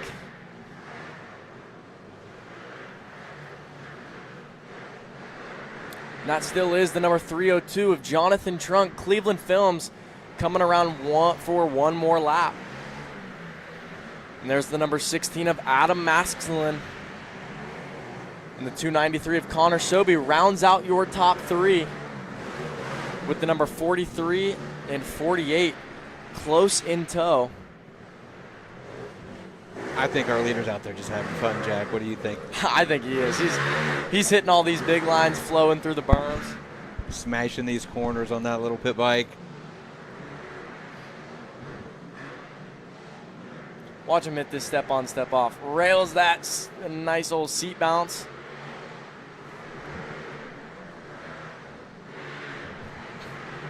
Looks like we've got about a lap and a half to go here. Our leader comes around to take the white flag. Winning very comfortably. A full straightaway ahead. Our second place just coming over that finish line.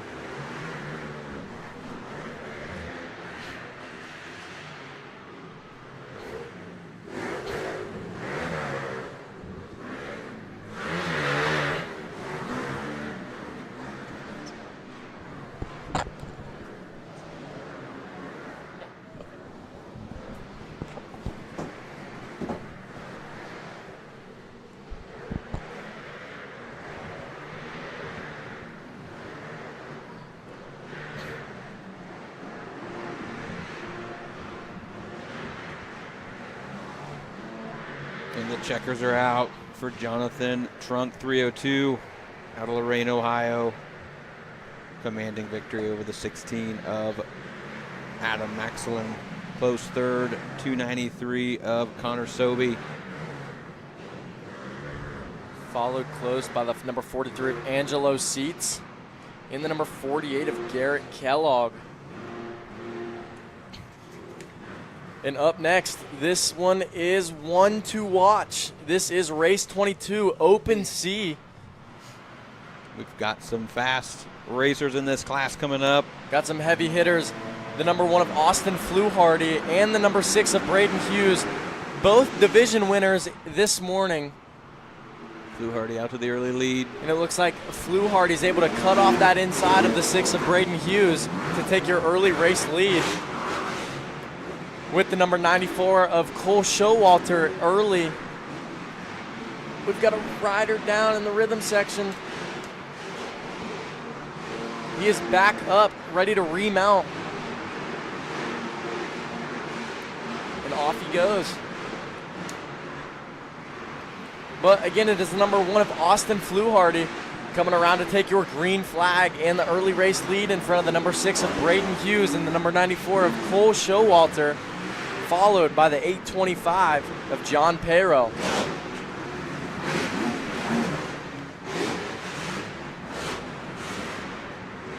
Hughes keeping Fluharty on, has him still in sight. Showalter also trailing closely in third. Get a great shot here of the field. Starting to spread out already as Fluharty rockets down the straightaway. Hughes in tow. Showalter just behind in third. Great shot of that finish line.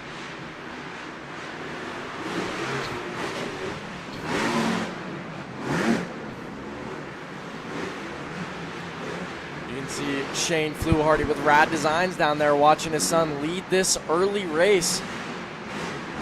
The number 1 in full control right now. And step on, step off, scrubbing these doubles and tables.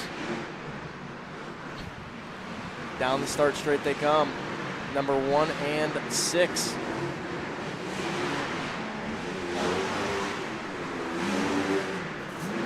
Closely behind them is the number 94 of Cole Showalter.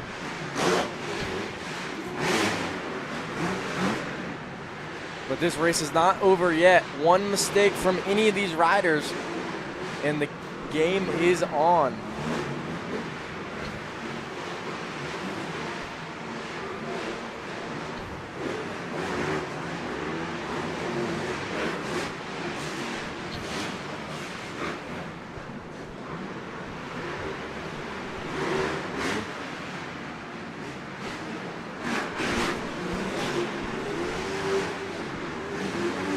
Getting into some lap traffic here with 1 lap to go. The white flag flies.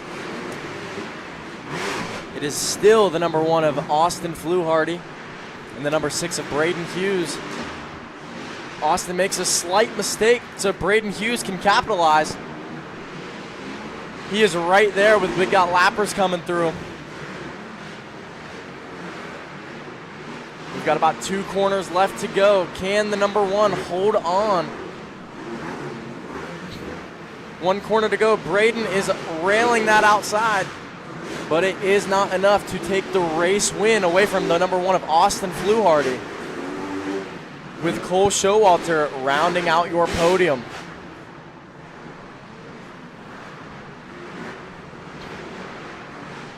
And here comes the number 825 of John Pero in that 4th place position.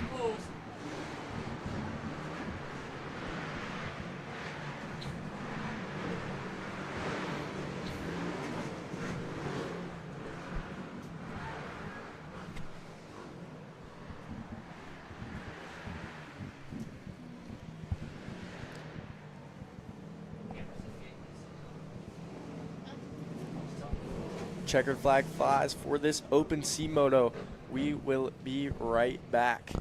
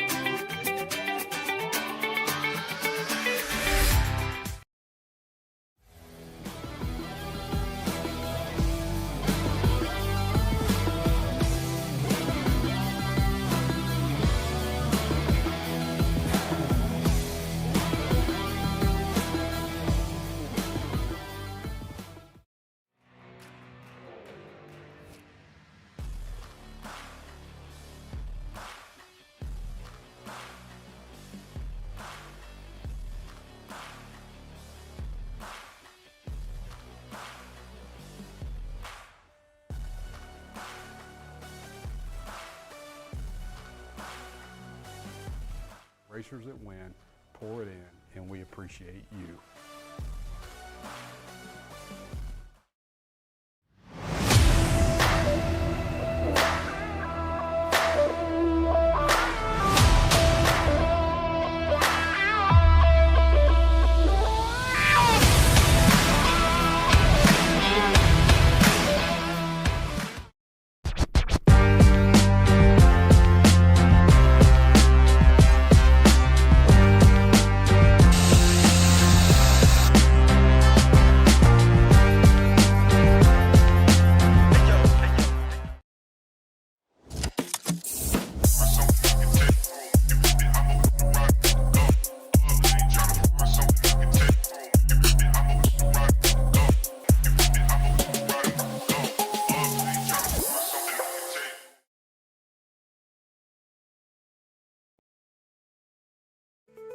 At Salerno's Primescapes, we get our hands dirty so you don't have to.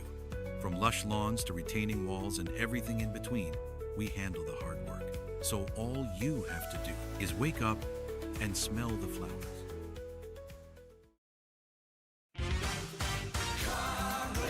No matter where you are, Coughlin is there, in store or online. CoughlinCars.com.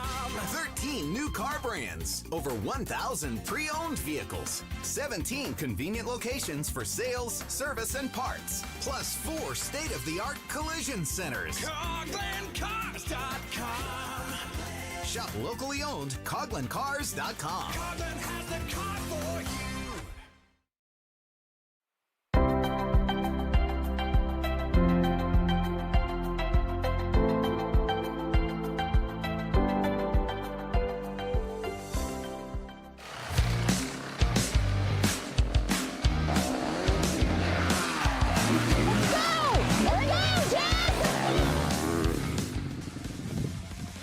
Motocross is intense, but buying or selling real estate doesn't have to be. At the Winland team, your journey matters. In real estate, we take the bumps out of the ride. I'm Jess Winland, and I'm Katie Emily. Let's ride this journey together.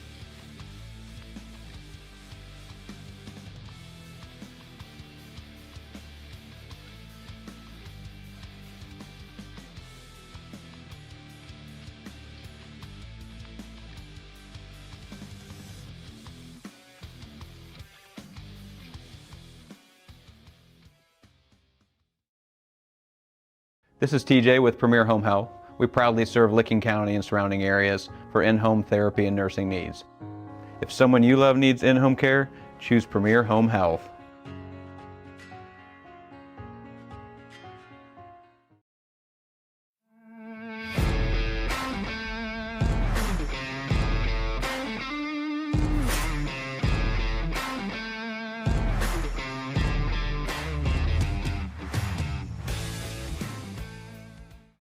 At HM Metals, we do more than just sell metal.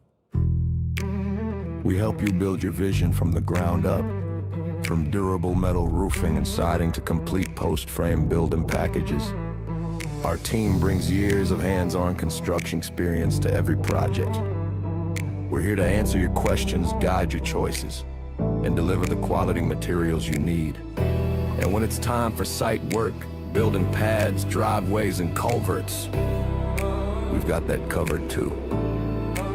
HM Metals. Built strong, built right, built to last.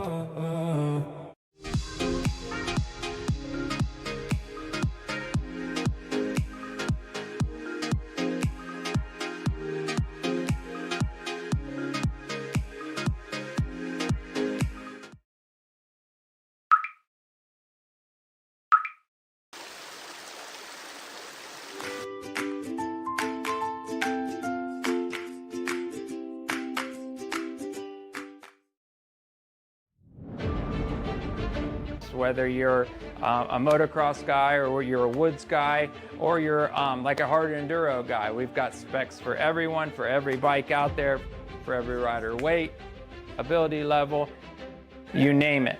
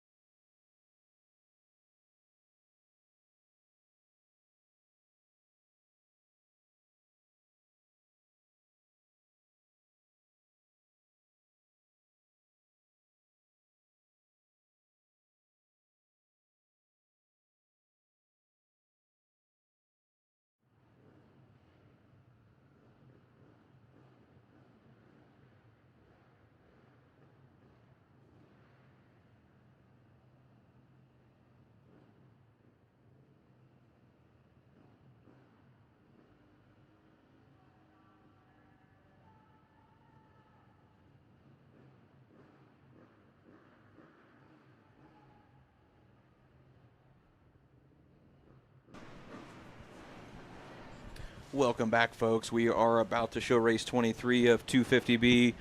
A brief intermission there to show our sponsors and to tend to a down rider. As usual, the crew at Route 62 MX doing a great job of taking care of those in need on the track.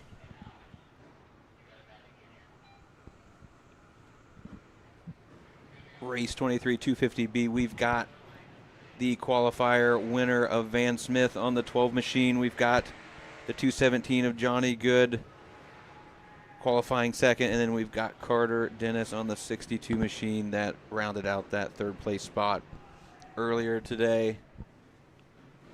2-minute board is up. Gates are down. It looks like it is just going to be a head-to-head with the 12 machine and the 62. Van Smith out to an early lead. Carter Dennis close behind in second, hoping to make something happen. Both riders clean that section. We've got Smith hucking the table to table, trying to pull a gap early. That is such a big jump.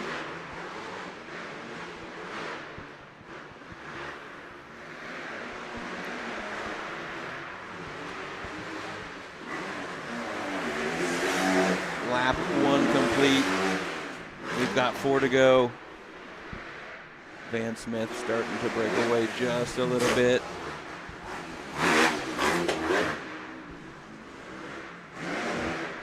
We've got Smith with the triple out of the center rhythm, going for that table. Oh, he doesn't go for the table, over table this time.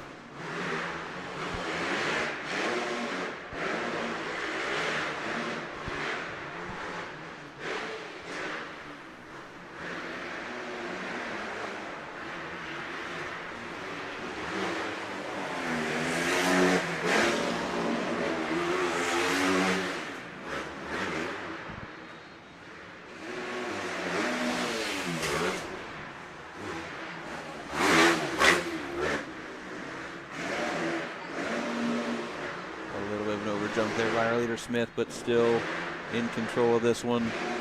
Going for the table to table. Just a little bit short there, but still clears it.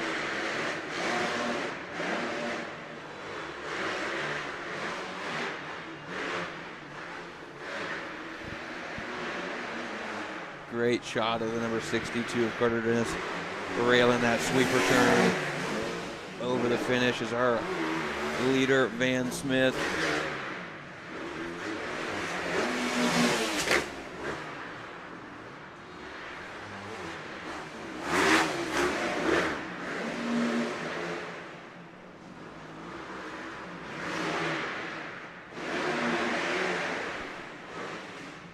Just another shot of that table over table. Just a different option that this Rad Designs track builder has given these riders. Just that section alone, these guys have 3 different options.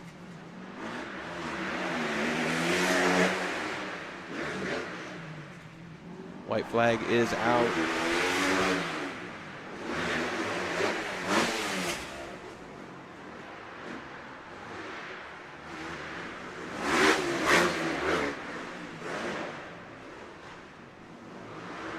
Smith out to about a 4-second lead. Can cruise this one home, but still going for that big table to table, making it work.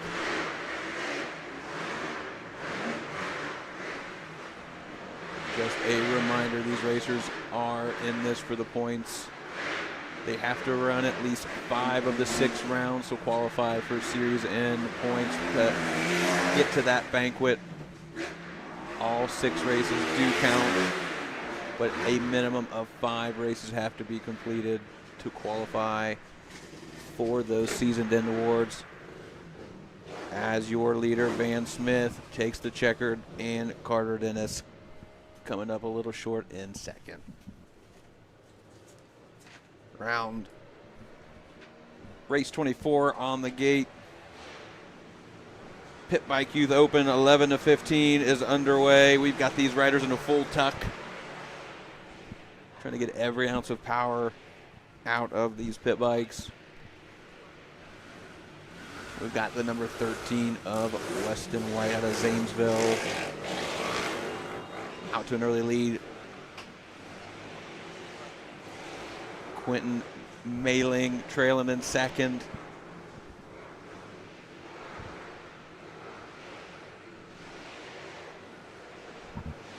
We got Bryson Carnow on screen in third, looking to make some moves, work his way towards the front.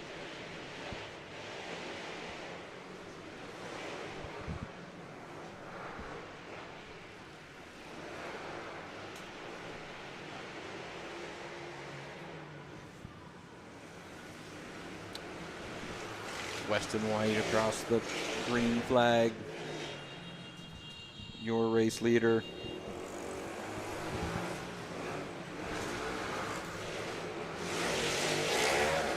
It looks like the number 100 of Bryson Carnow was able to make that move and get into that second spot.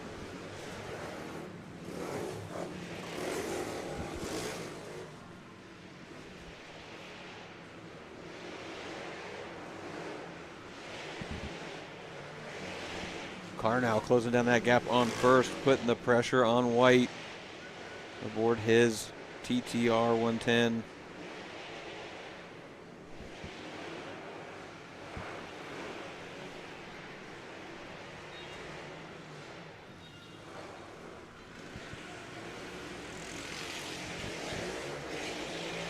Again, these racers are 11 to 15 years old.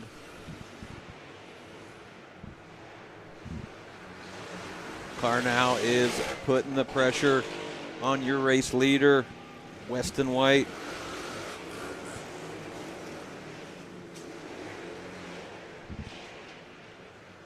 Carnow swings it wide. Can he keep some momentum? Doesn't do the first table. Swings it wide again. This is where Carnow was making up time, doing this double in that back rhythm section. Railing that sweeper, cuts back to the inside. Can he make the move? Not quite, but he is right there, ready to take advantage of the opportunity.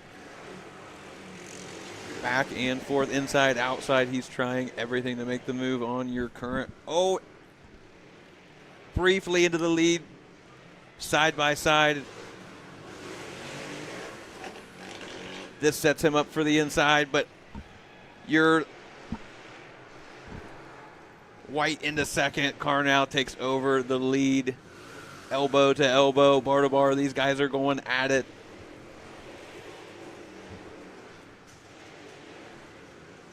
Carnow changes up his line this lap, hugs that inside. Both riders have to roll. But Carnow is able to double in this section. Starting to open up that gap.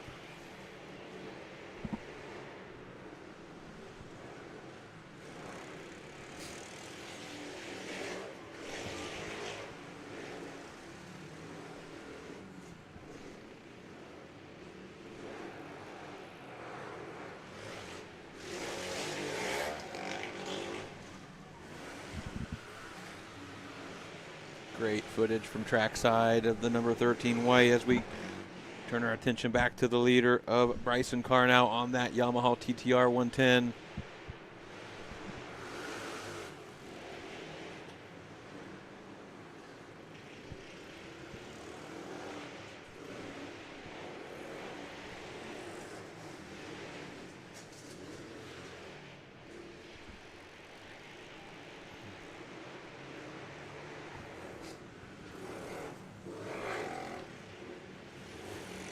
Carnow taking the white flag. He's got one lap. Looks like our number 2 position of Weston White has settled in to that second place position.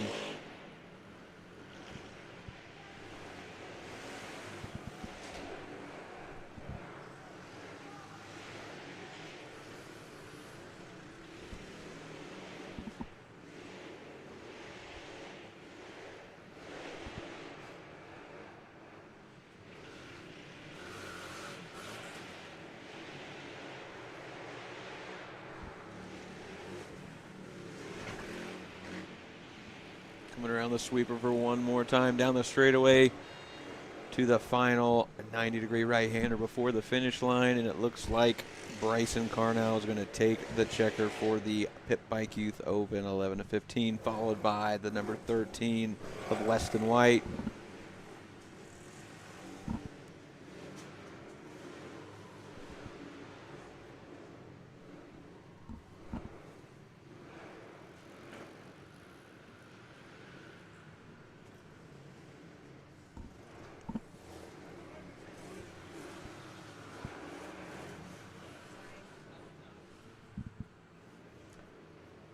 The number 36 of Quentin Mayling will round out the podium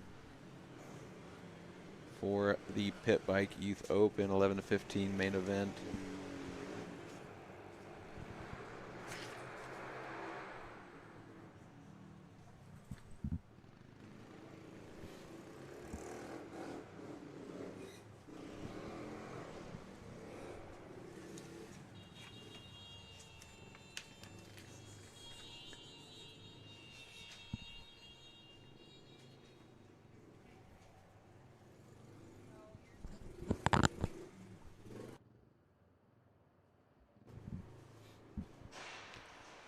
Gate is down. Race 25 is on our way. The Suron Electrics class.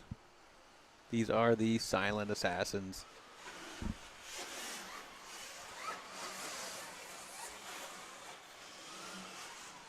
These riders could literally talk to each other on the track and they would hear every word.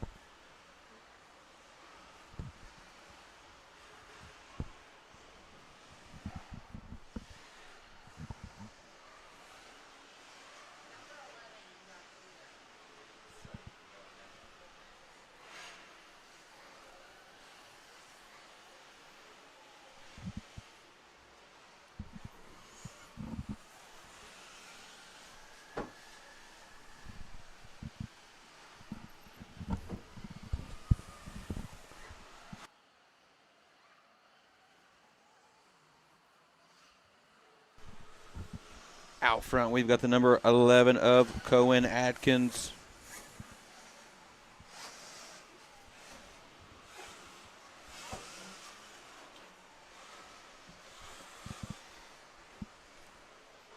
Atkins is an Electrics-backed rider, one of our sponsors here at the Route 62 Indoor Amateur Supercross Series. Electrics is on site in the pits.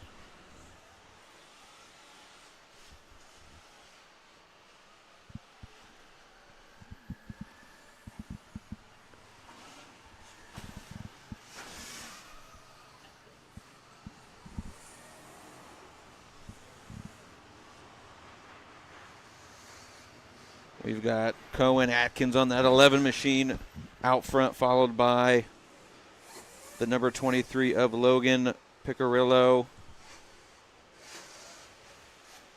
the 946 machine of Shane Chance, keeping the leaders in sight in that third place position as these riders start to work their way through some lap traffic. We got 946 diving to the inside, can't make it happen.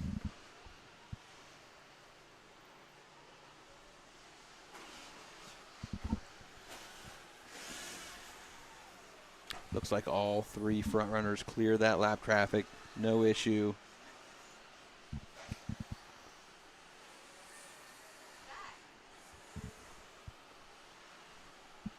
Atkins out front, pulling a comfortable lead over the number 2 and 3.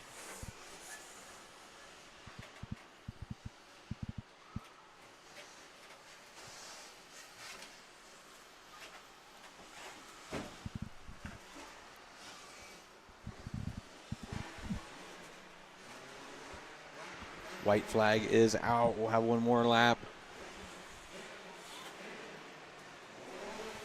Atkins is out front by a few seconds, but as we've seen all day today, you can't count anyone out. Anything can happen.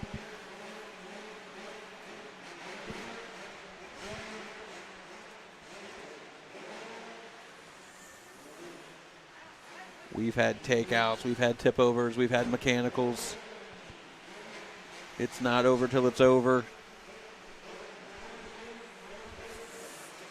But it looks like our winner will be the number 11 of Cohen Atkins, followed by a last-second move by the 946 of Shane Chance.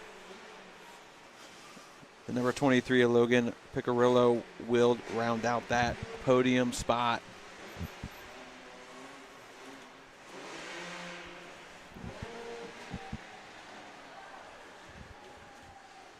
Great e-bike action here at the Route 62 Indoor Amateur Supercross Series. Backed by Renegade Race Fuels.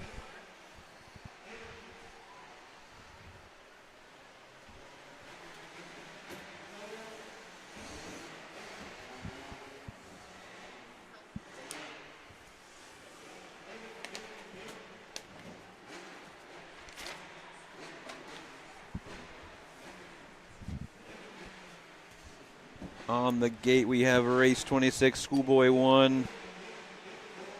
Race number 26 on the day. We have 4 main events left to round out this day 2 of round 1 of the Route 62 Indoor Amateur Supercross Series.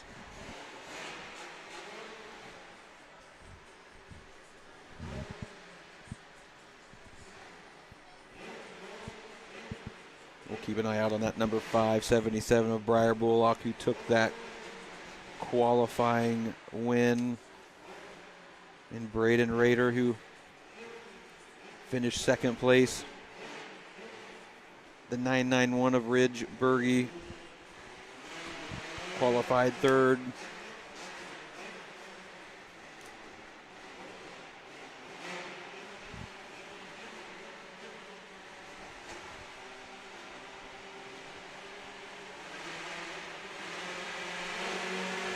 Gates are down. The 577 shoots out to an early lead. Briar Bullock on that Yamaha 125 takes control, followed by the 991 of Berge on the gas. Raider in third on the 77 machine on his Yamaha 125. Let's see if Berge has anything for Bullock in this one. Bullock has looked aggressive and fast all day.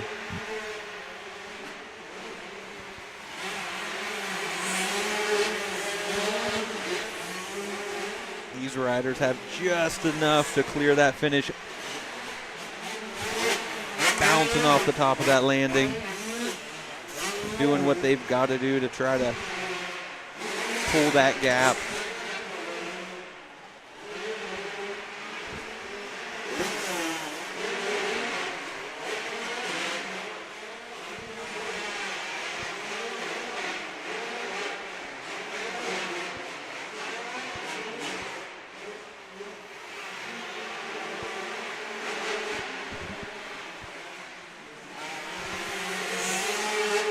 Bullock maintains the lead for another lap with Berge on his tail.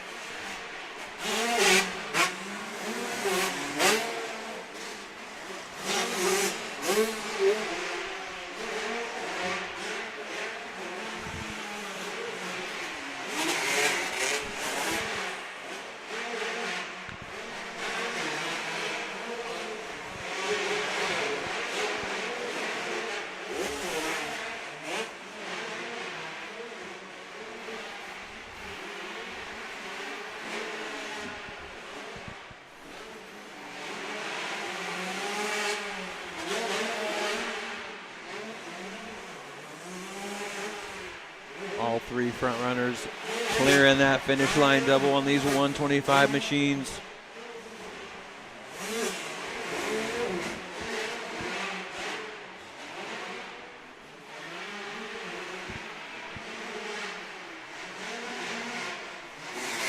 One, two, and three all in the same shot together.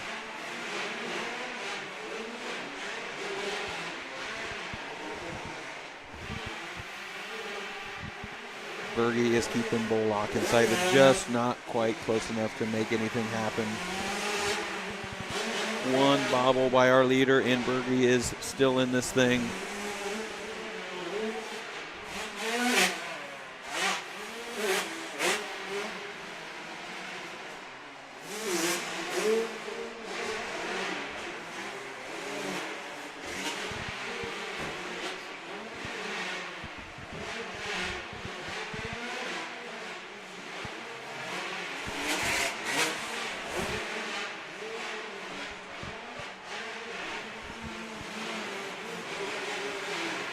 Great camera work from our crew at Apex Motorworks, bringing you the action from Route 62 as Briar Bullock out of Glenford, Ohio takes that win, followed by Ridge Berge in second, with Braden Rader bringing home that third place and final spot on the podium.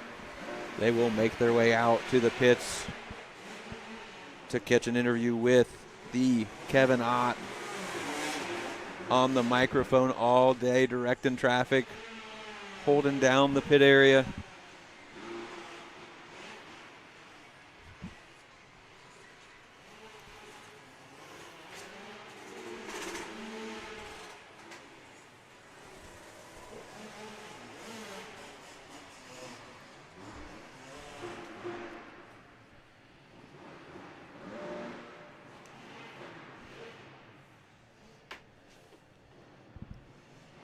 Schoolboy 2 on the line, race 27 on the day.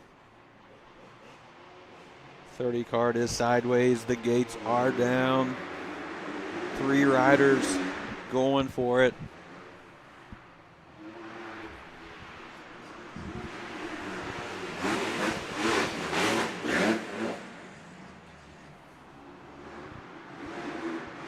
Looks like the 94 of Cole Showalter out of Bel Air, Ohio, takes the early lead, followed by the number 6 of Braden Hughes out of Pataskala.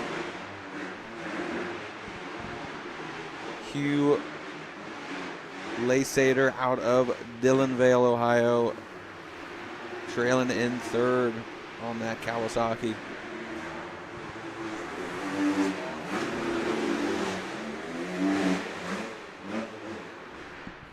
Yep. All right.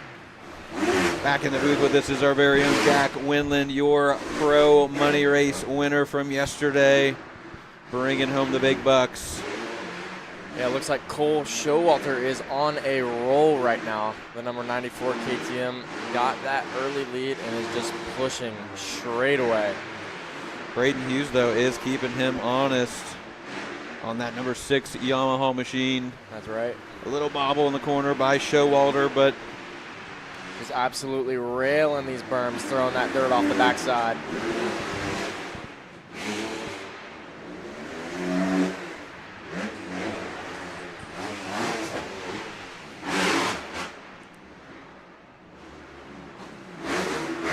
Great footage from our trackside camera.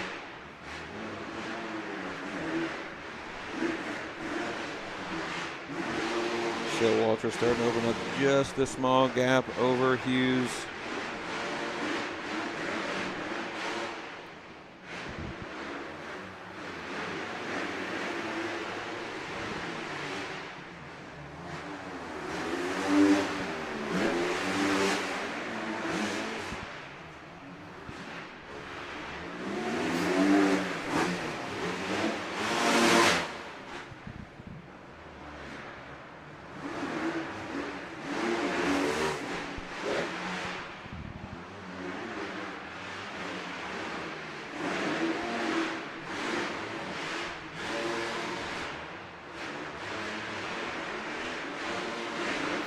Looks like that gap is still staying roughly the same, unless that number 6 of Braden Hughes can put on a last lap push as the white flag comes out for the number 94 of Cole Showalter. Neither rider is giving an inch right now. Both are giving it everything they've got, but the gap is maintaining. Seems like these riders have traded positions, as earlier Braden Hughes was the one in front of Cole Showalter, but Cole is showing up and showing out in this one of the last motos of the day.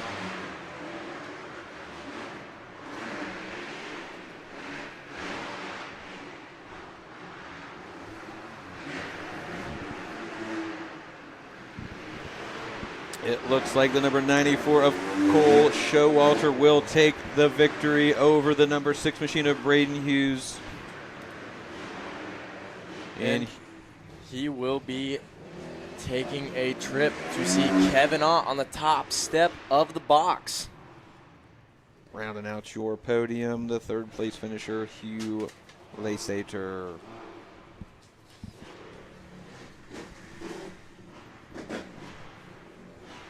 Looks like we've got 2 more races.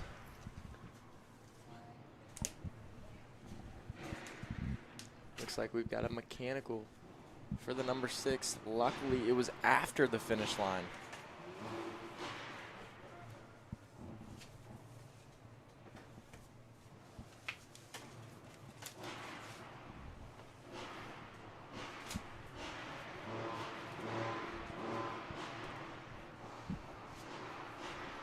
Race 28 on the line, College Boy 14 to 24 and 25 plus. Real good reaction time by the number 7 of Austin Weinzier to get that good jump and early lead of this College Boy 14 to 24 class.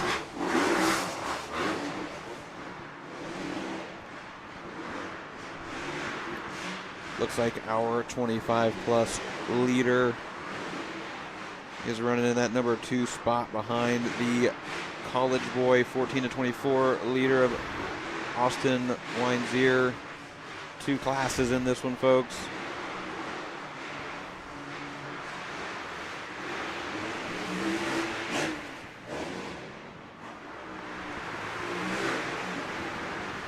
We've got the 933 of Cash Ardone in 2nd in the College Boy class.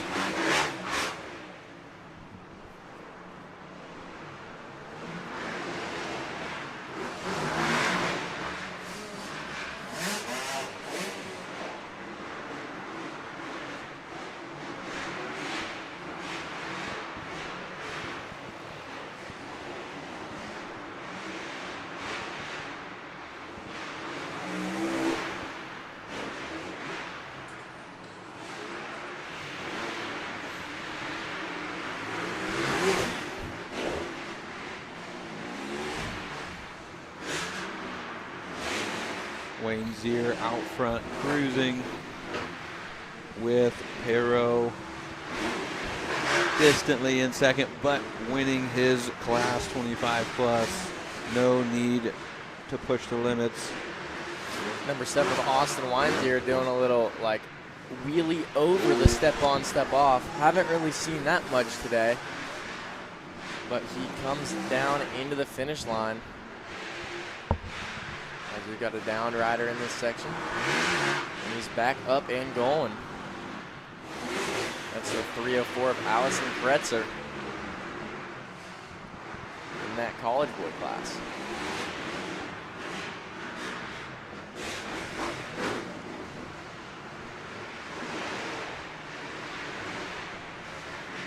Weinzier sending that table to table.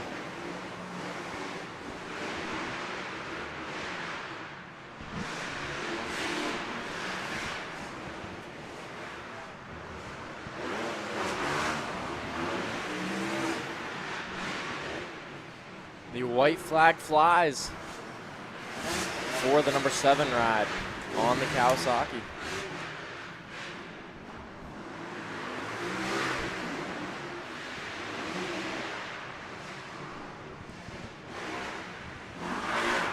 See Mr. Cleveland Films back there running to get the shots.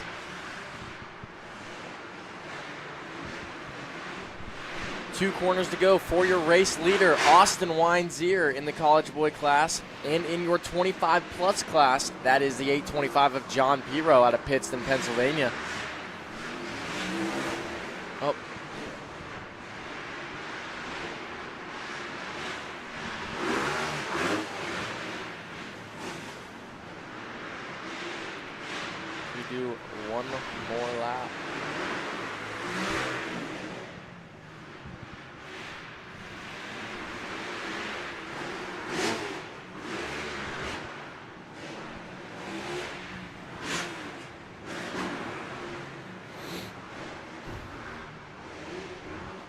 We've got one more moto of the day. That is race 29, our Pitbike Open.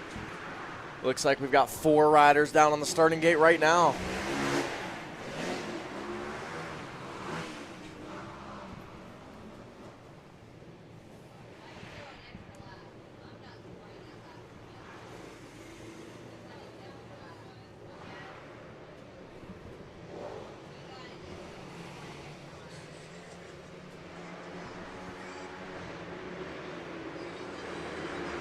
Looks like the 092 of Stephen Carnahan out front to an early lead. We have seen him dominate all day on that Kawasaki. We've got a good battle for second here. The number 114 of Mason Castell is in that second ride, towing along the number 13 of Zach Boardman and the number 29 of Brian Drake. But Brian Drake squeaks inside for that number 3 spot, hunting down that number 114.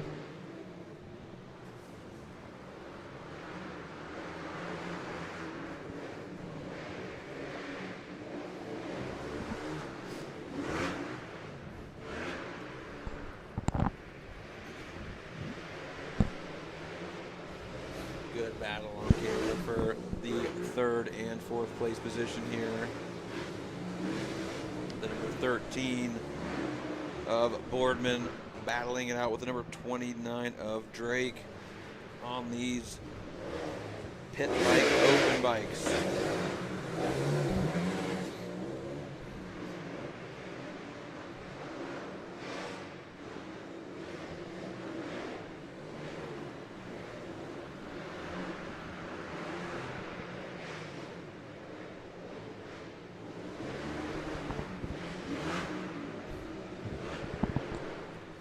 Looks like our riders are starting to spread out a little bit more. They're getting comfortable finding these lines in the last moto of the day.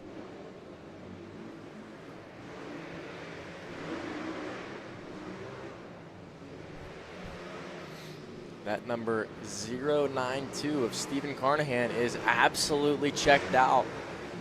Checked out here from his hometown of Toledo, Ohio.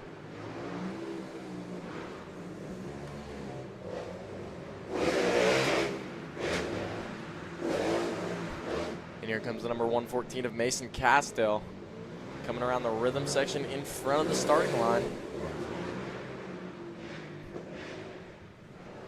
With the man in 1-inch Series gear making it look so easy on that KLX 140.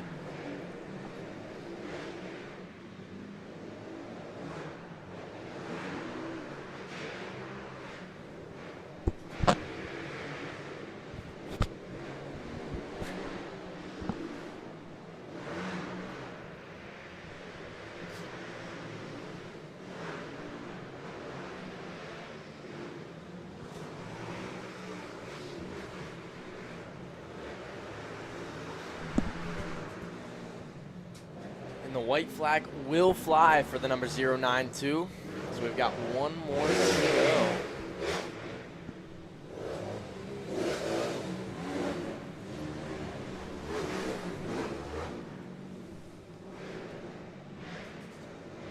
Carnahan is on another level in this class. He is working his way through the entire field on this last lap. He might Heading every jump with such ease. Here it comes up to the step on, step off. Let's see if he can make it through the last rider available. I think that's his goal, around the outside. But Mason Castell shuts the door for one more lap. And the 092 of Stephen Carnahan takes the gold in your main event for the first round of the Route 62 Winter Indoor Series.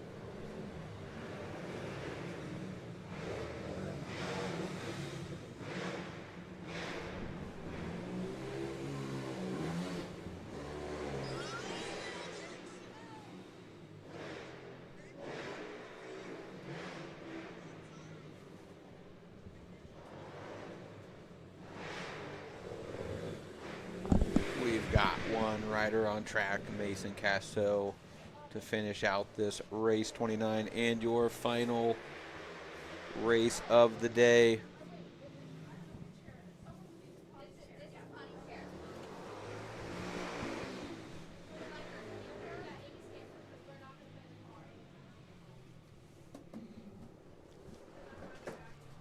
All right, that is the conclusion of race 29, our Pit Bike Open. It has been an awesome day. We have loved everyone tuning in.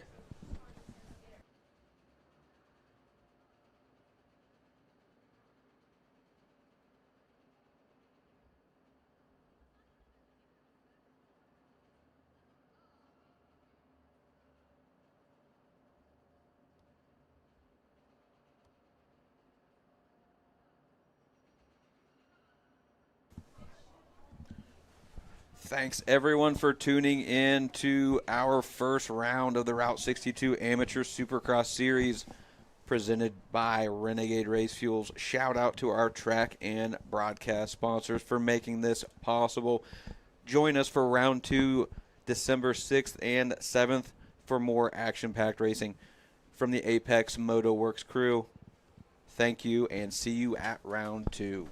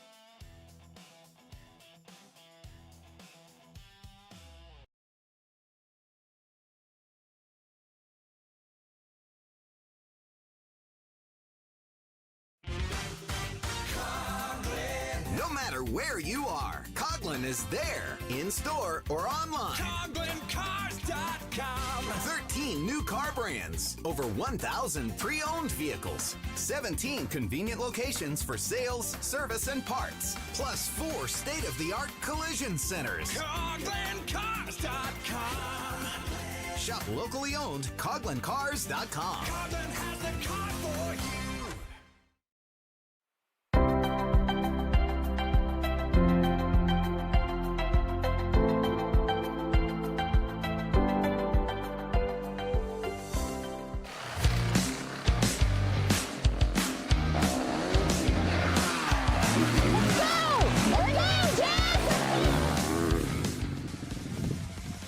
Motocross is intense, but buying or selling real estate doesn't have to be. At the Winland team, your journey matters. In real estate, we take the bumps out of the ride. I'm Jess Winland, and I'm Katie Emily. Let's ride this journey together.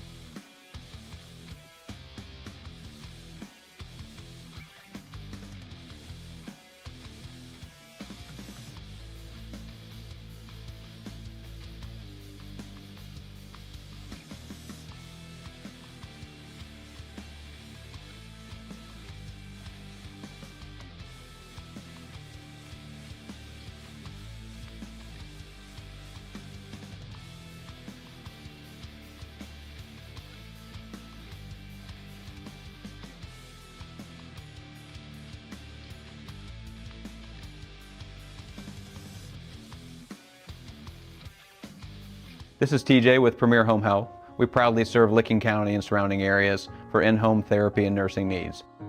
If someone you love needs in-home care, choose Premier Home Health.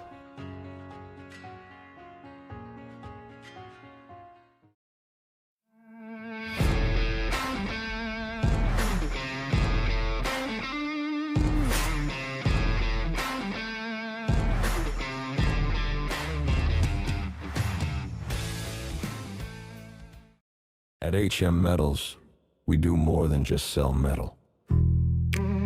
We help you build your vision from the ground up. From durable metal roofing and siding to complete post-frame building packages. Our team brings years of hands-on construction experience to every project. We're here to answer your questions, guide your choices, and deliver the quality materials you need. And when it's time for site work, building pads, driveways, and culverts, we've got that covered too. HM Metals. Built strong, built right, built to last.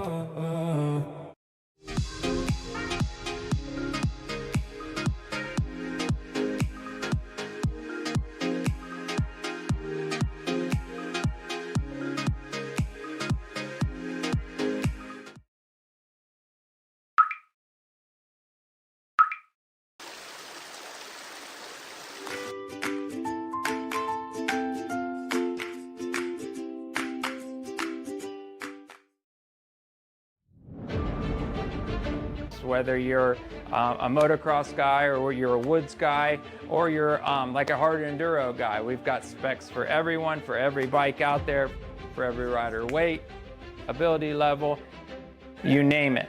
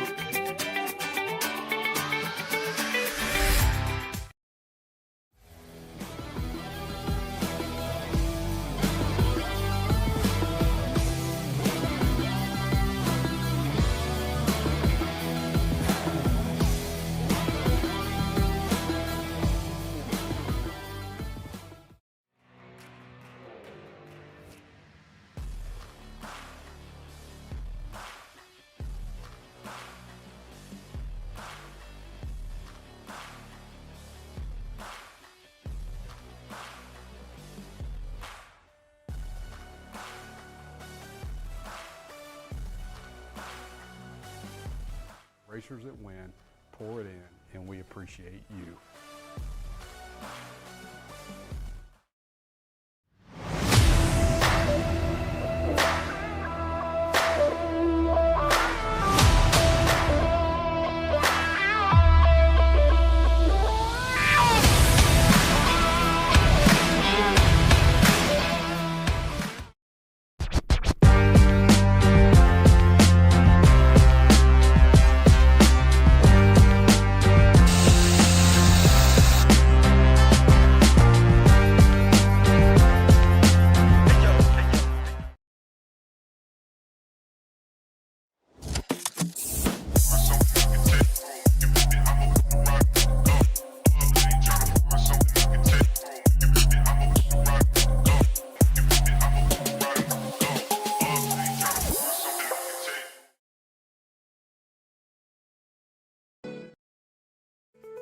At Salerno's Primescapes, we get our hands dirty so you don't have to. From lush lawns to retaining walls and everything in between, we handle the hard work. So all you have to do is wake up and smell the flower.